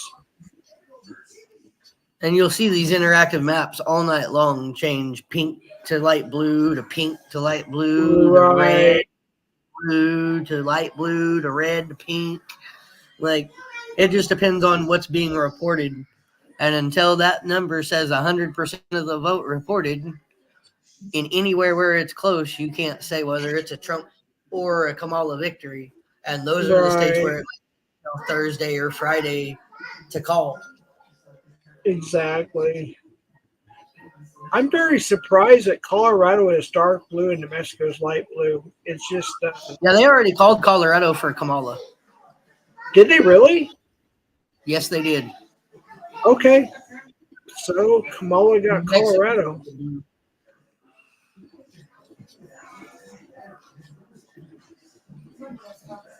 So wow, I think Kamala's going to take New Mexico. Yeah, so do I. Looking at the numbers. Yep. Well, we should start getting Nevada, Idaho, Oregon, Washington, California in pretty soon. Georgia was blue in 2020, and if Trump was to win Georgia, that would be picking up votes. But, Big Moose, what you need to look at is the numbers from Georgia. And the numbers they're reporting from Georgia, the margins are no different, really, than they were in 2020. So, where Biden won in 2020 by 11,000 votes in Georgia, okay, they said at midnight, Donald Trump was up by over 300,000 votes going into midnight in Georgia in 2020. It was 9 p.m. in Georgia in 2020. Trump led by 244,000 votes. At 9 p.m. tonight, Trump led Georgia by 242,000 votes. At 10 o'clock, an hour later, that lead of 242,000 votes was down to 205,000 votes. So his lead didn't increase, it decreased, and it decreased by almost 40,000 votes in an hour. So there is still plenty of votes left in Georgia for Georgia to go blue. So if Georgia stays blue, Trump really didn't pick up any new votes in Georgia, which is exactly what they've been saying. Yes, if it goes red, he picked up new votes. That would be new votes. I'm not a moron. You don't have to call me a moron by saying. Right. That's the shit that's uncalled for, Big Moose. Like you said, Yeah. well, in 2020, Georgia was blue tard. That would be picking up new votes, moron. Like, no, I understand that and I know that. But right now, it's pink. It's not red. It hasn't been called for Trump. And they just said, I just unmuted it, and they just said Trump has really not picked up any new votes yet in Georgia. The margins are all the same. It's just certain counties' votes are coming in quicker this time than they did in 2020, which is what's making it go pink instead of looking blue right now. Casey, do you remember the counties in Georgia that were slow last time? Was it the Atlanta area, or Atlanta, Albany, Savannah? Do you remember? Yep. Yeah, it was. I believe Atlanta was one of the biggest ones that was slow. Which this year Atlanta's got quite a bit of its vote in already. But I think it was like Fulton County, Gwinnett County, and one other that were just really, really slow on the vote. Right. But this year they've been on pace. I mean, they've been doing good. They've had a better pace. We've actually, if you look at 2020, we have more of Georgia's vote in right now than we did in 2020 at this point. So it just went up again on Trump's end. It's at 90%, 51.1 to 48.2. It's still, it's too close. It's still razor thin. Yeah. Yeah. So 210 to 113 according to this, but every network is different. So I'll do another Missouri. I'll do a refresh. 113 to 210. Okay. So kept his seat in Nebraska. What happened? Pete Ricketts kept his Republican seat in Nebraska in the Senate. Kevin Kramer, his Republican seat in the Senate in North Dakota. They're going through some of the state races. Minnesota's still pink. Where were we at here? It's only 5% of the vote. They're slow there. Wisconsin. Yeah. I think Minnesota's going to take a while. Of course, we got Alaska and Hawaii still, too. So, see, Fox has it 117 to 11. CNN has it 207.91. Wow. 207.91 is close. Here we have 210, 113. Which is still close. Really close. Yeah, I mean. It's still under 100 electoral vote difference. Right. When California reports that, will bring it to where, oh no, now who's going to get it? Because now she's getting 30, and now the Republicans are getting a little more antsy in their pantsies. Like me. But I get high anxiety and I get anxious, but I never get worried. Overwhelmed. So to speak. Yeah. Whatever happens. Yeah. I've got a plan for my family going forward, no matter what happens in this election. Right. So we'll have a plan, and if it goes one way, then we have a certain plan. If it goes another way, we have a certain plan that within a year will be carried out, and we'll be fine. Yep.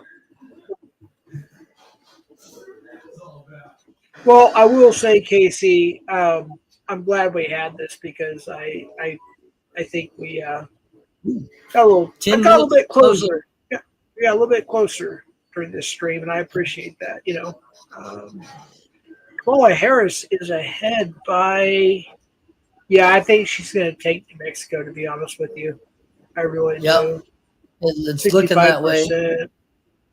And in less than 10 minutes, California, Oregon, and Washington all report along with, I believe, Nevada reports. Yeah, they're expecting Kamala Harris. Now, New Mexico, or I'm sorry, Arizona, Georgia, Michigan, North Carolina, Nevada, Pennsylvania, and Wisconsin are all too early to call, with 8 minutes until the next polls close. Wow. Yeah, so they're close. Look how close that is in Pennsylvania. Holy shit. Yeah, Pennsylvania is going to be a nail biter. Yeah. Pennsylvania might be one of those places where even if Trump loses, he might still have picked up some new votes. Right. Just because Biden won Pennsylvania by 10 points, I believe, in 2020. Yeah. So if Harris only wins it by 5 or by 7, then Trump picked up a few votes there.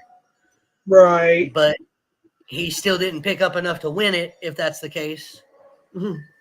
I think it was the whole attempted, I'll be careful how I say this, attempted assassination. You know what? That kind of boosted his votes a little bit, if you will, you know? It may have. And I think that that might make a difference. I don't know. I'm just waiting for the West Coast, dude. I mean, we got, we're getting there. We're getting there. We got 5 minutes until they start to close their polls and at least get some numbers coming in. Right. We should also start to see a little clearer the numbers from Georgia and what they mean. And some of them other states that, like Michigan, Wisconsin, we should start to see bigger batches of their votes come in as well. Oh, Georgia just changed 51% to 48.2. That's so close. Let's go to North Carolina, 50.8. Man, they're so close. See, they are. They're still just so close. Pennsylvania. Oh my gosh. Yeah, they're really close too. Yeah, these battleground states are, look at that, dude. Wow. It could go anywhere. I'm serious. Yeah. Only 9%. So unbelievable. So still waiting to see. There's a lot of pink and a lot of red on that map right now. So it'll be interesting to see as that west side starts to fill in how it fills in. I'm sorry, CCO. I have not timed you. I haven't even been looking at chat until just now. No, I don't think nobody's been timed out for quite a while. Yeah, no. I'm scrolling, and nobody's been timed out for golly. Yeah, for a while. Yeah. I'm not even really looking at chat, to be honest with you, that much. So I'm not the one. They're talking about Georgia. Let's see here. Votes in change at 51%, 48%, 89% in. So when you get this close to the finish line, you're saying, what's left? And is it enough? Isn't it enough to overcome 136,000 votes? So let's start with that. Let's look at where our live outstanding votes are. The bigger the circle, the more votes still to be counted. The color of the circle, how the votes coming in that area right now. So you do see a lot of big circles in Atlanta and the suburbs.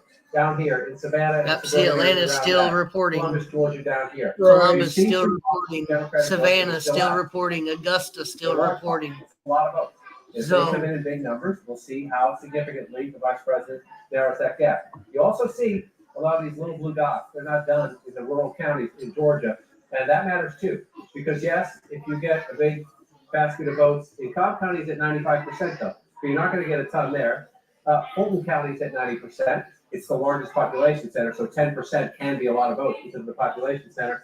This is the one we're waiting the most on, Gwinnett County, but they're up to 72% now. And then we'll come down here and look at DeKalb County.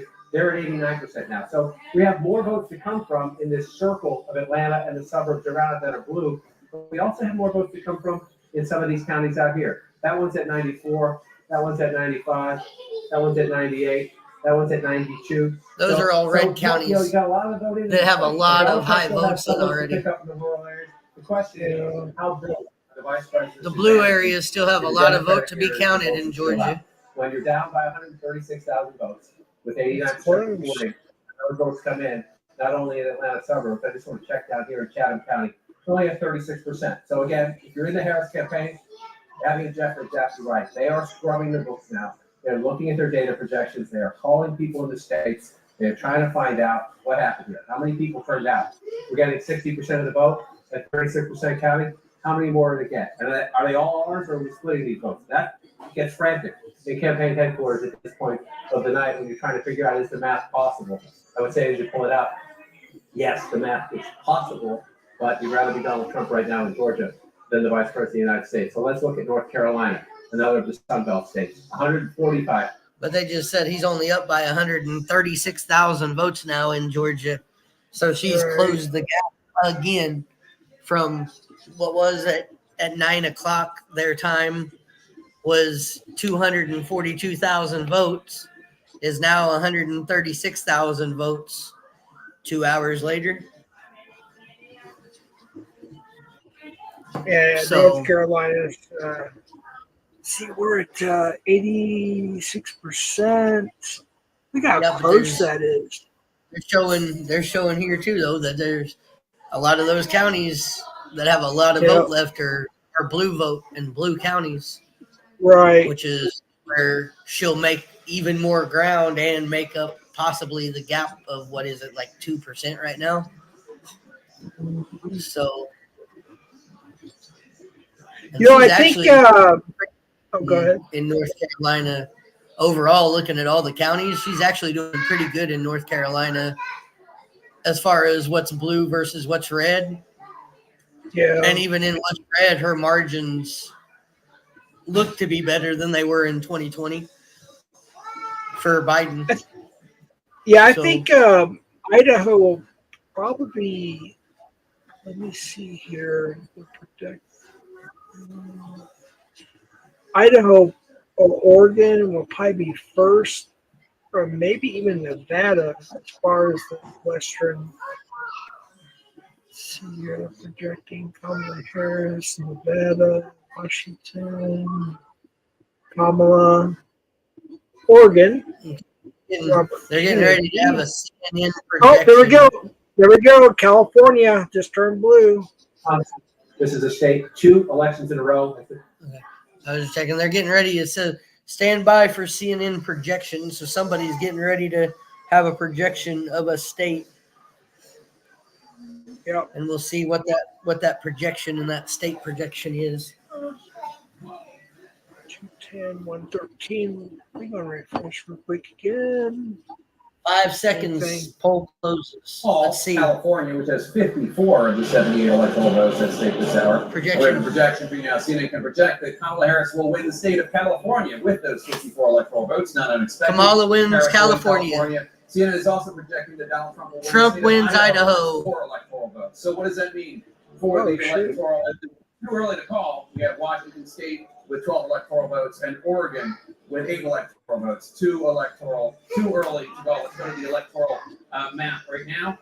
Washington Trump with 200 electoral votes at this hour. Kamala Harris cracks 100, now has 145 electoral votes. 270 electoral votes are needed to win. Donald Trump is 59 electoral votes away from that.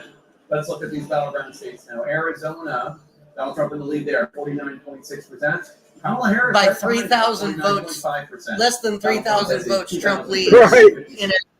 With 51% of the estimated vote in from Arizona. Wisconsin, he leads by 1.5%, less than 30,000 votes. Donald Trump has a 28% lead. with an estimated 59% of the estimated vote in from the Badger state. Pennsylvania, he leads by 2%. He's at 50.7%. 119,000 ahead. 2% of the vote. Donald Trump with a 119,411 But still 32% of the vote to be counted. Vote in from Pennsylvania. In Georgia, Donald Trump still in the lead there. 51% of the vote. Kamala Harris with 48.2% of the vote. Donald Trump with a 136,328 vote lead. That is with 88% of the estimated vote in from the state of Georgia. In North Carolina, another battleground where Donald Trump leads 50.8% of the vote. Kamala Harris has 47.8% of the vote. Donald Trump has a 145,388 vote lead over Kamala Harris right now with an estimated 85% of the vote in from the Tar Heel state. In Battleground, Michigan, Kamala Harris in the lead. She has 51.3% of the vote. Donald Trump has 46.9%. Kamala Harris is 74,838 votes ahead of Donald Trump. But that's less than a third of the vote counted there. 30% of the estimated vote in from the state of Michigan. In the Commonwealth of Virginia, Kamala Harris in the lead there still, but narrowly so. 50.1% of the vote. Donald Trump has 48% of the vote. Kamala Harris with a 73,375 vote lead.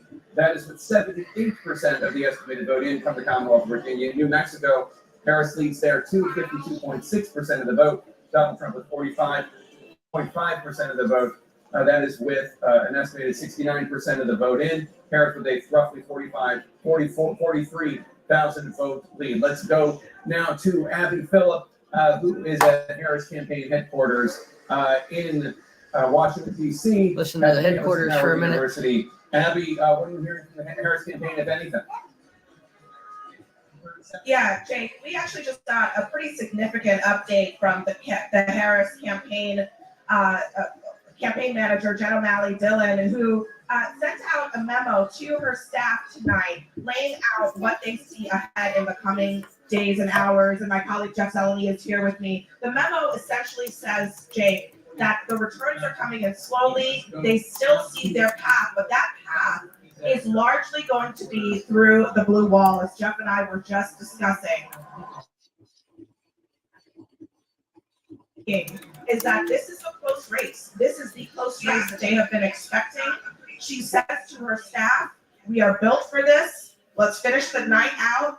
We will see you tomorrow. They are not expecting this to be wrapped up tonight. They are not, because the margins are so small. And just reading from that memo, we have known all along our clearest path to 270 was through the blue wall states. And again, they point out the cities we were talking about, Milwaukee, Detroit, and of course, Philadelphia. Abby, a central question hanging over all of this, and indeed the crowd here waiting behind us, is Vice President Harris going to address the crowd? That is a possibility. We will see in the coming days as we hear some helicopters overhead here. We will see. But the bottom line is they know this is a close race.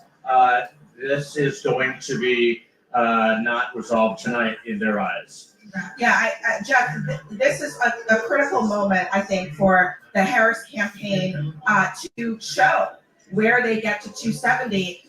And Jake, it looks like they are not foreclosing really on anything in the map right now that is not called for the polls to close in for those results to come trickling in. But okay, so there's a little update. Even the Harris campaign says they've known the whole time that their path to 270, clearest path to 270, goes through the blue wall states. And they mention like Detroit and Milwaukee as being key cities with a lot of votes that still need to be counted. So again, just stating what we've been stating all night. There's still, like they said, go to bed. This won't be over until tomorrow morning. Like they don't expect it to even be wrapped up one way or the other by tonight, because some of the margin, some of these states are so small and the votes come in so slowly. It's nearly impossible for them to call it for one or the other tonight. It'll at least be Tamala. Look at the difference now, 214 to 179. That is so close. Yeah. See, and CNN has it 211 to 145. And give me just a second. I'm going to refresh this page again because my computer keeps messing up and keeps whatever you're trying to click on and show, it's not letting show anymore on my screen. It just shows the map. So 214 to 179. That jumped quick. Is that California, Washington, Oregon? Nevada still doesn't show up at all. Okay, there you go. That fixed it. So this is just like 2020, dude. I swear. Oh my goodness. I went refreshing it to get it bluer, the bad guy. I was refreshing it so I could actually see what had been updated because mine was frozen at a point where a lot of the map wasn't even filled in. So bad guy says refresh all you want, Casey. It's not going to get any bluer. Bluer. Yeah, I guess when we won't know until it's over with. I guess. I mean, yeah. I like of course right now about Georgia. This is where races are won or lost for Democrats. Atlanta and the suburbs around it. So let's come out of that map. And again, here's the key point. Fulton County, 90% of the vote is in. Yes, she's getting 72% of the vote. Want to check, compare that. A little below where President Biden was, but it's close. But remember, we won the state by 11,000 votes. So she can't really afford to be below him anywhere, or not by much anyway. You move over to Cobb County, 91% in. This is a big suburban county, right? So 91%, you have some change to make up there. She's at 57% if you round that up. The President of the United States is at 56, so she's running equal, maybe a little bit ahead there. So let's come over to DeKalb County here. Let's come up to 2024 and see what's left. Bad guy. Very Democratic here. 81% there. Just to the east of Atlanta. Let's just check 2020. Biden getting 83. 81, 83. You might think at home that's not that big of a difference. In a race that's very close, yes, it can be a big difference. So we have to watch at the moment. Let's come out and let's do it this way. Go back to 2024. And let's just pop in this and see where's Harris underperforming. Where is Harris underperforming Joe Biden? In a state Joe Biden won by 11,000 votes, you can't really underperform. But she's underperforming in 28 of the 159 counties, right? So we have more votes to be counted. We're not done yet. This is not a final glimpse. But you see out in these rural areas, this is part of the secret of Joe Biden's win in 2020. He got his butt kicked by Donald Trump in these small rural counties, but he did better than Hillary Clinton. Blue-collar workers, rural workers, people who work with their hands, Joe Biden did just a little bit better. And in a state decided by 11,000 votes, that can matter. So again, you asked me about the map. We're not done. We're going to count. The Harris campaign will update us. They did other counties. We have people on the ground asking the people, our vote desk with Pam Brown, what votes are still outstanding. But if you look at this map right now, I want to switch. Well, let's just check real quickly where we are in Wisconsin, 61%. I want to check Milwaukee. This is where, okay, only at 53% in Milwaukee. Black turnout in Milwaukee, better be huge. In the uncounted vote, for the vice president to catch up. I talked to a Democrat out there earlier who said it was good. They didn't say it was great. They said it was good. I asked if it was great, and they said it was good. So we'll see how that plays out. Dane County, 74%. We're at 91%. Again, not to be a broken record, 75%. A percentage point can matter, underperforming by just a little bit. And so she's losing in Wisconsin. She's got a ways to go there. She's holding on in Michigan at the moment. We're still only at 32%. So we got a long way to go in Battleground, Michigan. We'll come back out here. And this one is the biggest. I'm going to show you why in just a second. The Commonwealth of Pennsylvania, we've been saying it for weeks. 19 electoral votes, the largest of the Battleground states out there. 72% in, 178,000 vote lead. That's a healthy lead. Now again, let's look. There's a lot of votes. This is what happened. Remember 2020. Donald Trump was ahead in Pennsylvania. This was what brought Joe Biden back. They counted the votes, mainly in Philadelphia, but also in the suburbs around it. That was 2020. There were a lot more early mail-in votes then to be counted than there are now, but we shall see as we come out. And Jake, before you jump in, and please ask me anything you want. One little quirky thing. Trump's leading in Northampton. Harris is leading in Erie. Those are the two swing counties that have been. So just watching that. But here's what I want to say right now. I just want to bring this up to show the stakes for the Harris campaign right now. As the county in North Carolina gets higher and in Georgia gets higher, the importance if Donald Trump, this is a hypothetical, but if Donald Trump holds these two, and he won that one both times, 2016 and 2020. He won this in 2016. He lost it by 11,000 votes in 2020. So not at all inconceivable in history and when you look at the numbers tonight. Excuse me. If that happens, hey, Casey, real quick, I just got breaking news. So, Republican incumbent John Rutherford wins Florida's congressional, sorry, my bad, District 5 seat. So that's a little bit of an update on that. I think Florida is already being called for Trump, if I'm not mistaken. Yeah. So what they just said on CNN was for Harris in the path to 270, if Trump gets North Carolina and he gets Georgia, then Harris cannot lose Pennsylvania, because if Trump gets Pennsylvania, that puts him at 270. So Pennsylvania, North Carolina, Georgia for Trump puts Trump at 270. Oh wow! And basically the race is over. But if she gets Pennsylvania and he gets North Carolina and Georgia, it's going to come down to Arizona, Nevada, New Mexico, and then the blue wall, Michigan, Wisconsin, and Minnesota. And then, of course, Alaska and Hawaii. Yeah. Wow, this is literally 2020 all over again. Pardon? Alaska and Hawaii may not even play a role, depending on how quickly these blue wall states get counted and which way the votes start to go. So, yeah, that's true. I'm surprised Nevada hasn't even popped up yet. I mean, they don't close their poll out there until 10. Really? So we got 45 more minutes? I think it's just now getting ready, or it might be 11. We might be getting ready to close their poll in like the next 45 minutes.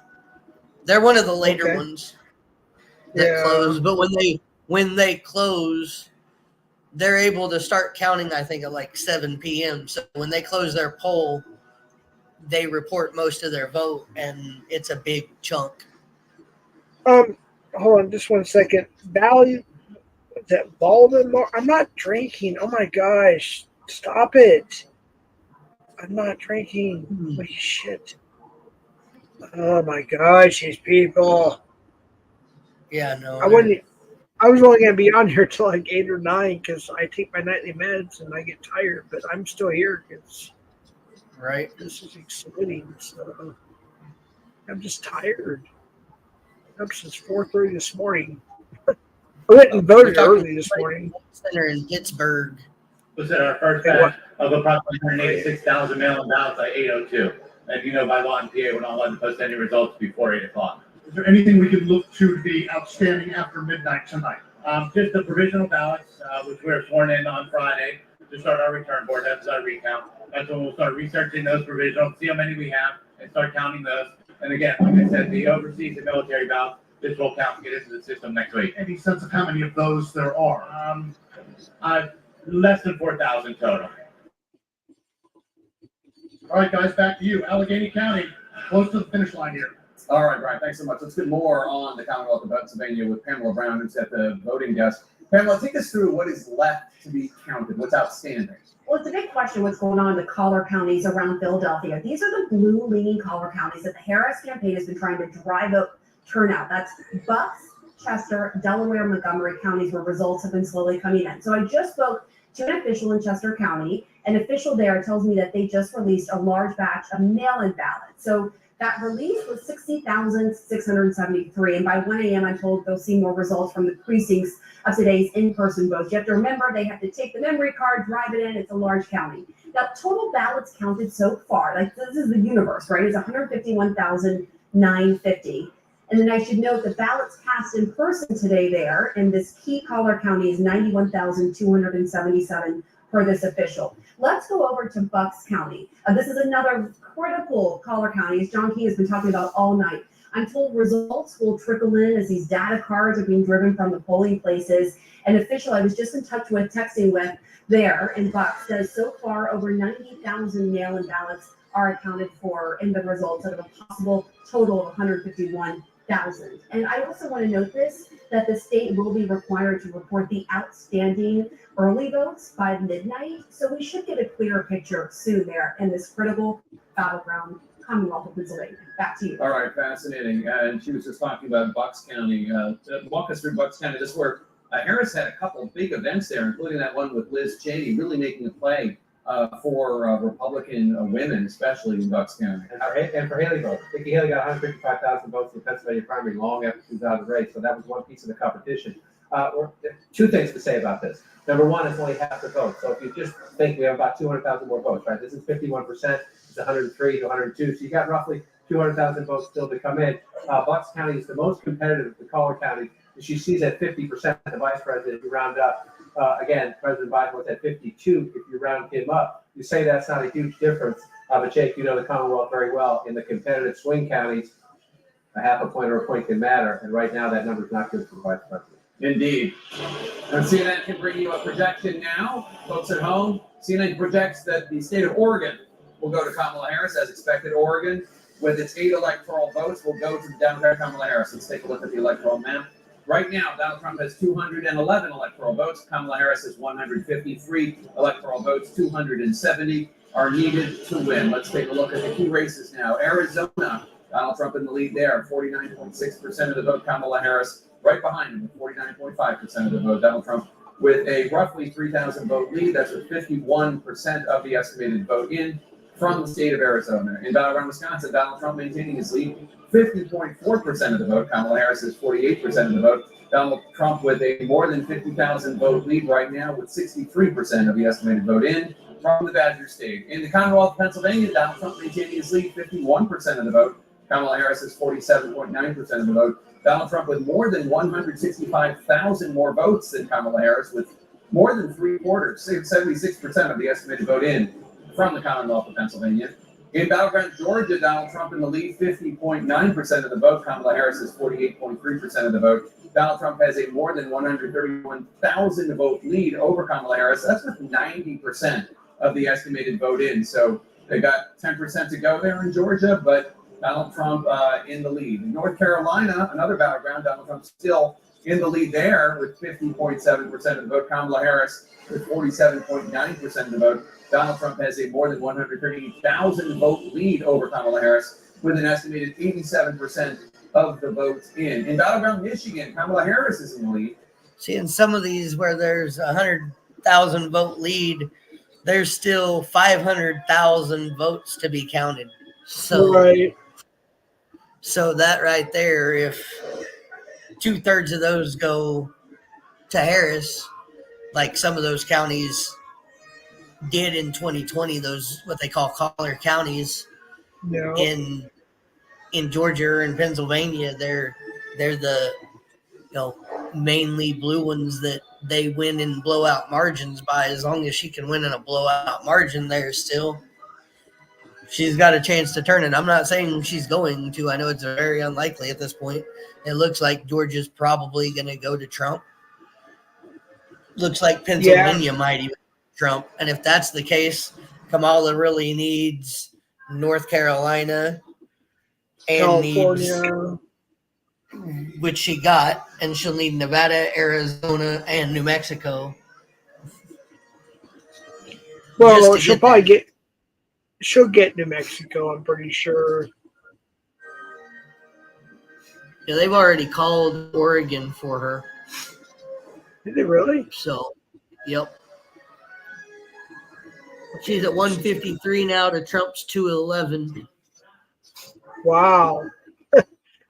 So unbelievable. Well, we got 230 to 179. What did you say it was on your end? 211 to 153. All right, it shows here 230 to 179. So Trump gets 40 more, he wins. But that California, that's the big one right there. Yeah, You know? and they already called it for Kamala. California? Yeah, California's been called for Kamala. All right, so 231.79. It's Pennsylvania. Yeah, you're right. It's Pennsylvania, Georgia. Let's see, what are we doing in Wisconsin here?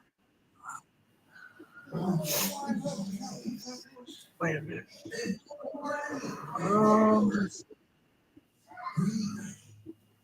That can't be right. I don't know. Wow. This is crazy, man. This is just like 2020. It is. It really is, and that's what they keep going back to. Is right now everything we're seeing is the same path that Biden took in 2020. So, right. on one hand, you can be a little worried because of the way it looks, make up a ton. but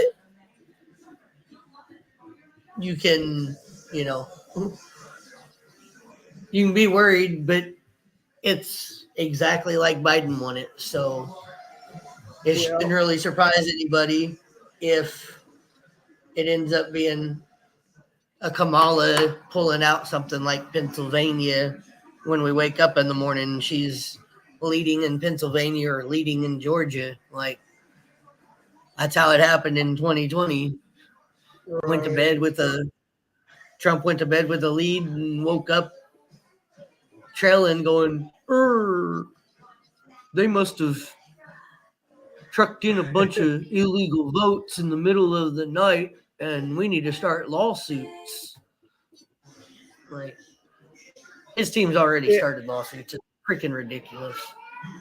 Like, just accept the fucking results for what they are and move on.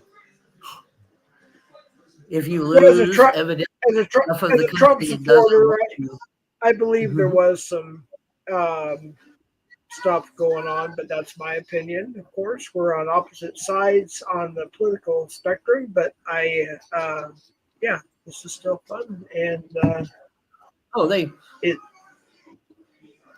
they proved that there was a little bit of something going on, but they also proved it wasn't enough to make a difference in what the outcome was. Like, Trump had 65 lawsuits through 65 different courts, and he only won one of them, and it was in a Republican court. Well, it's just like remember. Well, okay, when George Bush and Al Gore had their situation in Florida, it was so close. And what did they do? Like 2 recounts, I think it was, or something like that. And George Bush just barely won. And I'm not a George Bush big fan. I mean, I'm more of a fan of Junior than I was Senior, but still, you know. This is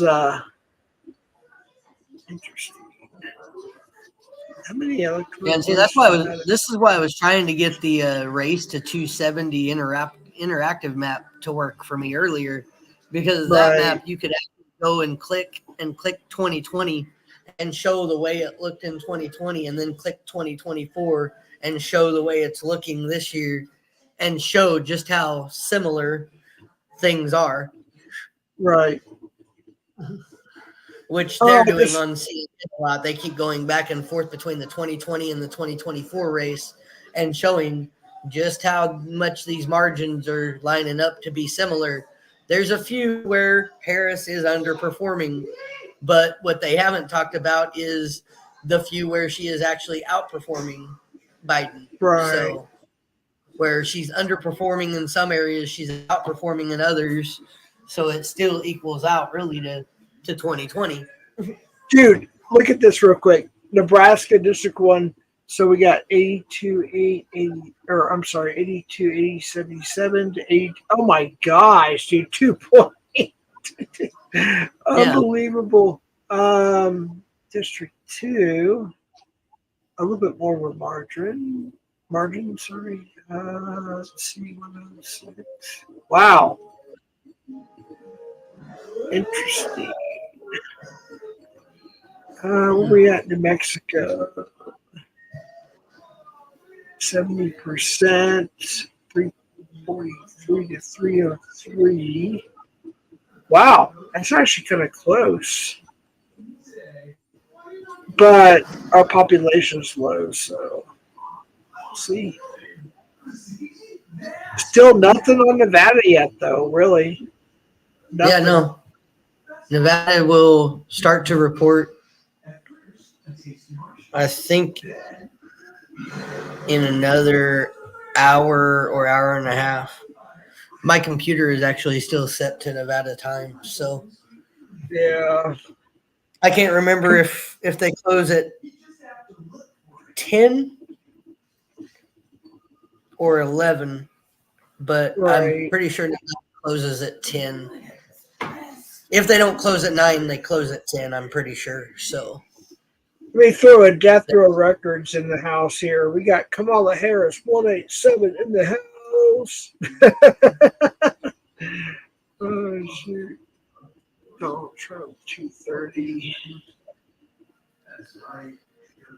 Wow. Right now they're at a voting center in Wisconsin. I'm going to listen in for a minute. Door was not locked, and so they, out of an abundance of caution, decided that they were going to rerun through the absentee ballots, 30,000 of them, but they've been able to do that, and now they're about at 80,000 of 325,000 that have already been processed. All right, with me now, we have Patricia Ruiz-Cantu and Douglas Haig, Republican, Democrat, both of them are on the Milwaukee Election Commission. First of all, how are things going? And do you think we're going to find out something soon? We will. I think things are going really well, even though we had a little hiccup. But as we united, all the workers and the parties, I think that it's extremely important that we were in the same page and that we had an agreement and everything is going well. What did you make of this? I know Ron Johnson came out, a Republican, and was very, upset with all of this and was sort of making hay about it. What were your thoughts on what happened with these machines? Well, there was a human error in part of it. So when it was caught, we just simply did a rerun on with the processing and the tabulators, and even probably some of the tabulators should have seen it, but it was caught by one of the observers, brought it to the executive director's attention, and it was acted upon immediately. We took care of it, and yes, we anticipated much further delay than we are, but I think we're right on schedule where we anticipate to be earlier. And true, if you can see around and look at the poll workers at work, we both have Democrats and Republicans working side by side, and many of them have been doing this for many years, and they've become very efficient about it, and they're with the integrity from each group. So I think we're going to be getting those numbers fairly soon. I don't want to say as early as we would like, but I think it's going to be earlier than what we thought. All right, so that's what that is.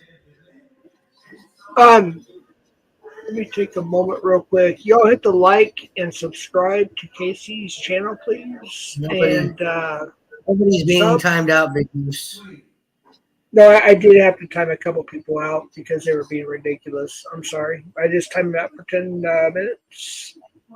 Yeah, no, that's fine. But Big Moose is acting like. No, he's not timed out. Yeah. All right, we're not trying to get into drama here. This is about the election, people. Just bit chill. Exactly. Hit the thumbs down because of Jeff. You can take a little lap there. Wisconsin officials expect final vote count after midnight. So we'll know Wisconsin. Oh, wow.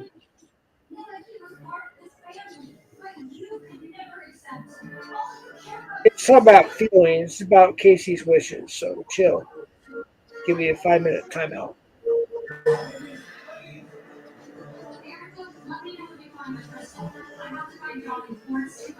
Let me refresh real quick. I'm just curious. 230, 187. Let's see. Map refresh. Still no Nevada. Yep, still waiting on Nevada, still waiting on some of the Western hemisphere. See, my computer is glitching. I can't see any of the comments that are being timed out or that they're even being timed out. I got everything. But- I screenshot everything when I mod just so people know if they need proof I have it. So Right. I take the picture of the what they said and who timed them out. There's somebody else that was being timed out too by somebody else, so we got that too. But you could. I mean, really, they're just trying to troll and trying to stir up some shit at this point. Right. Or the chat and let my mods take care of. But if they're doxing, by all means, time them out yourself. Let's just. It kind of clear. I mean, this and let my mods focus on the chat. Right. Casey, you lived here for a while. When I get tired, do I slur? I've always slurred, and people don't believe that. When I get tired, I slur. It doesn't mean I'm drunk. I promised Casey I would not. In fact, they didn't sell alcohol today. So I don't have no damn alcohol. Yeah, no. When I get tired, I slur. It's part of my speech. So. No, absolutely, because I even looked it up, and where you're at, they don't sell alcohol on election day. So, right. Well, we've been live. Oh wow, over 5 hours. Time flies. Yeah, so, and we've hovered around 20 to 30, I think maybe even 40 people at times. So, yeah, it's been you're almost at 300 subs, dude. Cool, awesome. That means some people have been subbing too tonight, which is good. We should do more stuff like this, man. I just hope that people that sub tonight stay subbed and don't just come over here to troll. They actually come to watch and support and see the things that I'm doing, news-wise, media-wise, sports-wise, and things like that on my channel. Yeah, cop watch, all that stuff. Yep. Man, it's so close, dude. 38.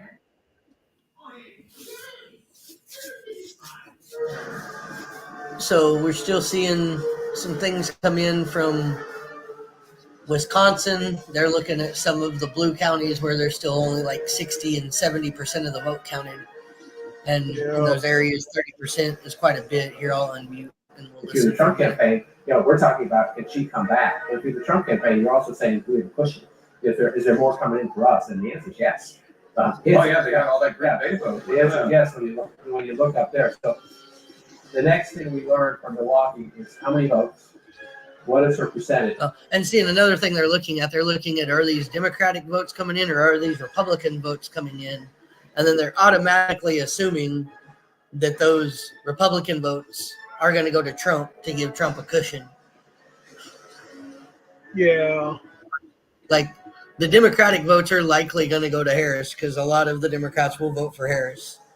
But there are enough Republicans out there that feel disenfranchised by Trump that they will, even though they're Republican, go and vote and put what I've heard a lot of Republicans say this year, I'm putting country over party. So they're Republicans. They haven't voted for a Democrat since the 60s, 70s, or 80s, elderly people. And they're going in today and voting for Harris. So just because there's Republican vote out there doesn't mean that all the Republican vote is going to go to Donald Trump either. Right. This is one of those oddball type of elections where, yes, a lot of your Democrats will probably vote for Harris. There might be, let's say, 20% that will swing to vote for Trump. But on the Republican side, there's what seems like a bigger percentage that are disenfranchised with him that are either elderly or younger that don't like his rhetoric, don't like the way he's been talking, can't get past January 6th, whatever their reason may be, but they're swinging, even though they're Republican, they're swinging their vote to Harris. you've seen a national outpour from a group, Republicans voting against Trump, and you've seen Republicans for Kamala Harris. Right. Like, those national groups don't usually pop up like that from the Republican side very often. Well, And New so Mexico went up.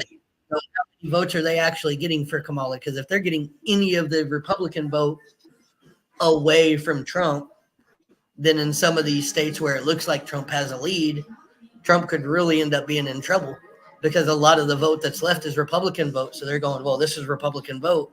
This is going to go to Trump.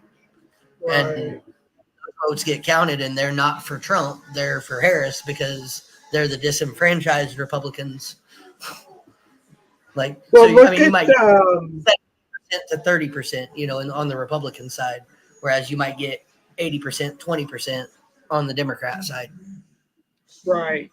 If you look at Mexico, we only have, what is it, 2 million? I think, yeah, 2 million people in New Mexico total. And most of them are, of course, here in Santa Fe and Albuquerque. The votes aren't that far apart. I mean, you got 363 point. Oh, my damn reading glasses. Is that 5-4 or 6-4? To 3-2-3-3-10. So it's not a lot of votes, but it's because of our population so small. Right. You know? And it looks like that Kamala will take New Mexico. Now, you go to Colorado, you got 1.281, whatever million compared to almost a million. Yeah, I mean, same thing. They've given Colorado and New Mexico to Harris already. Yeah, I kind of figured that. So yeah, now we're waiting on Nevada, and we're waiting on Utah. It looks like right now they just put Nevada as red on CNN. Who? What state? They have Nevada, but they haven't said that they called it. It's not a projection. It's just the vote right now. The vote right now coming in is probably coming in from Reno, and that's going to be a lot of Trump vote. Right. You get to Las Vegas, probably, Clark County, Las Vegas, that area will be a lot of Kamala Harris vote, and that will tip that state blue if enough comes in for Harris. Right. So, that's what's it called? Is it Clark County? Clark County, or is that? Yeah, Clark County is Las Vegas. Yeah, that's the main population there.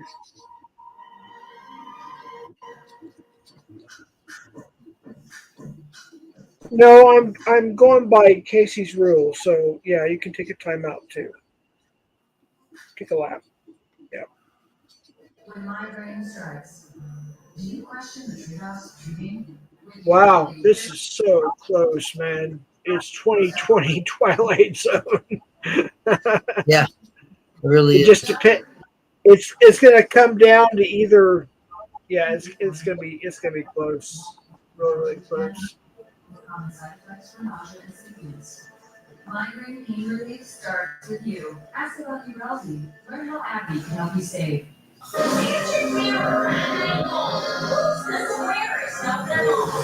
Yep. Big Moose is highlighting my comment, my pinned thing. So I'm just going to post that again. Cool.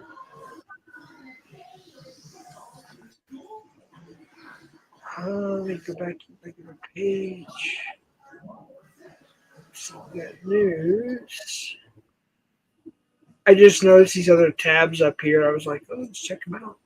News, images. Well, my computer's slowing down now. We got videos too.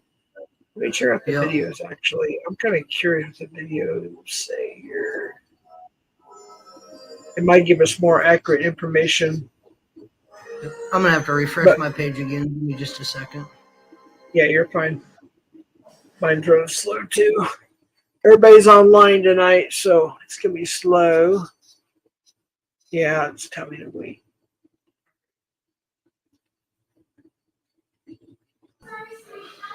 Alrighty, I am back. Yeah, mine's still buffering. I keep having to refresh my page because it keeps Yeah, just same freezing. here. Like you'll scroll and it'll freeze there, and I can tell by the way you're talking, you're clicking somewhere or you're looking at something totally different, and it's not even on my page on my screen. So Can you hear me? yeah, I can hear you. Yeah, I have to keep. I have to keep refreshing. It's clogged.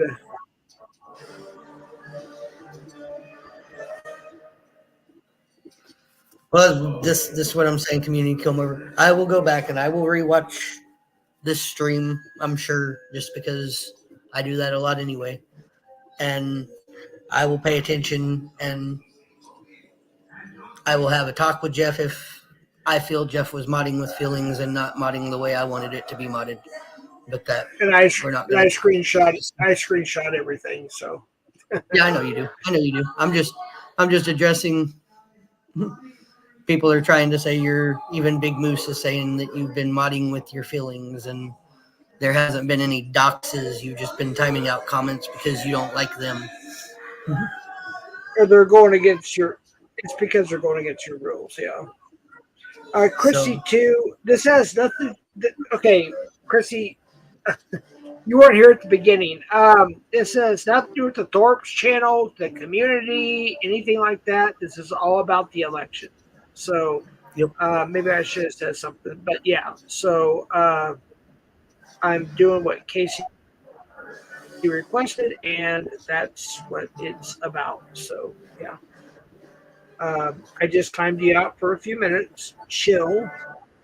And we'll get back to the election. Yeah.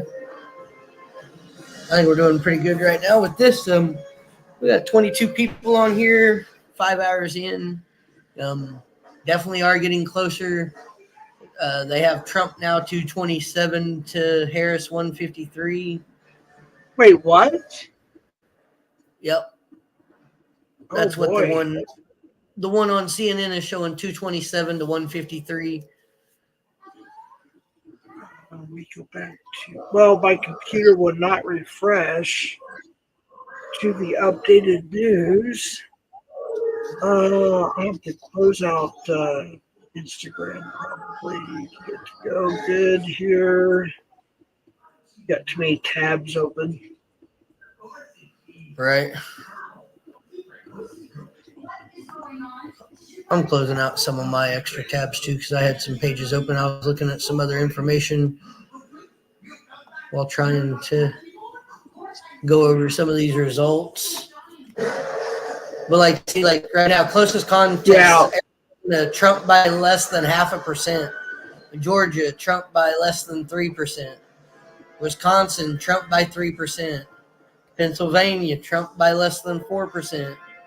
But then you have Virginia, Harris, more than a 4% lead. Michigan, Trump, more than a 4% lead. Maryland, Harris, more than a 4.5% lead. New Mexico, Harris, 5% lead. So, like you talk about Virginia being blue, I mean, to me, the way they were talking was, Virginia would be probably a red state. It could be. In that area, South Carolina, Virginia, all that area right there seems to lean pretty much red most of the time. But can Harris flip something like Virginia and flip something like North Carolina? Let me try something here. I'm going to stop sharing and then reshare because, good Lord. Hold on 1 second here.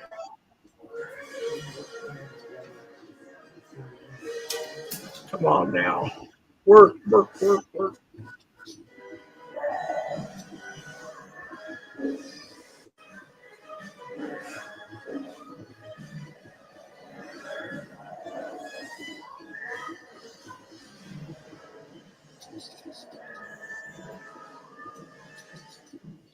see, view tab, StreamYard.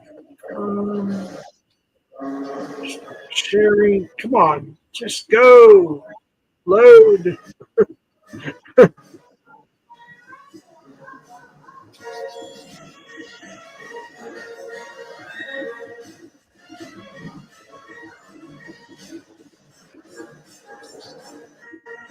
Okay. So that comment definitely deserved it.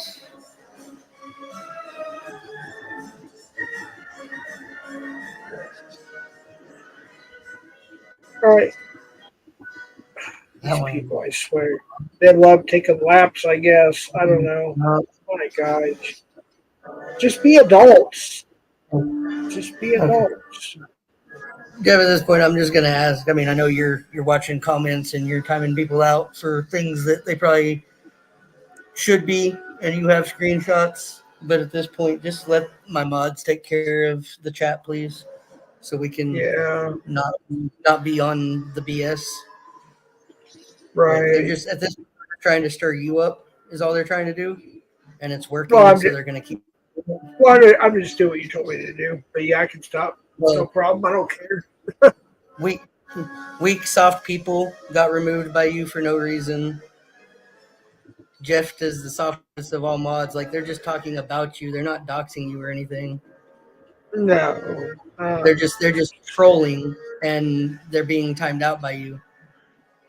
Well, you And told me that's at the beginning, no talking about other stuff besides the election. So that's all I was doing. Well, but they're just, at this point, they're just trying to, and it's working, but they're just trying to work you up at this point.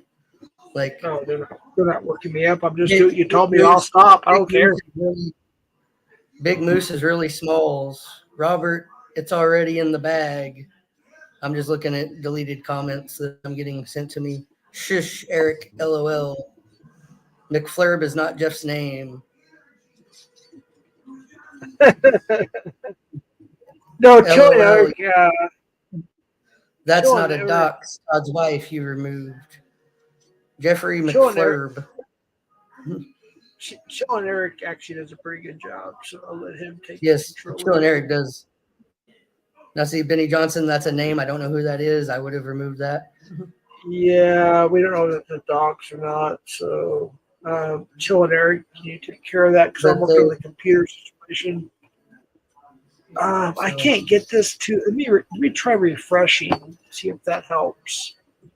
Because it's just not. Is it showing up on the screen, the map still? Yeah, I mean, I can see the 192 to 230, but I don't see the map. I see the top part of the map, but I mean the top part of the page where it says. Let me stop sharing for a second and see if that works. I'll reshare. It's just buffering right now, so.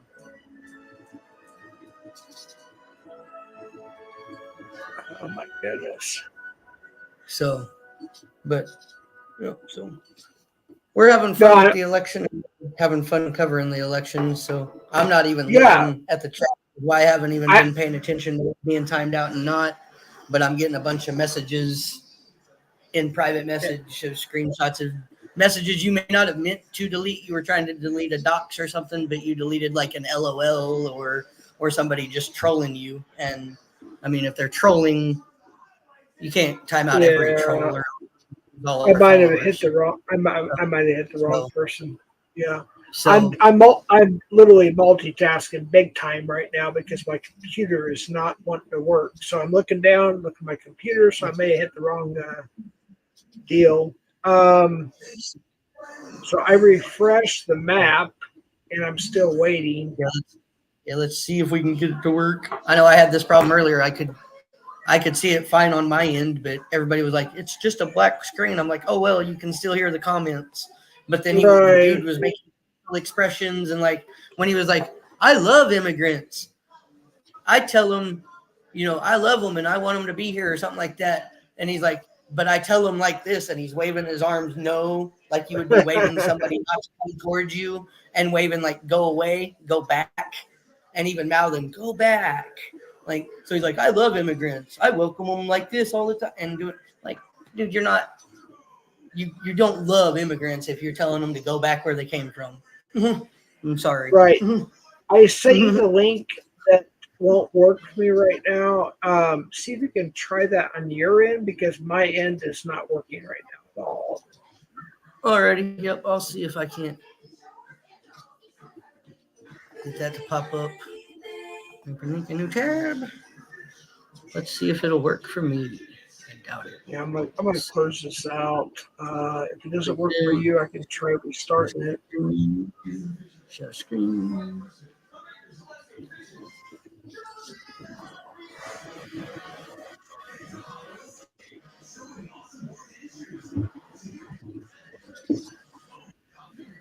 See if that works for you. Wait. It's in private chat. There it is. I got it. There we go. I'm just trying to get it to scroll down so I can. There we go. Gotta see that. Okay.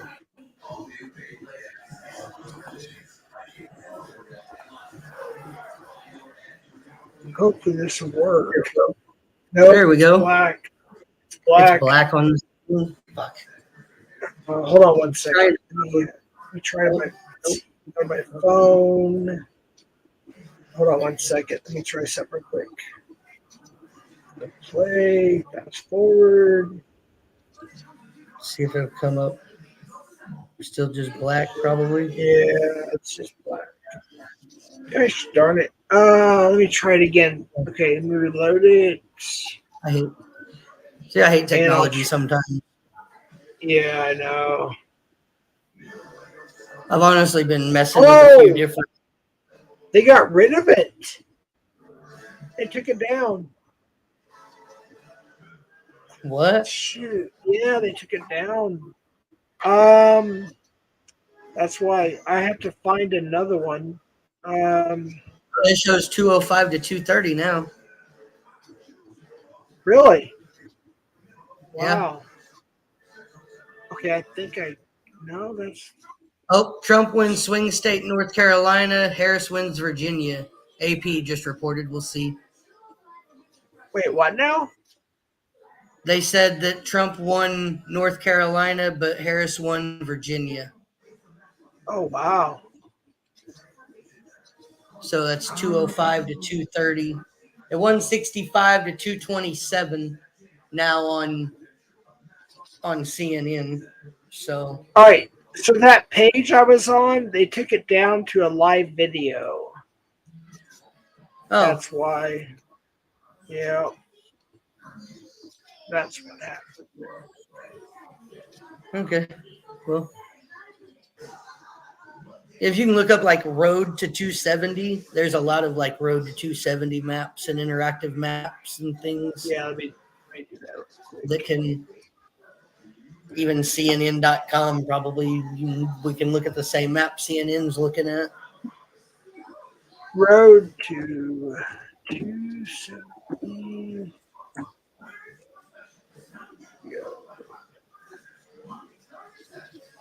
All right, yeah, you're right. All right, see, there's two options here. Let me see which one's probably more accurate. Try the first one, I guess. Let's see here. It's a video, though. Shoot. Wait, hold on. Let me scroll down. All right, I think I got it here. It's a YouTube video, though. That's not it. Darn it. Well, let me go ahead and share this and see what happens. I think it's a video, though. That's the problem. I don't know. All right, Road to 270. Share. And then you can decide what to do from there. Or let me know, whatever. Let me go full screen.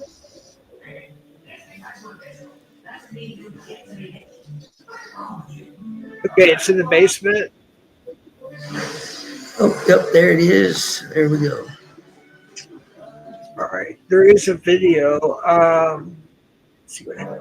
Here's our sort of battleground map. 5 remaining battleground states. Hillary Clinton only 2 away. Hillary from Clinton. 270 electoral What the votes. hell? Let's say the Clinton campaign is feeling. Okay, wait. Gosh. Fantastic about Nevada. Let's give her that for a moment. You heard All Jim right, Zelenow that's say, an old one. Oh my goodness. Yeah, I don't know what happened, dude. They took it down. Yeah.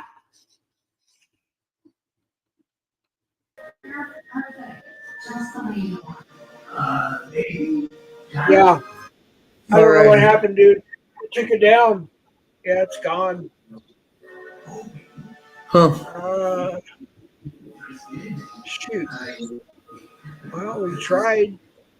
Yeah. Oh, right now they have 93% of the vote in Georgia, and Donald Trump with 118,000 vote lead. Of 5 million, 10% would be 500,000. So 7%, there's still over 300,000 votes to be counted. Yeah. Arizona, Trump holds a 7,500 vote lead. In Nevada, Trump holds a 10,000 vote lead, but that is probably Washoe County and not Clark County. Clark County will be a few million votes. What about Nye County? Nye County? Yeah, Nye County. Sorry, Nye County. Yeah. Nye County is a small county of about 20,000. Oh, okay. I thought it was just to the west of and northwest of Las Vegas by about an hour. But yeah, it looks like with 10,000 votes as the lead, it looks like it's a lot of Washoe County, which is Reno. Right.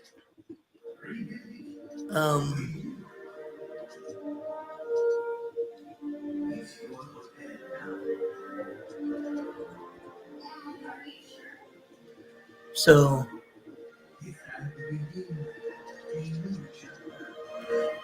let's hear what they have to say. But Donald Trump overperforming 2020 after January 6, 2021. That's the statewide look. Look at this. Just look at this when you go to full counties. Look at how many counties across America, 994 of the 4,000 plus, 600 plus counties and townships, especially up this way, part of the country, they don't call them counties, they call them townships, but it's nearly 1,000, 993 right now. This will change as we go through, but Donald Trump is overperforming, and look at where they are. He's mostly performing in red areas. His vote is getting higher in the areas where he wins elections. Yes, there are some blue places where he's overperforming, but just look at Battleground, Pennsylvania. Look at all these red counties, places that Trump wins, where he's overperforming by 3% or more what he did in 2020. Then you come out here, let's go up to Battleground, Michigan. These are the decisive states left on the board right now. Look at the areas, those are his base areas. He's getting more. The same over here in Battleground, Wisconsin. So the former president of the United States, given up for dead, Jake, after January 6, 2021, is running stronger now than he did in the last campaign. All right, Don King, thank you so much. Every electoral vote counts, and 4 more are on the line right now as polling places are about to close in Hawaii, and we project Kamala Harris will win the state of Hawaii with its 4 electoral votes. Not a surprise, Hawaii, a reliably Democratic vote, but that doesn't mean a pickup of 4 electoral votes for Kamala Harris. Donald Trump has 230. He is 40 votes away from winning. Kamala Harris has 169 electoral votes. She is 101 votes away from the 270 needed to win. John King? So Jake, let's look at the map where we are right now, and then we'll go through some of these battleground states where we're still waiting. But just look at the map right now. You see a lot of red, right? So let's look at the 2020 map. You see the blue, right? The blue wall states, Georgia, Arizona, Nevada, right? Now watch, this is where we are now. 2024 looks a lot different than 2020. But at the moment, it looks pretty similar to 2016. Donald Trump won the blue wall. Donald Trump won North Carolina. Donald Trump won Georgia. Donald Trump won Arizona. The only difference would be Hillary Clinton in 2016 did carry Nevada. Donald Trump leads there right now when you come back to 2024. But it's just, sorry, 2024, when you come up here and do this, and with this, and you go there in 2024. So that's the one, it's just a dramatic change when you come here. And so Donald Trump is remaking the map again at the moment. And the question is there any way for Harris to come back? Again, we've given Donald Trump North Carolina. So let's see where we are in Georgia. If Donald Trump also carries Georgia, the vice president cannot afford to lose Pennsylvania. Yes, Nevada's out there, Arizona's out there, Michigan and Wisconsin are out there. 19. I'll show you what I mean in a minute. So can she come back in Georgia to stop that from happening? Because she's limiting her, if he wins Georgia, her path is so limited. So it's 118,000 votes right now. In a state decided 4 years ago by 11,700 votes, Donald Trump with 93%, that's an important number, of the vote counted, is ahead by nearly 120,000 votes. So you're looking, this is where they would have to be. You can pick up votes elsewhere, but that's where most of the votes are. That's close to half of the state population, right in Atlanta, in the metropolitan area around it. So what's out there? Are there live outstanding votes out there? Well, let's take a look. The answer is yes. Let me get rid of the callers. You don't have to see that. The answer is yes, they're out there. This is you're at the point now where you're talking about drawing to an inside straight flush. Essentially, you need these votes to come in overwhelming numbers for you. But you do see there's the mathematical possibility. This is why the Harris campaign is on the phone. This is why I assume Donald Trump has not come out yet to say anything, because he's hoping that this one comes off the board as well. You're looking at the math right there. It's possible. So we're waiting for more votes in Georgia. So then you come up, Jake, and we'll look at the blue wall states in a minute to see if any of the math is changing. But if you look at the map right now, you would so much rather be Donald Trump than the vice president. All right, and we have a projection, John. CNN can project that Kamala Harris will win the Commonwealth of Virginia. Commonwealth of Virginia, with its 13 electoral votes, will go to the Democrat Vice President Kamala Harris. What does that mean for the electoral math? Let's take a look. With 270 electoral votes needed to win, Donald Trump is only 40 behind that, with 230. Kamala Harris has 182 electoral votes. Let's bring you a key race alert. Where are we with all the states that we have not projected yet? Pennsylvania, Donald Trump in the lead. 51.3% of the vote, Kamala Harris 47.6% of the vote. Donald Trump has a more than 213,000 vote lead over her, with 84% of the estimated vote in from Pennsylvania. There's still over a million votes to count in Pennsylvania. Right. Yeah. Donald Trump with a 107,290 vote lead over Harris. There's still over 2 million to vote to count in Michigan. Counted in Michigan, a lot of votes to count in Michigan. Wisconsin now, Donald Trump 51% of the vote, Kamala Harris 47.4%. Donald Trump with a more than 92,000 vote lead over Harris. That's with more than over 400,000 votes still to be counted. In Georgia, 7% of the vote to be counted. That's a 5 million votes in. That's still almost 500,000, and it's only 118,000 vote lead. There's no way they're calling that anytime soon. Harris's 49.3%. Donald Trump with a 96. Arizona, 9,600 vote lead for Trump. 1.8 million. In Nevada, there's still another 2 million to count. Harris's 26.2% Nevada, of the vote. Donald Trump with an almost 11,000 vote lead. But only again, with only 2% of the vote in. Yeah, they're not even done with Clark County. Haven't even started Clark County yet, right? John. So, Jake, let's look at right now. You're looking at the big map. You're seeing all that red. Yes, and that's a big county too. Yeah, it is. That's 1 million people in that county.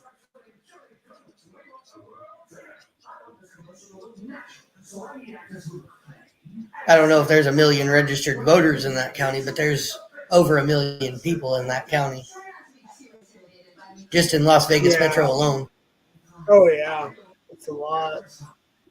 And that's not counting the little communities outside of there where there's still a few thousand people that live in each little community. So, well, isn't Henderson in Clark County? And yes, it is.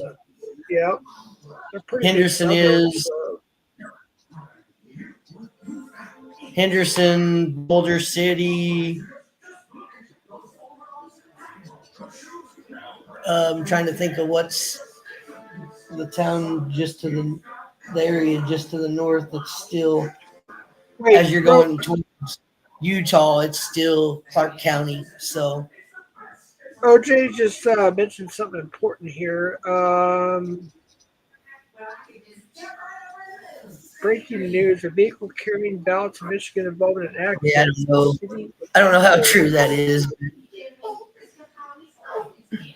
Oh, that's funny though. It could be a LARP. I don't know.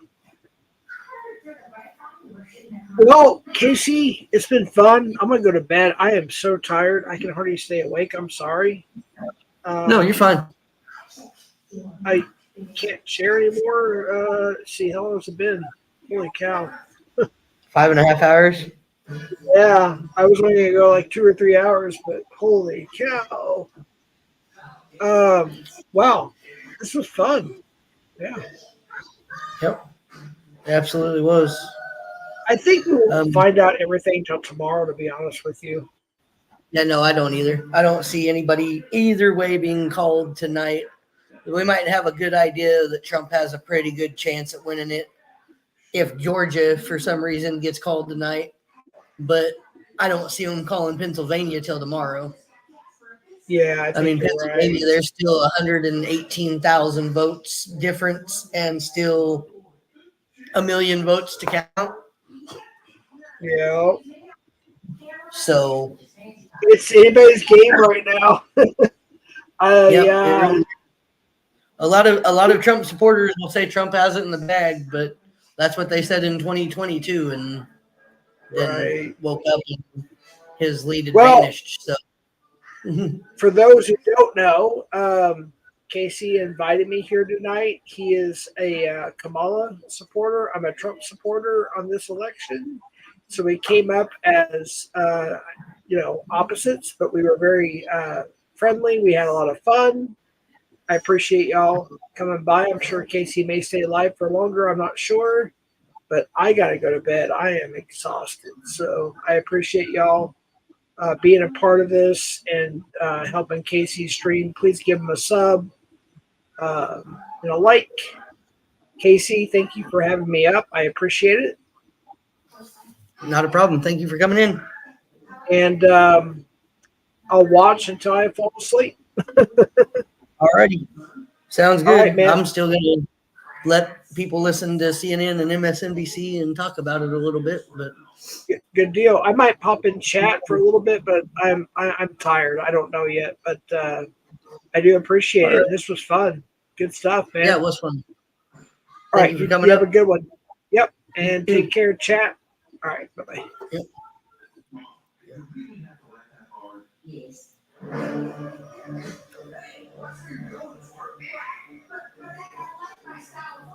Okay. So he has left the chat. And as I stated to him, and as he stated to me, he was given a mod while he was on my panel to protect himself. I did see some of the things you all were talking about, and that's why I told him to just ignore it and let my mods take care of it. And now that he is not on my panel, he can comment in the comments if he wants to, but I did remove a wrench just so that there's no modding going on that I cannot see. I do have plenty of mods in here. Rules still exist and are still to be abided by.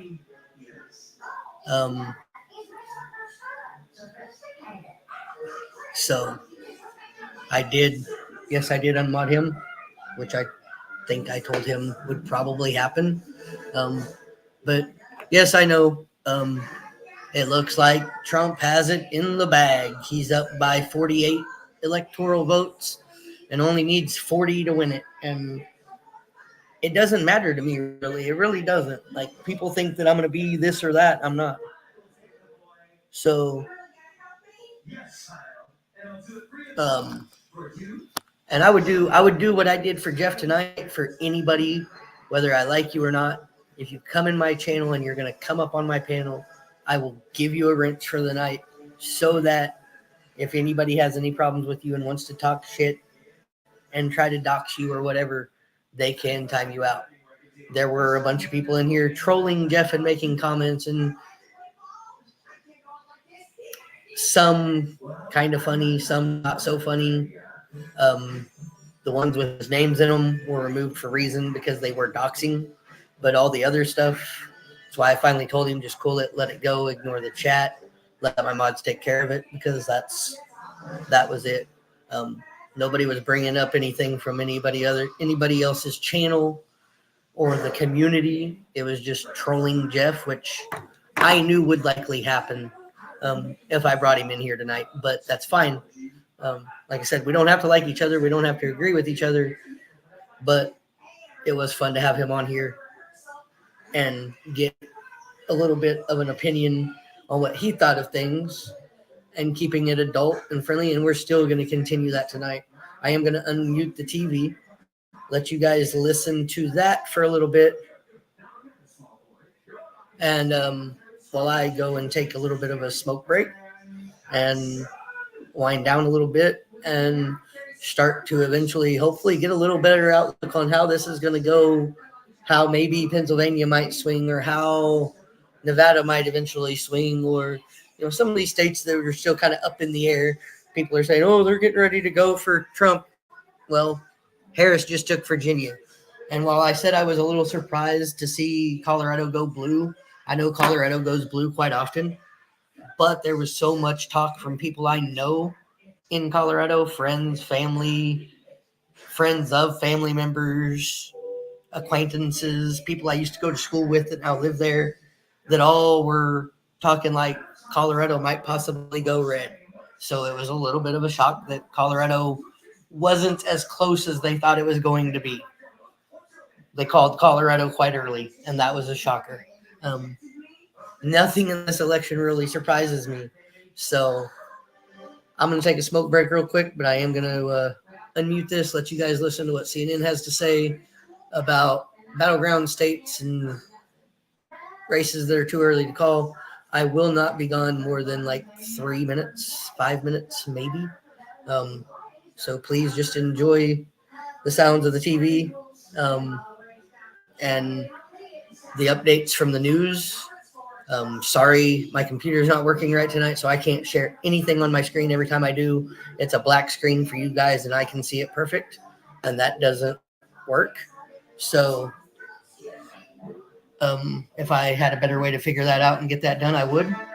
But here we go. I'm going to let you listen to CNN. I'm going to go take my final smoke of the evening. Gaza, 100. Please stick around. Don't go anywhere. I will be back 5 minutes or less.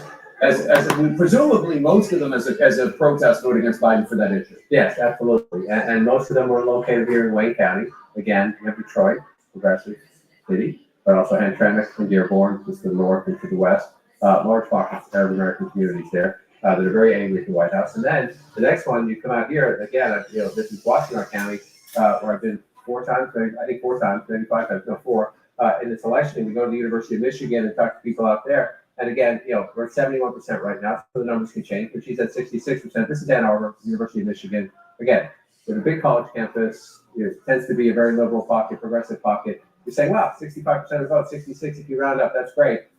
Oh my God, 73%. And the math, 157,000, so 150. Again, we got 30% of the votes still to come in, and maybe the percentages change as well. Maybe all the votes that are out are from the campus, and and it juices up the number a little bit.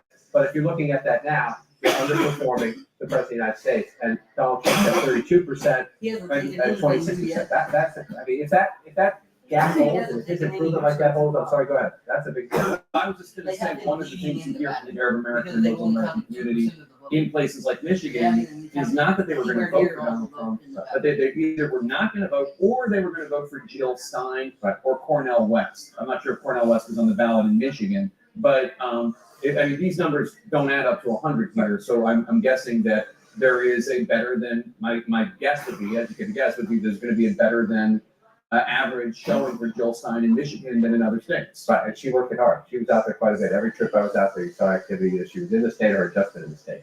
Yeah, so just to explain it. Now, one of the other things I heard about people talking about Michigan is everybody in the media, all you talk about is the Arab American, Muslim American vote, but really the issue in terms of a big sizable, bigger chunk of votes is white working class voters, union voters, because the Trump campaign ran ads slamming Harris's position on electric vehicles, EVs, and that is actually going to be more significant.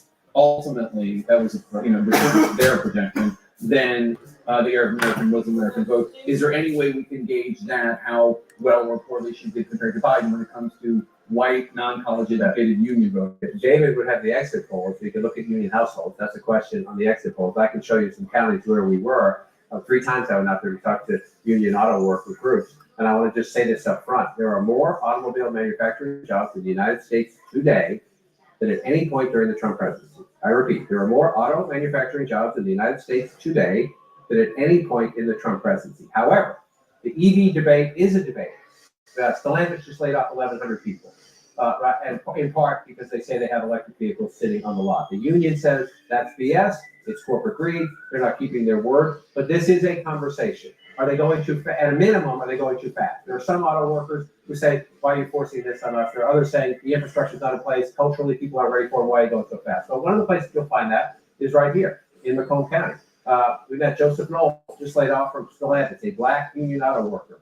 No one. All right, guys, I am back. And it looks like talk of auto workers unions and how that'll play a role in the vote. It looks like in Pennsylvania and even in Wisconsin and Michigan.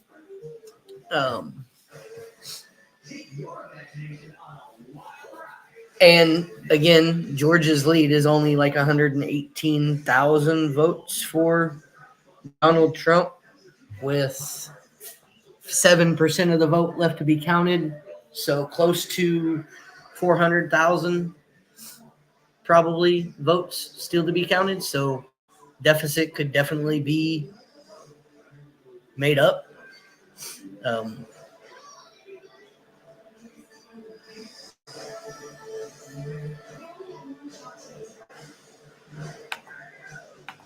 There was no offense here, Andrea. You're good.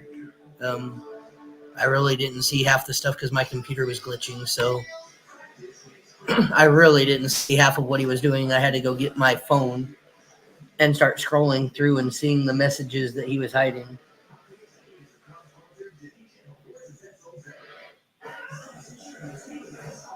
So, and as soon as he got off my panel, I took his wrench. If he sticks around in the chat, he watches, he shares it out, whatever, he can comment, it's fine. But I did take the wrench back just because there were a few things, whether it was him hitting the wrong button or whatever it may have been, there were still several questionable timeouts that I wouldn't have necessarily timed out on my channel because they weren't bringing up anything community involved drama. They were just talking to Jeff and talking trash to Jeff, trolling Jeff. Hell, I trolled Jeff. So I didn't troll him tonight, but I've trolled him in the past. It is what it is.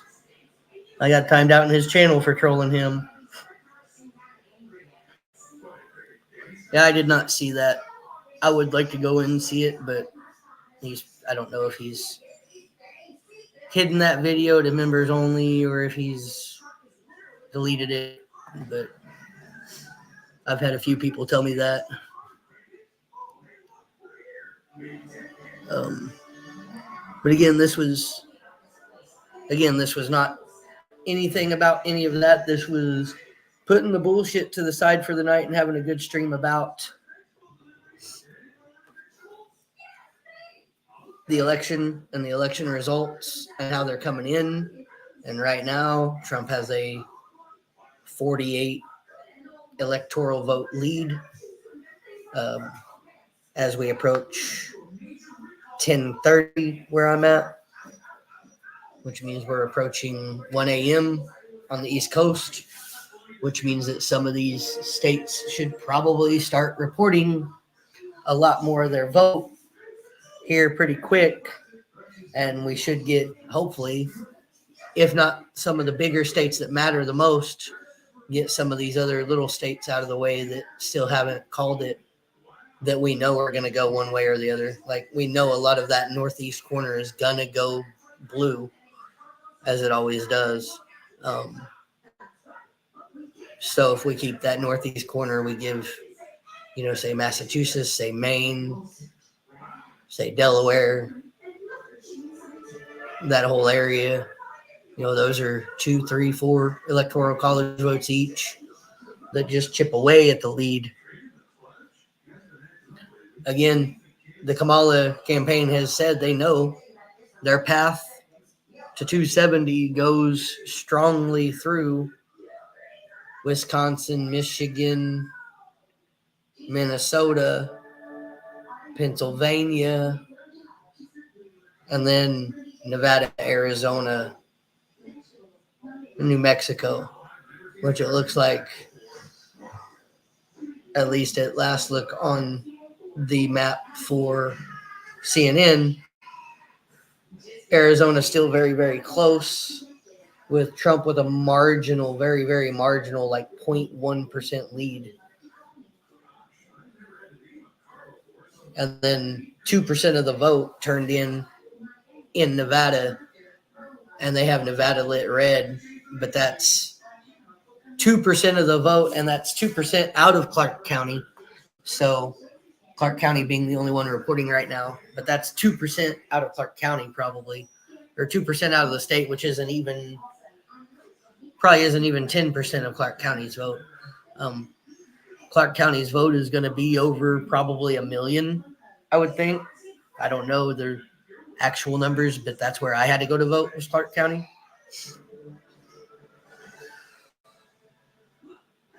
So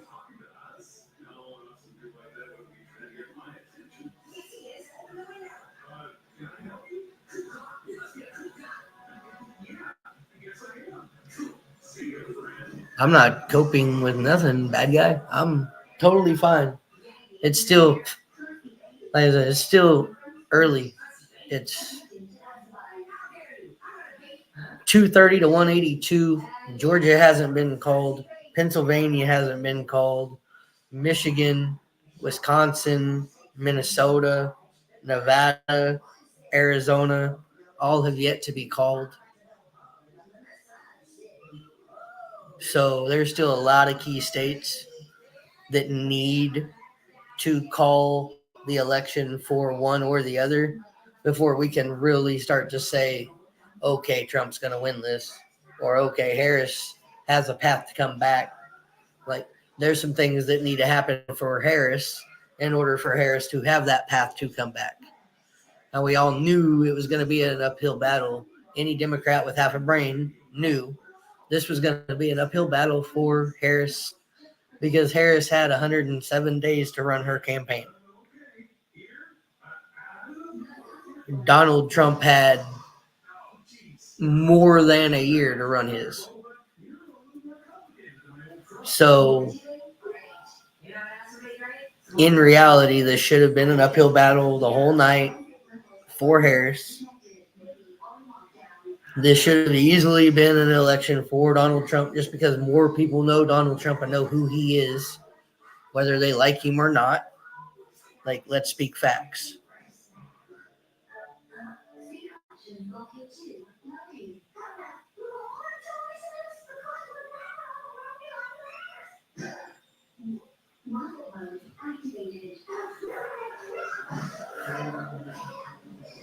It's not Harris's war chest. I mean, if you're talking about wars that are going on, it's not a Harris issue. Anybody who needs to know exactly what the vice presidential position means, look up John Adams' quote of the vice presidency when he was vice president. I mean, it's quite funny what his quote is. And then if you look up what the actual jobs of the vice president are, it's to be a tie-breaking vote in the Senate if there is one, and to take over presidency if the president can no longer do his job or dies during his term. That's it. Her only two jobs. Her jobs are not to make policy, not to influence policy, not to give him ideas. He's got a cabinet for that, an administration for that. She's literally there as his second voice when he's campaigning, but she's just reiterating things he said. Like a true vice president doesn't have really much. Everybody today thinks, oh, the vice president is so powerful. Let's look at the Constitution and what it laid out. The executive powers of the vice president, there are none. Literally tie-breaking vote in the Senate and taking over president if president can't do the job or dies. Oh, and let's not forget there is a third one. It is overseeing the electoral vote count of the next election and ensuring a peaceful transfer of power. That's their three jobs. That's it.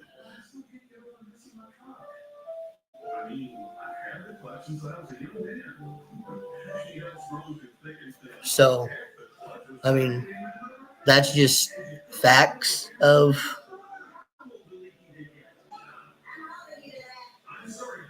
oh, well, yeah. I didn't know how you were referring to war chest. My bad. But yeah, assets the campaign has at its disposal. She does. She had a very big war chest. A lot of assets at her disposal, but she also only had 107 days to run her campaign for president of this country without really any warning. Just kind of thrown in, hey, I'm going to step to the side and here, you take it over.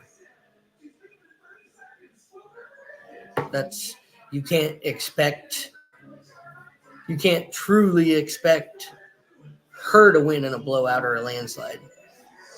You could expect that from Trump because we know who Trump is. We've dealt with Trump for 10 years almost going on. If he's president, it'll be over 10 years by the time his term is over. So, we know who he is, whether we like him or not. Harris, everybody questions, who is she really? What is she really? And a lot of people associate her to Biden and Biden's failures to her. I, as a person, do not view Biden's failures as Harris's because Harris has clearly stated things that she will do that the Biden administration never thought to do, never tried to do, or never stated that they wanted to do.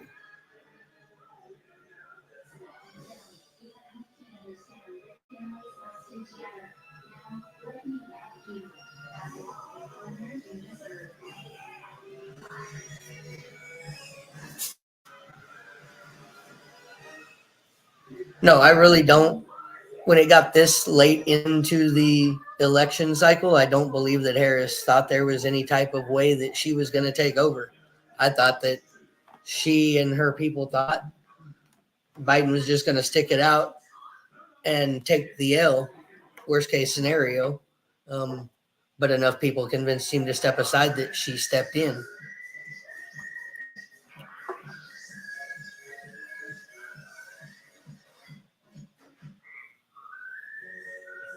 Yeah, that's why not many vice presidents run for president. Because it doesn't matter how good or how negative the administration is. The vice president always gets looked at as, well, they did this negatively, so why should we let them in office? They didn't do this. And it's unfortunate, but it's the way people are, and it is what it is. I don't think Harris had a plan. I don't think they had a plan from jump, like a lot of people do, of it being Harris. I think they figured that even with Biden running, it was going to be a little more contested, and it wasn't. And then Biden was running his re-election campaign, debated Trump, failed drastically, but still didn't seem like he was going to step down. He had never said or shown any signs of stepping down, I believe, to anybody. Like, him and his family had discussed it multiple times, and said, yep, let's run a re-election campaign. So they were all in for a re-election for Joe Biden. And then all of a sudden it becomes obvious Joe Biden is mentally incapable because of his age. So they went, well, fuck, what's our plan? We got to come up with something. And it makes the most sense to throw Kamala in, because if Kamala takes over the campaign, Kamala gets to keep all the money from the Biden-Harris campaign because she's still part of the new campaign. If it's somebody new, then the campaign has to literally start all over with new funds, new money, because they can't keep any of that old money or as much of that old money. I feel that was the main reason. Well, fuck, we've already raised 30 or 40 million for Joe Biden. We lose all of that funding if we throw somebody new in, unless it's Kamala Harris. So let's throw Kamala Harris in the ring so that she keeps the funding and at least has some ground to try to build a campaign on. And that's what she did.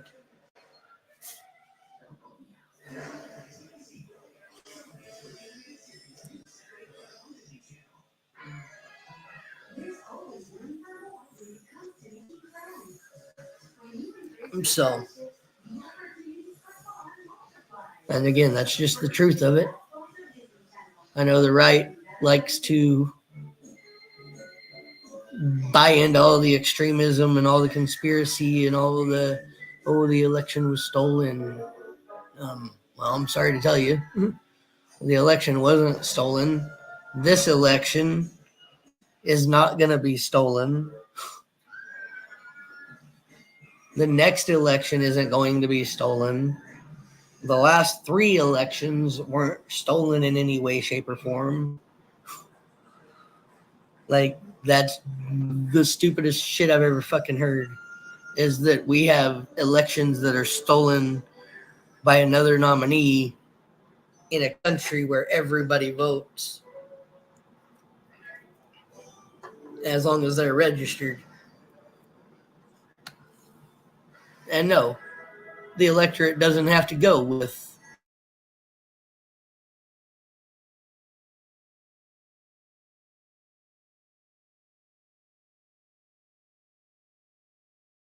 electoral vote and popular vote. So, I mean, I do my research and I know my facts, and I don't buy into conspiracy theory, whether it's left or right. Because as you'll hear me say over and over again, I'm not left, right. I'm not left, I'm right, I'm forward. Forward for the American people. Forward for our democracy. So, and I just don't feel Trump is the way forward, because he's going to go back to the policies that he used to have and implement some more extreme shit, because, well, now he's a lame duck president, because he can't run for re-election. So it doesn't matter how good or bad he does. He can literally pretty much try to push anything he wants. And if he has a Republican House and a Republican Senate, then he'll be able to push anything he wants basically right on into law. He won't have any pushback.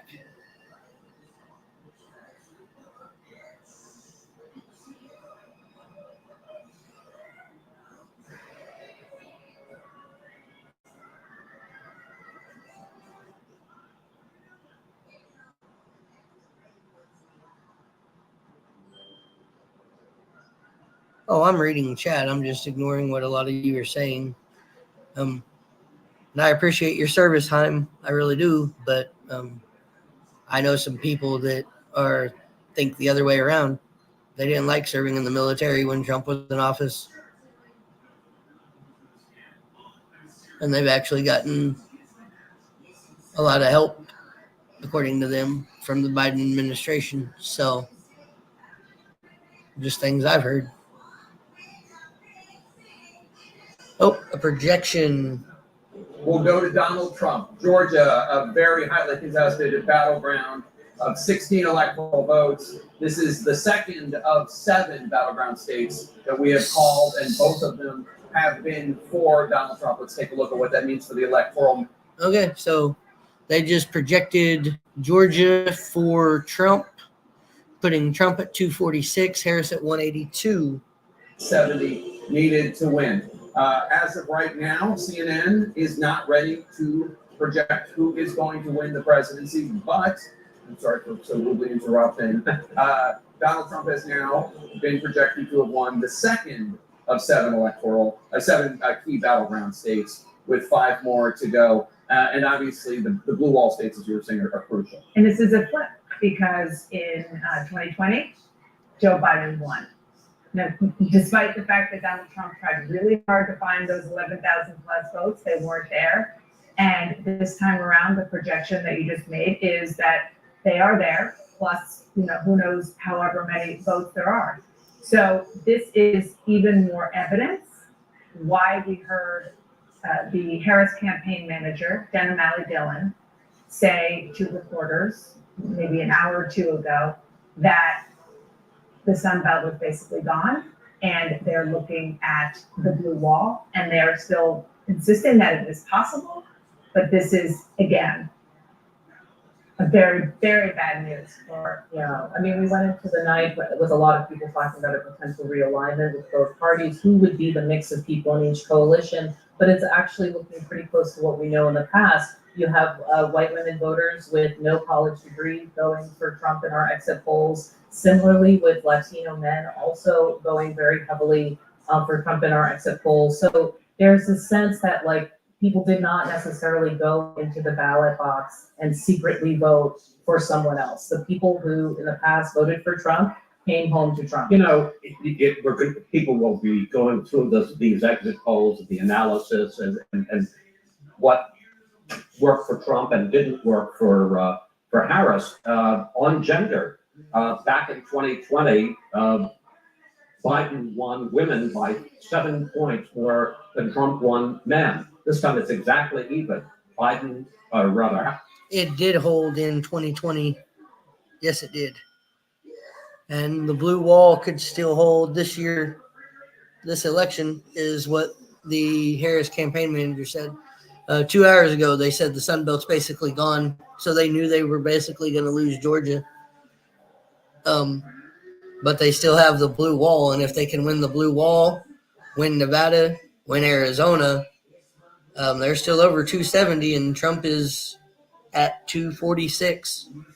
So it's not much of a path now for Harris, but it is still a path as the next closing polls are in the next 20 minutes. So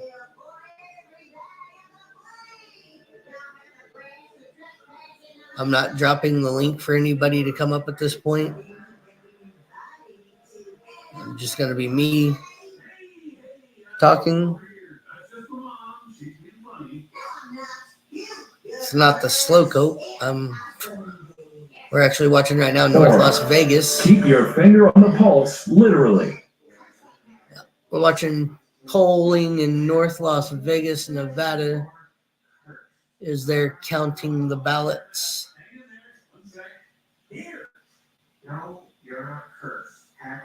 And in Nevada, it's a electronic ballot on a card. So you drop your card into a box when you're done voting, and then that box and that card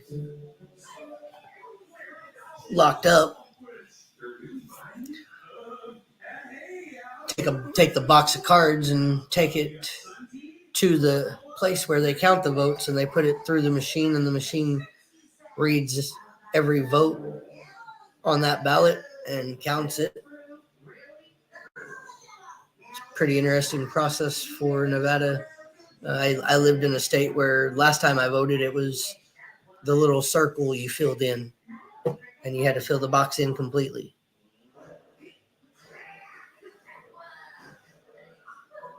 Chilling, yeah, I would say probably most likely Trump wins. Trump just got Georgia. He's at 246 electoral votes, according to CNN. Harris only has 182. Harris literally has to keep Wisconsin, Michigan, Minnesota, win Nevada, Arizona, and then also most likely win Pennsylvania to get to the White House. Whereas Trump has to win like Pennsylvania, and then at that point it's Arizona or Nevada or Michigan or Wisconsin or Minnesota. So Pennsylvania and one of those 5 or 6, and Trump wins it. Whereas Harris needs the blue wall, as it's known, along with Pennsylvania, and then probably Arizona and Nevada as well. So a lot clearer path for Trump than for Harris.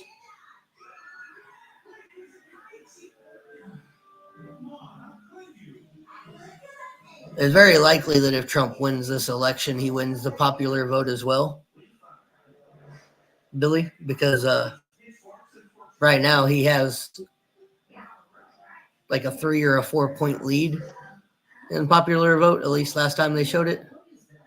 So I'm just interested to see if Trump's going to come out and say anything tonight, because they'll go to either one of those. If either one of them two come out to say anything, they'll go to it. Let's listen in on CNN for a minute. Is at 182. There are still 5 battleground states that remain uncalled by CNN. Let us go and look at where they are. Pennsylvania, Donald Trump in the lead with 50.8% of the vote. Kamala Harris with 48.1% of the vote. Donald Trump has a more than 165,000 vote lead. Let's go to Kamala Harris headquarters right now. Let's listen in. Harris headquarters is speaking right now. Let's listen in. I want to say good evening to all of the Harris campaign, the campaign family. Thank you for all that you have done. Thank you for being here. Thank you for believing in the promise of America. We still have votes to count. We still have states that have not been called yet. We will continue overnight to fight to make sure that every vote is counted, that every voice has spoken.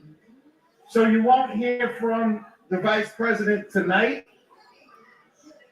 but you will hear from her tomorrow. She will be back here tomorrow to address not only the HU family, not only to address her supporters, but to address the nation. So thank you. We believe in you. May God bless you. May God keep you. And go HU and go Harris. Thank you all. Cedric Richmond, top advisor to Kamala Harris, used to be top advisor to Joe Biden in the White House, basically telling people at Howard University, where Vice President Kamala Harris was going to have her celebration party, theoretically, that Kamala Harris is not going to come out tonight. She will come out tomorrow and address the nation, which I guess is what we could expect, given the fact that we're not going to know definitively this evening the results. Into Howard University when there's a big crowd, that is not the sound of a big crowd there. That is not celebratory mood, and I think that was a tough kind of cutting out conversation for Cedric Richmond. Yeah, I mean, it's the 2024 version of the Javits Center at this time. I'm not saying that it's going to end that way, but at this time, it's feeling like it's too early, and the senior person comes out and says, everybody go home and we'll see what happens, and we will see what happens when we get the rest of the votes. But the immortal words of Bob Dylan, you don't have to be a weatherman to know which way the wind is blowing. Right. And this very much felt, I mean, we talked before about whether this felt more like 2020 or 2016. This felt so much like the Javits Center, and specifically her campaign chairman, John Podesta, came out at almost exactly this same point 8 years ago and made it almost exactly that same speech. And the next day, Hillary Clinton came out and conceded. Now, again, he is not at 270 yet. She has not lost this race, but you don't have to be a weatherman. Right. And just to go over where we are right now, so there are 7 battleground states, and we have called, CNN has called, projected that Donald Trump will win 2 of them, North Carolina and Georgia.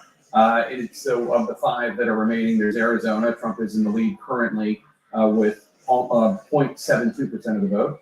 Pennsylvania, Donald Trump is in the lead with 2.6% of the vote. Wisconsin, Donald Trump is in the lead by 3.53% of the vote. And then there's Michigan, Donald Trump is in the lead with 6.12% of the vote. There's also Nevada, which I don't see on that list there, and I haven't committed it to memory, but there wasn't enough really percentage of the vote that had come in yet for us to be definitively saying anything. In any case, the point I'm trying to make is of the 5 battleground states that are outstanding, Donald Trump is currently in the lead in all 5 of them. And a place like Nevada, the demographics are something that is more favorable to them. That's an electorate that has more male voters, more Latino voters, and those are 2 groups we're seeing who are leaning towards him. And I just want to go back to, even though we don't know where the blue wall states are yet, we're still waiting for votes to come in. Some we were talking about a little while ago that I think it's important to go back to. One of the things that we started out this evening with was about the women, the question about whether or not women were going to come out for Kamala Harris, whether or not men were going to come out for Kamala Harris in a post-Roe world on that issue. And if you just look at, for example, suburban women, they, according to the national polls, they went for Trump. It seems like abortion was not the animating issue it was after the way it was right after the Dobbs ruling. In so many of these exit polls, I'm seeing that the economy, the people who are most upset, listed themselves as angry or facing severe hardship, those are the people who really went for Trump. Yeah, I have to confess that I always thought in the last week or 2 of the campaign, this idea of the trying to appeal to secret voters was something of a risk. Anderson? Jake, thanks very much. This is the first time we've all talked. David Axelrod, what do you make of what we've seen? Look, I think that this was a race that was very, very close in the polling, and for the longest time, including up until last night,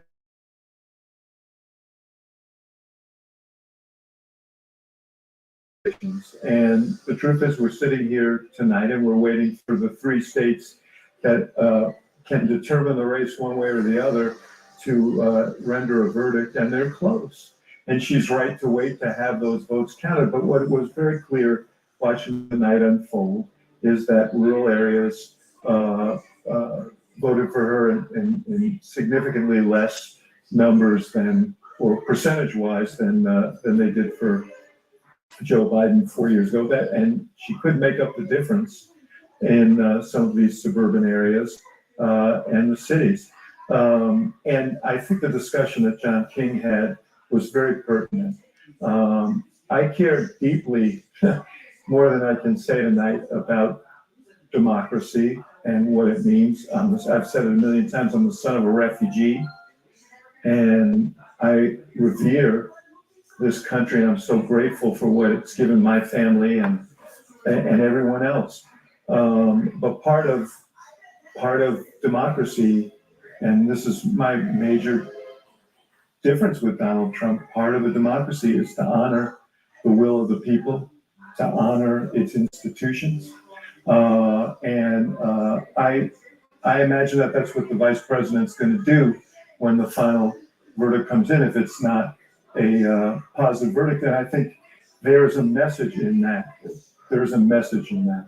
And I think it's an important message. I think the reality is Kamala Harris faced tremendous headwinds heading into this. I was riding on a bit of a vibe, in a sense, in the final stretch, because she did feel like she had energy. But the fundamentals have been against her from the outset. Biden's unpopularity was dragging her. She had opportunities to create distance with him, and I think chose not to. I think it's a respectful thing. You don't want to throw your boss under the bus.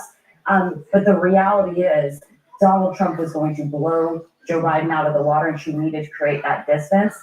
There's also just some fundamental shifts that I think are happening, a realignment with the parties and within the country, and I think we need to be more in tune with them. This could end up being the most diverse coalition that ends up possibly electing Donald Trump, and we need to hear about why that is. It's the issues of the economy, borders. The way this is playing out tonight, right? I think we need to recognize that over half of America feels very strongly about the things that Donald Trump feels strongly about, right? The secure border, the economy, crime.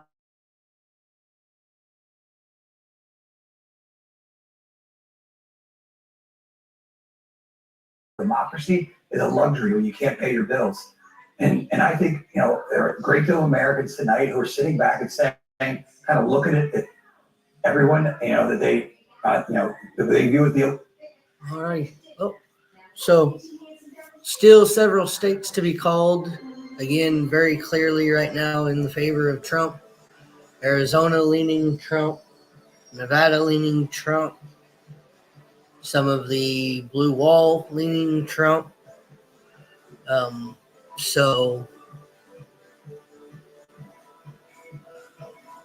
Fox is calling it a little more closer than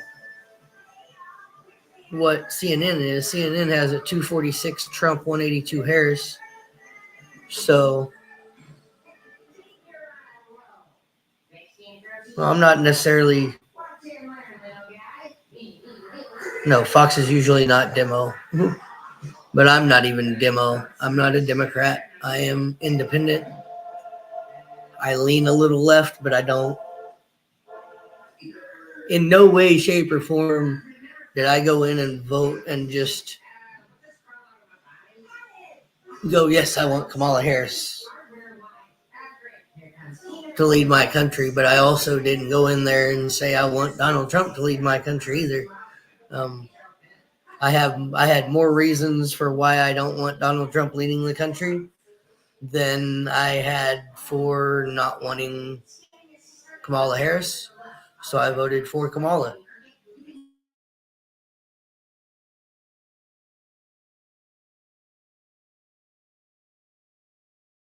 I'm not a libtard.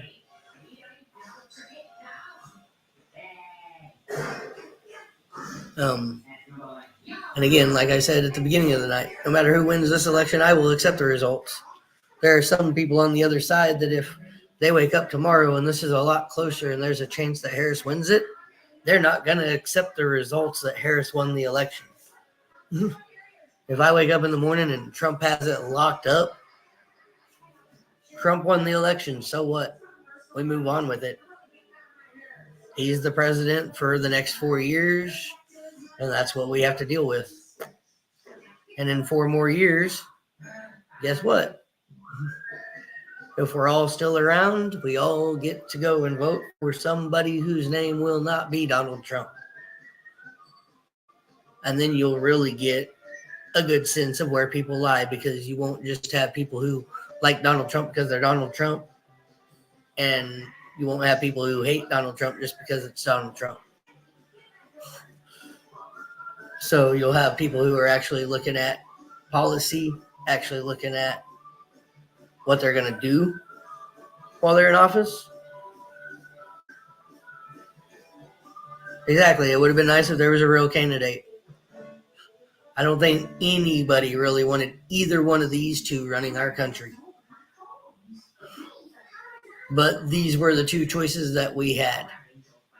And let's listen in real quick. They're talking about Pennsylvania. 8%. Donald Trump with a more than 216,000 vote lead there, with 92% of the estimated vote coming in from the great Commonwealth of Pennsylvania. Michigan now, the Wolverine state. Donald Trump, 52% of the vote. Kamala Harris, 46.1% of the vote. Donald Trump with a more than 203,000 vote lead, with 61% of the estimated vote in from Michigan. Wisconsin, that's the Badger state. Donald Trump, 51.1% of the vote. Kamala Harris with 47.3% of the vote. Donald Trump with a more than 110,000 vote lead, with an estimated 86% of the vote in from Wisconsin. Arizona now, Donald Trump in the lead there too, 49.9% of the vote. Kamala Harris has 49.2% of the vote. Donald Trump with a 12,242 vote lead there, a little bit more narrow with 52% of the estimated vote in from Arizona. We are awaiting more votes from the outstanding presidential battlegrounds as this race goes into the night shift. And we expect to hear Donald Trump speak to his supporters very soon. We're going to squeeze in a quick break. We'll be right back. Stay here. At Simply Safe, your safety is the only thing that matters. We designed smarter ways to detect. I also didn't vote for Biden to be on the ballot either. So, but again, I'd much rather have Trump than have Harris than have Trump. So that's just what it is. People who went and voted for Trump literally went and voted for Trump because they didn't know exactly who Harris was, or they couldn't do anything but connect her to the Biden administration when Biden isn't Harris, and Harris wasn't responsible for all of Biden's decisions and policies. Like, there's obviously she's separate than Biden. I would have liked to see what she would have actually done in office.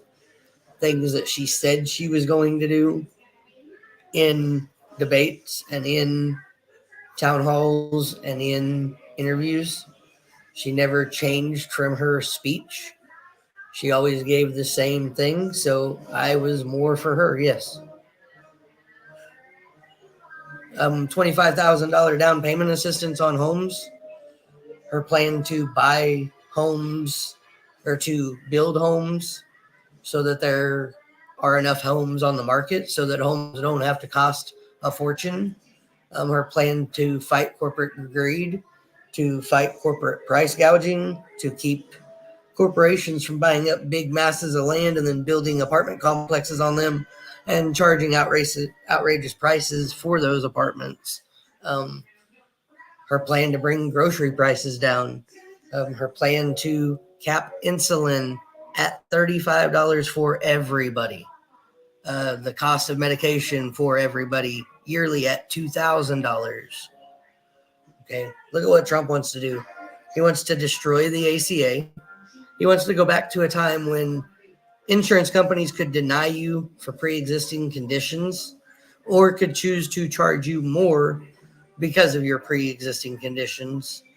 Back to a time when it cost somebody like my mother with diabetes, it would have cost her nearly $500 a paycheck. Yes, $500 a paycheck for a family of 5 for insurance when she was barely making $850 a paycheck for her insurance. And now, because of the ACA, she doesn't necessarily have an insurance cost. We're also tribal, so we have tribal health we can use.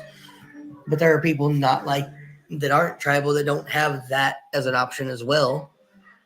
And their health insurance is a lot cheaper now than it was pre-Obama. So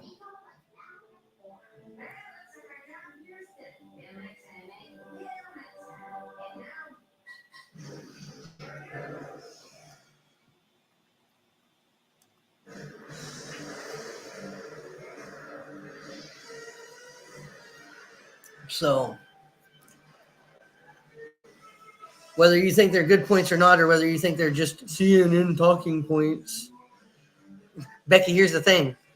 I'm not talking CNN talking points because I haven't watched CNN up until the last 2 days. I haven't watched Fox up until the last 2 days. I haven't watched MSNBC up until the last 2 days. I literally watch a lot of news from outside sources from outside of the U.S. And a lot of countries outside of the U.S. are laughing at everybody who went and voted for Donald Trump today. Because everybody knows his true intentions to destroy or to defeat the enemy from within things that he said he will do, joking or not, they're not things you joke about if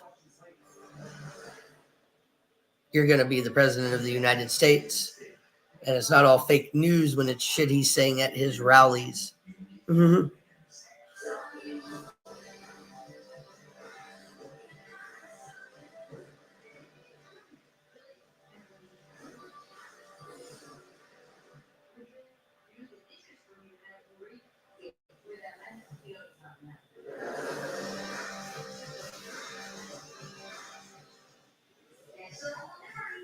If it's a red wave, then Donald Trump shouldn't have an issue getting anything he wants done. And we will see Project 2025 implemented. We will see women's rights destroyed. And we will see this country as we know it and this democracy as we know it destroyed. But that's just my opinion.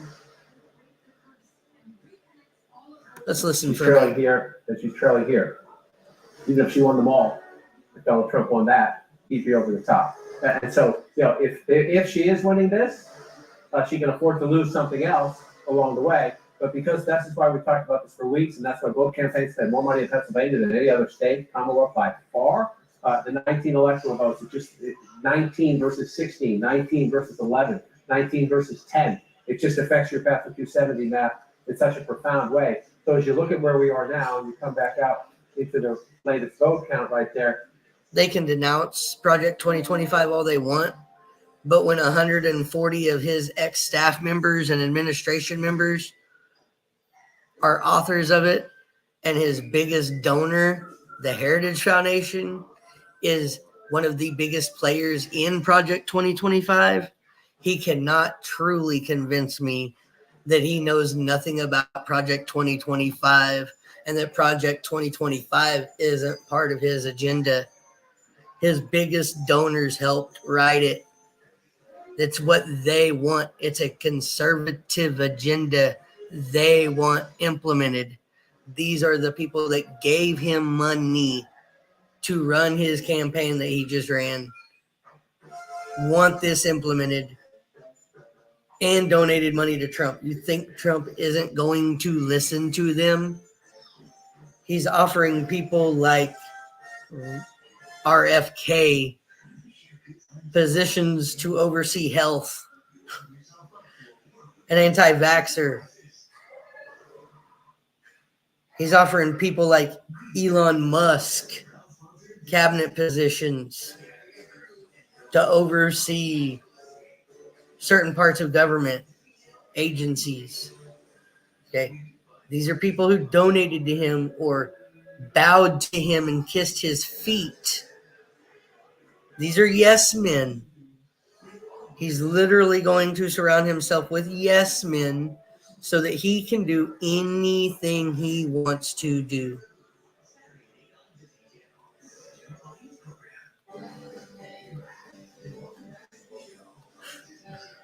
Project 2025 is a big part of his donations, dummy. The authors of Project 2025 donated to the Trump campaign. You think Trump isn't going to listen to people that give him money? You're a fucking idiot. Not locksmith. Like, get fucking real, bro.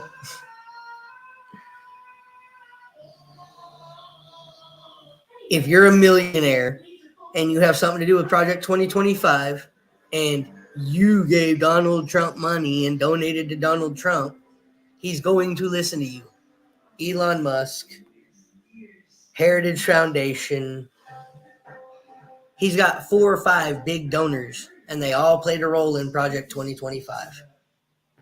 And when Project 2025, bits and pieces of it, start getting pressed slowly through the Senate and the House and signed into law, and you start comparing things that are happening to things that were on Project 2025, and you see that they're one and the same,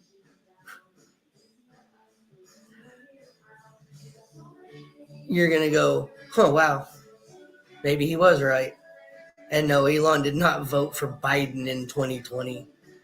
Elon voted for Trump and donated to Trump.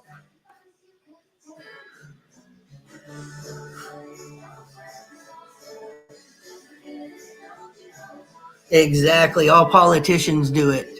Trump is no longer a businessman. He is a politician. He thinks like a politician. He acts like a politician. He's a politician. He wants to drain the swamp, but if you look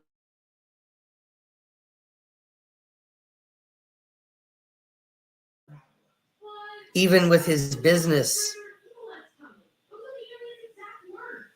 convictions after convictions after convictions after convictions after convictions for fraud.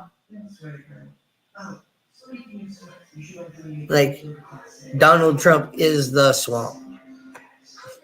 Donald Trump wanted to drain the swamp, but the swamp contained a lot of his friends.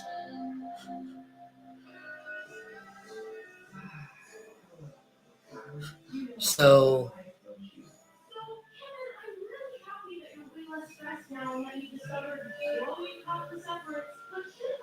well, to be official with you, nobody has officially lost this election yet. See, again, this is much of the same path we were on in 2020. The only difference right now is Trump flipped Georgia. Trump hasn't flipped anything else yet, except for Georgia, officially, that's been called. But yes, it looks like Trump's going to win. That doesn't make me happy, but I accept it. It is what it is. Evidently, there were enough people who, for whatever reason, wanted that man back in office, and it looks like they're going to get it.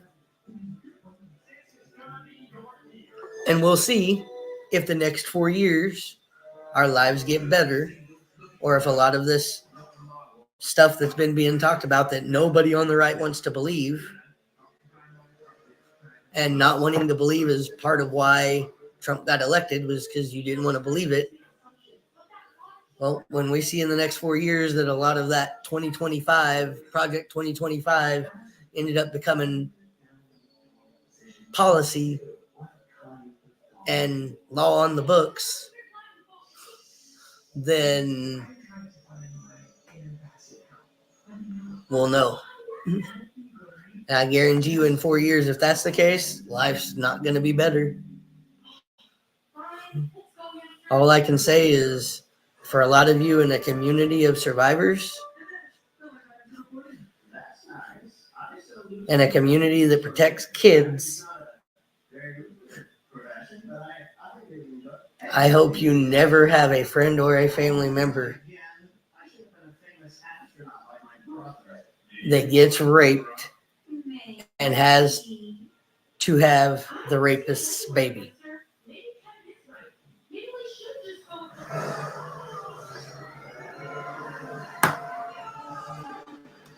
Or finds out there's something very severely wrong, and if they don't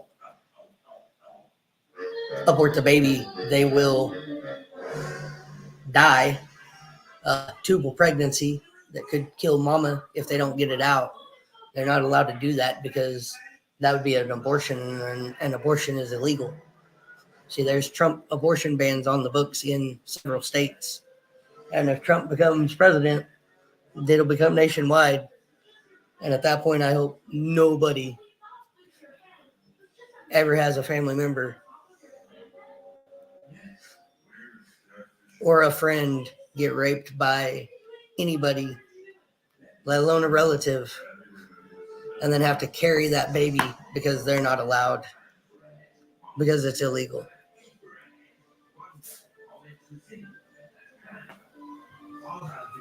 So,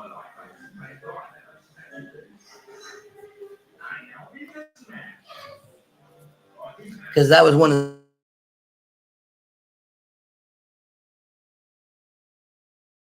I've been close to some of those experiences, know people that have been through them, and it should have never happened. But the Trump abortion bans allowed it to. So,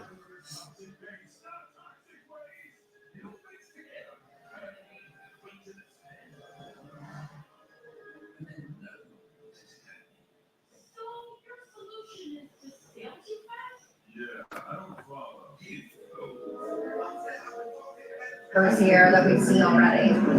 Yeah, and we know family members obviously have been around him. We saw, I was told by someone that Barron Trump was with him a while earlier. Obviously, Melania Trump went and voted with him at their polling place just a few hours after y'all got back from Michigan from that early morning rally. Ivanka Trump, Jared Kushner, I think that's an open question. They do live down here, obviously, in South Florida, but they have not been prominent faces on the campaign trail. And even during his trials, I mean, one thing to remember is that they came and saw him after he was convicted, but stayed behind closed doors at all times. They were up at Trump Tower. They never made an appearance with him. He has really done this campaign without any of their help. They've been with just Eric and Obviously, Kristen, thank you. Jake, back to you. Thanks so much. We have a major projection in the battle for control of Congress. And CNN can now project that Republicans will win back control of the United States Senate. We can make this projection because CNN projects Republicans win the U.S. Senate seat in Nebraska. The GOP picking up enough seats to reclaim the majority that they lost 4 years ago. This is a huge victory for Donald Trump's party as we're still waiting the final outcome of the presidential race. And Dan Abash, there were a lot of questions in the air about what was going to happen. Ultimately, what happened with the U.S. Senate is what we generally thought was going to happen. Republicans now have control. It was a very, very good map for Republicans this time around, a very bad map for Democrats. One of the questions was whether or not these kind of brand name, long-serving Democrats would be able to kind of outperform the realities of their states, whether it's John Tester in Montana or Sherrod Brown in Ohio. And the answer is no. Yeah, Sherrod Brown is a great example because he came to office in 2006 during a kind of blue wave, survived 2018. Like he was always there for when it was more favorable for Democrats, and that was not this year. I mean, let's talk about the significance of a Republican Senate if, I repeat, if Donald Trump is elected president. It means that they can confirm without any Democratic votes any appointment he makes to his cabinet, to the government, to the Supreme Court, should there be a vacancy. It's an enormous advantage to a president. And at this point, we haven't talked about it much, but in the House, although that hasn't been decided yet, the Republicans have flipped 3 Democratic seats. The Democrats haven't flipped a single Republican seat. So there is the possibility here of a complete, united Republican government with Donald Trump as the president and with a Republican House and Senate, which means that in terms of appointments, in terms of immigration policy, economic policy, environmental policy, you name it, he could have a pretty blank check. So, for example, on immigration policy, which is something that we think that Donald Trump would, if he wins, want to enact something along the lines of the proposals he's made. Republicans have said, we passed an immigration bill, H.R. 2, which was a tough, it wasn't a compromise package. It was a tough immigration bill. It was, H.R. 2. The House version is what I'm saying. The Senate version was bipartisan. The House version, when you ask Speaker Johnson, what have you accomplished? He said, well, we passed all this legislation, but it just died in the Senate because Chuck Schumer wouldn't even allow a vote on it, assuming that Republicans hold on to the House, we have no idea, but it's not crazy. You're getting into a level of detail that I think, I mean, my point is just that Donald Trump campaigned on mass deportation. So this what I'm saying is he could do. Was for. That's what I'm saying. My point is whatever Donald Trump wants, if they have the Senate now, if they get the White House and if they get the House, if they keep the House, whatever Donald Trump wants will become law. There will not be the backstop of the Senate controlled by Democrats. They not want the backstop. This is what I'm trying to say. We may be looking at a map of voters who weren't looking to give him a backstop. That's what I'm saying. Not to get too sort of dorky here, but I think it is still possible, if he is president, that some big pieces of legislation could be stopped in the United States Senate, because legislation at this point still needs 60 votes. But it is the cabinet who he's going to have in his, not just in and around his administration, but again, the bench, that is all regular majority. Yeah, it's interesting when you think about it because that the Supreme Court they ruled on the Chevron deference and basically said executive agencies can't have the unbridled authority to do what they want. It has to be passed by Congress, and you could end up with the Democratic minority. I mean, again, all of this is somewhat speculative. Democratic minority in the Senate being able to block legislation, and the Trump agencies not able to enact it on their own. Yeah, just one of many things that we would be talking about if Donald Trump does in fact win. We're not there yet. Jake, over to you. Thanks, Dan. Let's bring it back to the key race alert and where we stand with the battleground states that we have not called yet. Pennsylvania, Donald Trump in the lead, 51.1%. Kamala Harris is 47.8%. Donald Trump has an almost 220,000 vote lead. That's with 93% of the estimated vote in from the great Keystone State. Michigan, Donald Trump up 52.4% to Harris's 45.8%. Donald Trump with a more than 244,000 vote lead in Michigan with 66% of the estimated vote in. In Wisconsin, Donald Trump 51.2%, Harris 47.1%. Donald Trump with a more than 120,000 vote lead with an estimated 89%. But a lot of these states that they're saying Trump is leading and he's leading by hundreds of thousands, there's still close to or over 1 million votes to be counted in those states. I mean, if you're looking at a state with 5 million votes and there's still 10% to be counted, that's 500,000. If you're looking at a state that's got, 2 million, 3 million votes already, and there's still 30% to be counted, well, that's 600, 800, 900,000 votes that still need to be counted, and he's only leading by 200 or 100 and something thousand. Like, he's not blowing any of these states totally out of the water yet, where they're calling them. Like, with 90% of the vote left, you could almost call some of these states, but the margins are still so thin that it could go either way. So that's why they haven't called those states. It has 187 Harris to 246 Trump. So Harris got one electoral vote probably out of Maine, out of one of their electoral districts, because they're districted up there and they get an electoral vote per district. And I think there's 2 districts. At least one of those states, there's 2 districts. So she got one of them.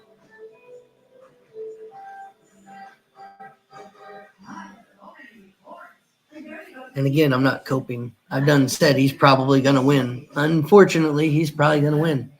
And that's all right. No big deal. Like I said, we'll see in 4 years. West Side was really right, because Donald Trump is getting ready, it looks like, to have presidency, and then he's going to have a Republican House and a Republican Senate. So he should have no problem getting anything he wants to do done. And if he really wants to make this country better, he has a blank check to do so. So all I got to say is he better get to work, and he better actually do things to make this country better. And I don't care if you agree with it or disagree with it. Mass deportation is not going to fix anything in this country at all. Like, mass deportation of immigrants is not going to fix a problem.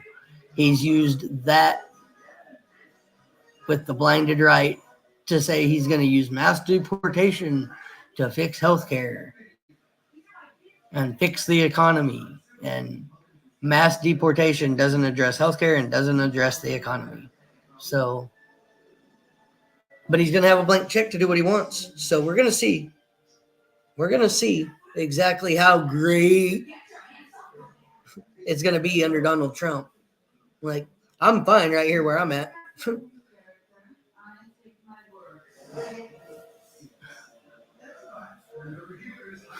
So, life's going all right. I struggle from time to time, but that's a part of life. My bills still get paid. I still get food in my mouth. Kids are still clothed, bathed, diapers, wipes. Got a vehicle that we drive. It cost us less than $50 to fill up with almost a 20-gallon tank. So,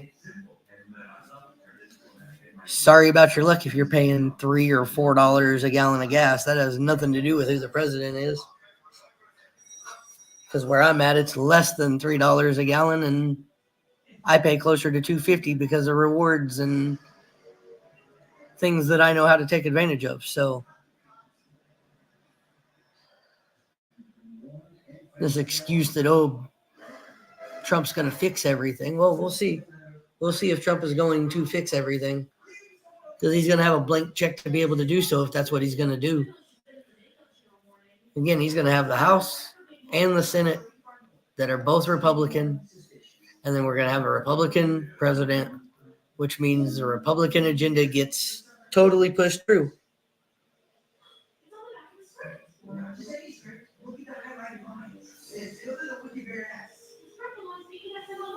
It's not a loan. It's $25,000 down payment assistance for first-time home buyers. So, for one. So. As the resident telling about an expert, it's simple. In this simple, there are 3 unbreakable rules. 1, everyone has perfect hair. 2, there's always a secret evil twin. And 3, if you dramatically confront someone with evidence, they will break down and admit everything. Alright, we'll give it a shot. Even if Pennsylvania goes to Trump, that still only right now puts him at 265 according to CNN. He still needs Nevada to go over 270. So there is that. Why was the pretty movie piece from your script? I haven't been of a script in years. I mean, I left my lines because Nobody has called it yet, so that's. You made up all your lines? You look through the script, that's terrible. There's no secret trying to end the shop. There's in places like Macomb County, blue-collar workers in places like Missouri County or Lackawanna County. You keep going on. He's underperforming where Joe Biden was 4 years ago. There could be many reasons for that. I would say one of them is a very effective Trump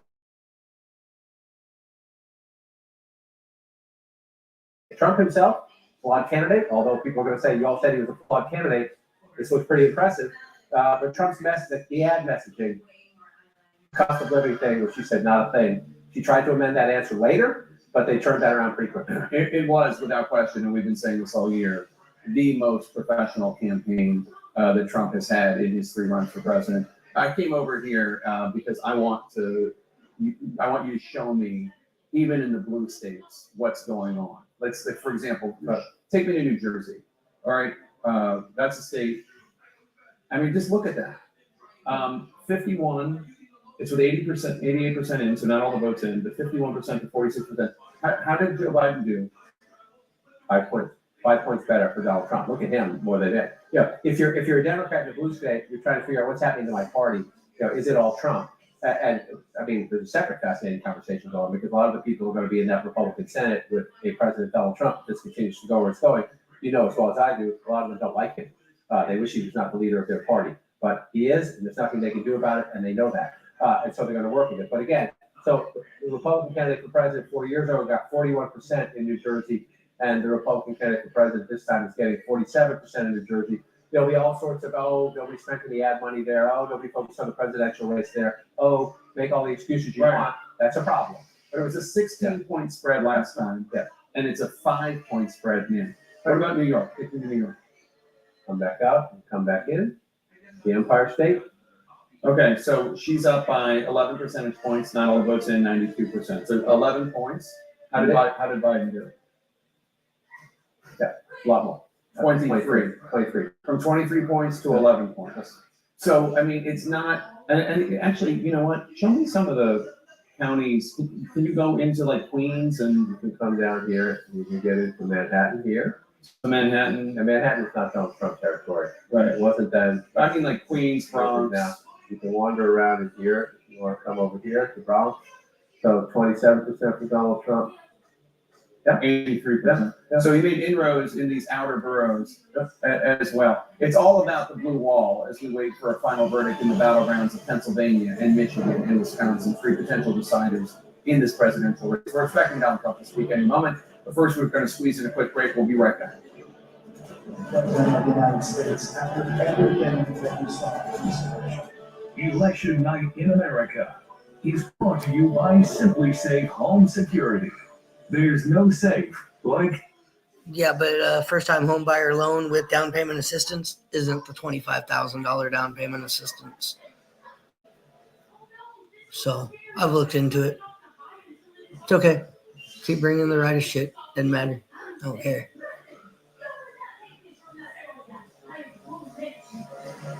We get to figure out how we deal with 4 years of Donald Trump and an unchecked and unbalanced power, because being Republican Senate, Republican House, even though a lot of those Republicans don't like that he's the leader of the party, they'll still do what he says while he's in office. And then they'll be happy when he's out of office.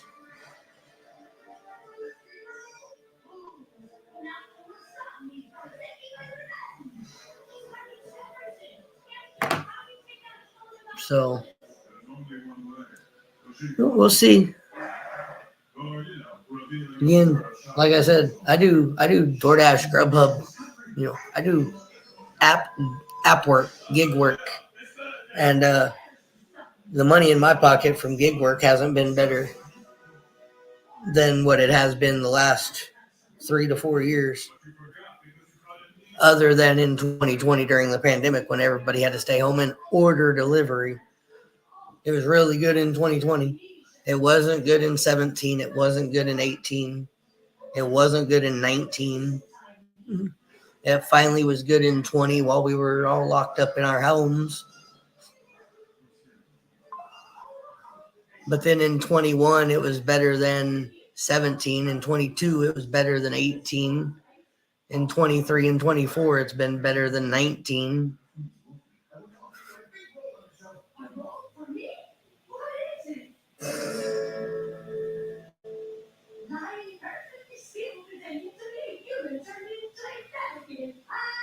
No, they aren't going away, but my point is that my money has gotten better with the gig work.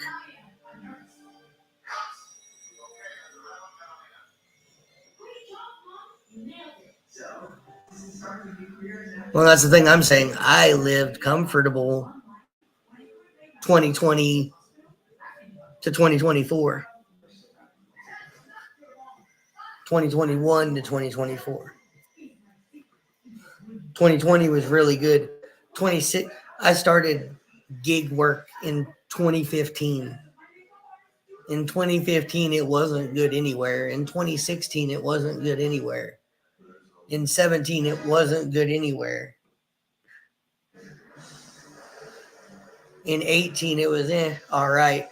In 19, it finally started to get a little bit okay. In 20, we were all locked down, so of course it was great.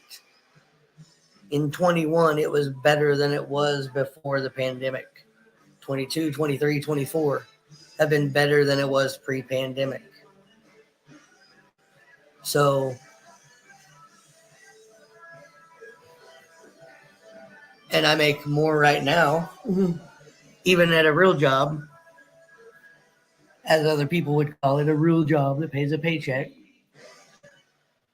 I would make more now on that paycheck job than I did under Trump's administration. So,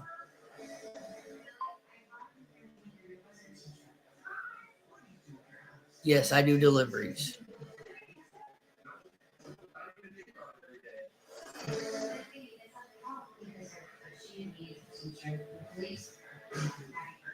Let's see. Votes 270 are needed to win. There are still a number of states that are outstanding. Let's bring them to you now. Pennsylvania, Donald Trump, 50.9% of the vote. Harris, 48%. Donald Trump with a more than 189,000 vote lead, with 94% of the estimated vote in the Commonwealth. Michigan, Donald Trump, 52.1. Harris, 46.1. Donald Trump with a more than 236,000 vote lead, 69% of the estimated vote in. From Michigan. Wisconsin, Donald Trump, 51.3. Michigan, over 1 million votes still to be counted, and just over a 200,000 vote lead. Wisconsin, the same. Arizona, almost 2 million votes in, a 16,000 vote lead. There's still 47% of the vote to be counted. So that's still almost another fucking 2 million votes. Nevada, 38,000 vote lead for Trump.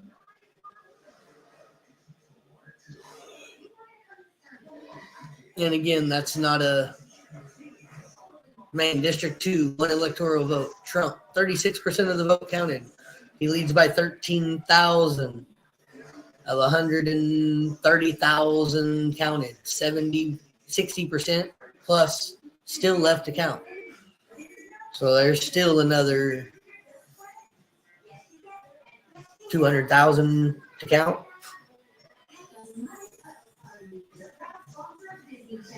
I mean, that's not a district he's going to win, or that she's going to win. I mean, he will probably win that district, I believe, as he did in 2016 and 2020.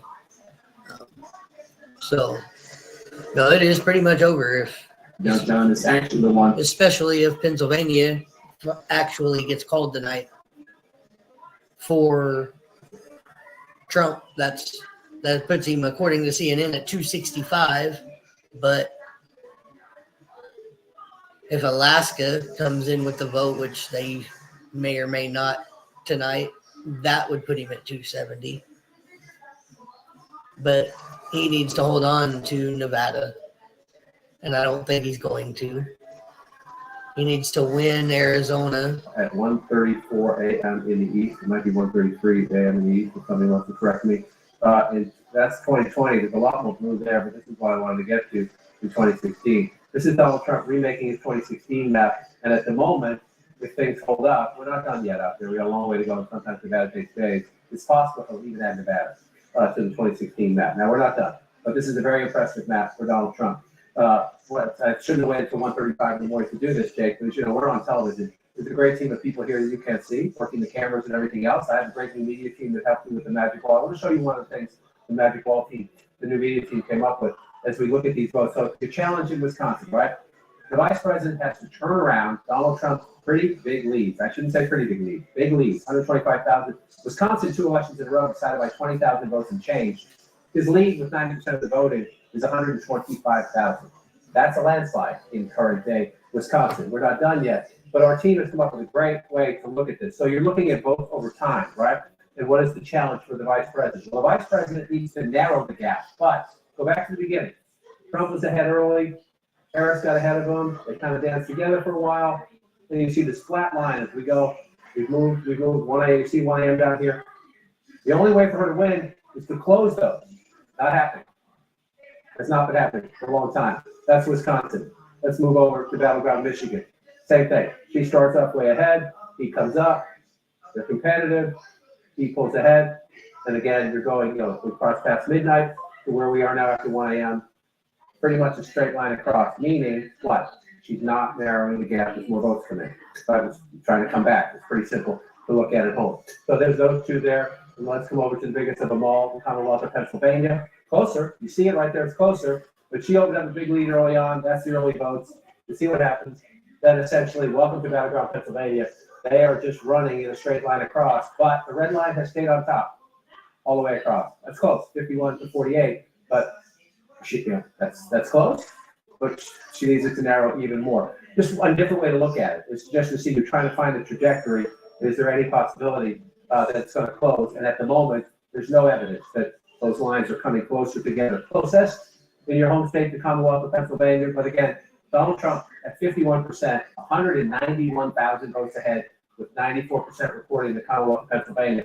Just want to go back in time, the beginning of the night, I said she's the variable. Her first time on the national ballot as the presidential nominee. He was the constant.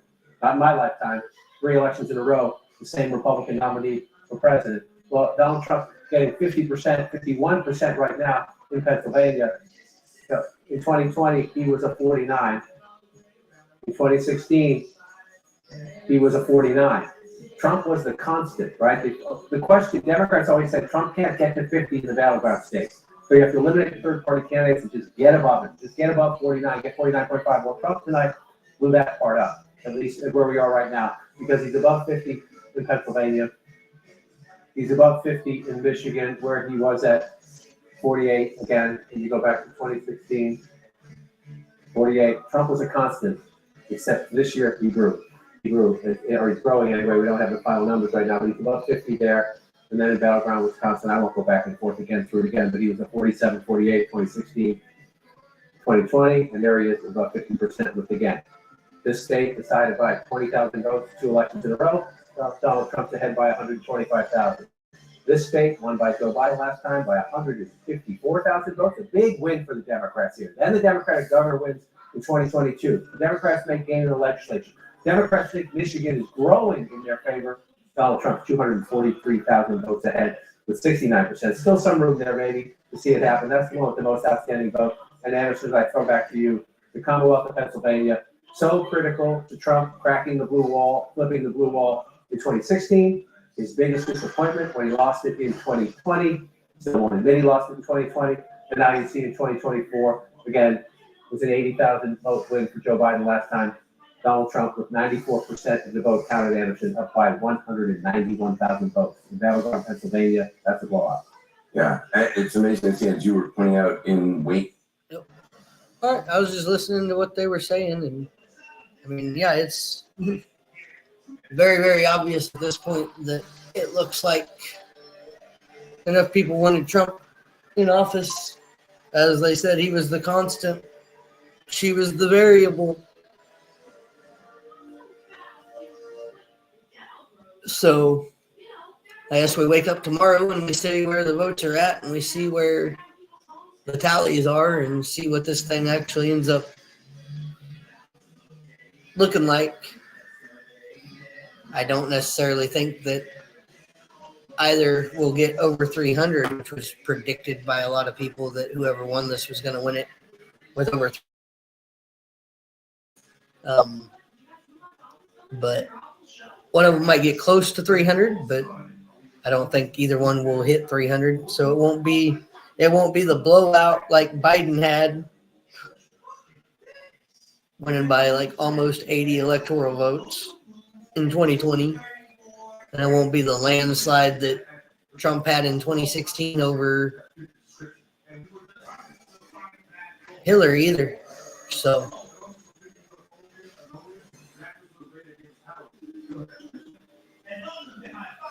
I think I've already said it looks like Trump is going to be the president. So that's what it is. Right now it's just still going over a lot of the numbers and waiting for a lot of that stuff to trickle in. A lot of it won't even trickle in until tomorrow. A lot of places stop counting at a certain time of the night and resume at 7 o'clock in the morning or 8 o'clock in the morning on recounting. So other places do 24-hour shifts.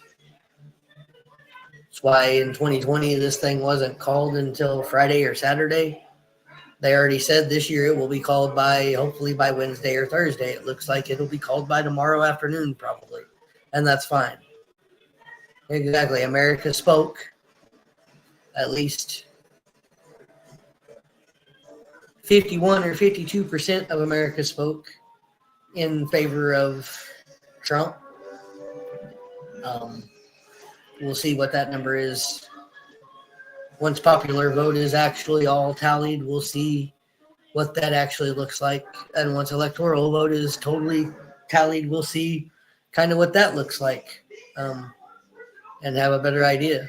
But, we knew coming into this tonight that we weren't going to know for sure who the winner was, because nobody would be at 270 by the end of the night. We knew that was going to happen. I literally just did this stream to do a fun news coverage discussion about the election.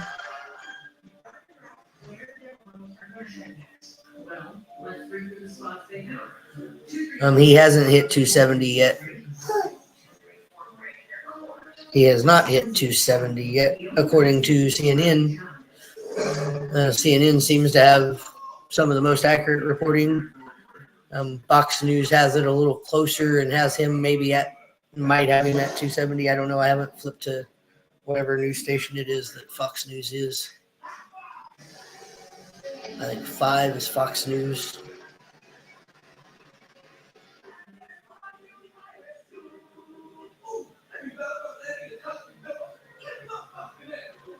Even Fox News doesn't have it called.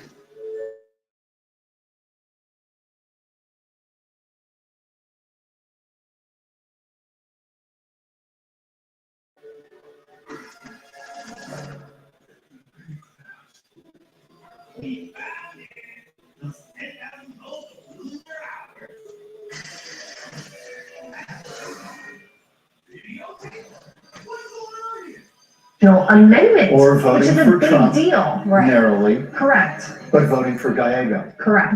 This is kind of the Arizona tradition. Mhm. This is a little bit of the Barry Goldwater streak. We're going to go independent. We're going to go our own way. And let's dip in here to Mar-a-Lago. I don't know if former President Trump is arriving or not. Do we have sound from this? Race here in Michigan, and they're feeling very confident about that as well. Republican candidate Mike Rogers looks like he could cruise to victory with the help of former President Trump. Democratic candidate. We're talking about historic numbers here. If all of these dominoes Even fall, Fox has it 267 to 226. 54-46. So I'm reporting what the news stations are reporting, and nobody has 270 yet, according to any of the news stations. MSNBC has it 246 to 194 on the road to 270. So every news station reporting a little different. But yes, I have said it. Trump is going to win this election. We know this. There's no way around it. It is what it is. It's not a big deal. We now figure out how to move on with life and how to deal with a Trump presidency. And we'll see in 4 years if it made our lives better or not, because he's going to have free reign to do what he wants because he's got a Republican House and a Republican Senate as well. So with a Republican House and a Republican Senate and a Republican president, he should be able to do whatever he wants to do without very many pushbacks, without very many checks or balances. Like, they're going to give him free reign to do what he wants. So we'll see exactly how this turns out. And it probably won't even take 4 years to figure out whether it's going to be good or bad. So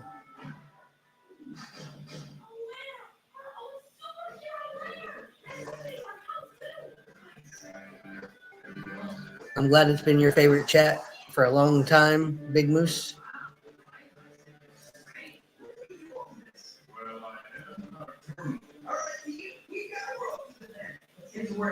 And just know, anybody who tries to take any of this and re-air it or edit it and put it into their own little video for any type of reason at all,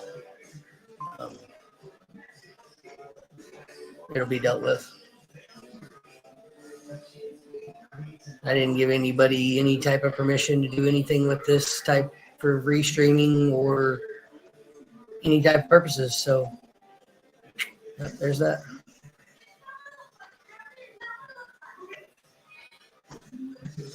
So again, as I start to wrap this up for the night, go maybe smoke one more time before I go to bed. Wife's got to go to school in the morning. I've got to get up and go to work.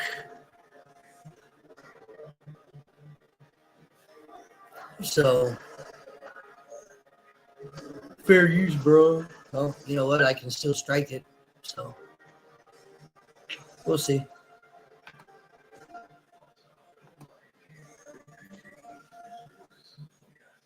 But I'm going to go ahead and shut this down for the night. It does look like Donald Trump, projected winner in Ohio. And depending on which map you're looking at, that puts him over his 270.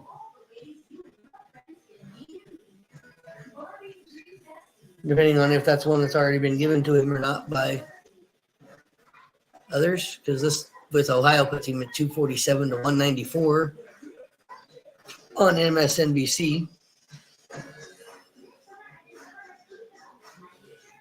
So, again, I said it was over. So, whatever.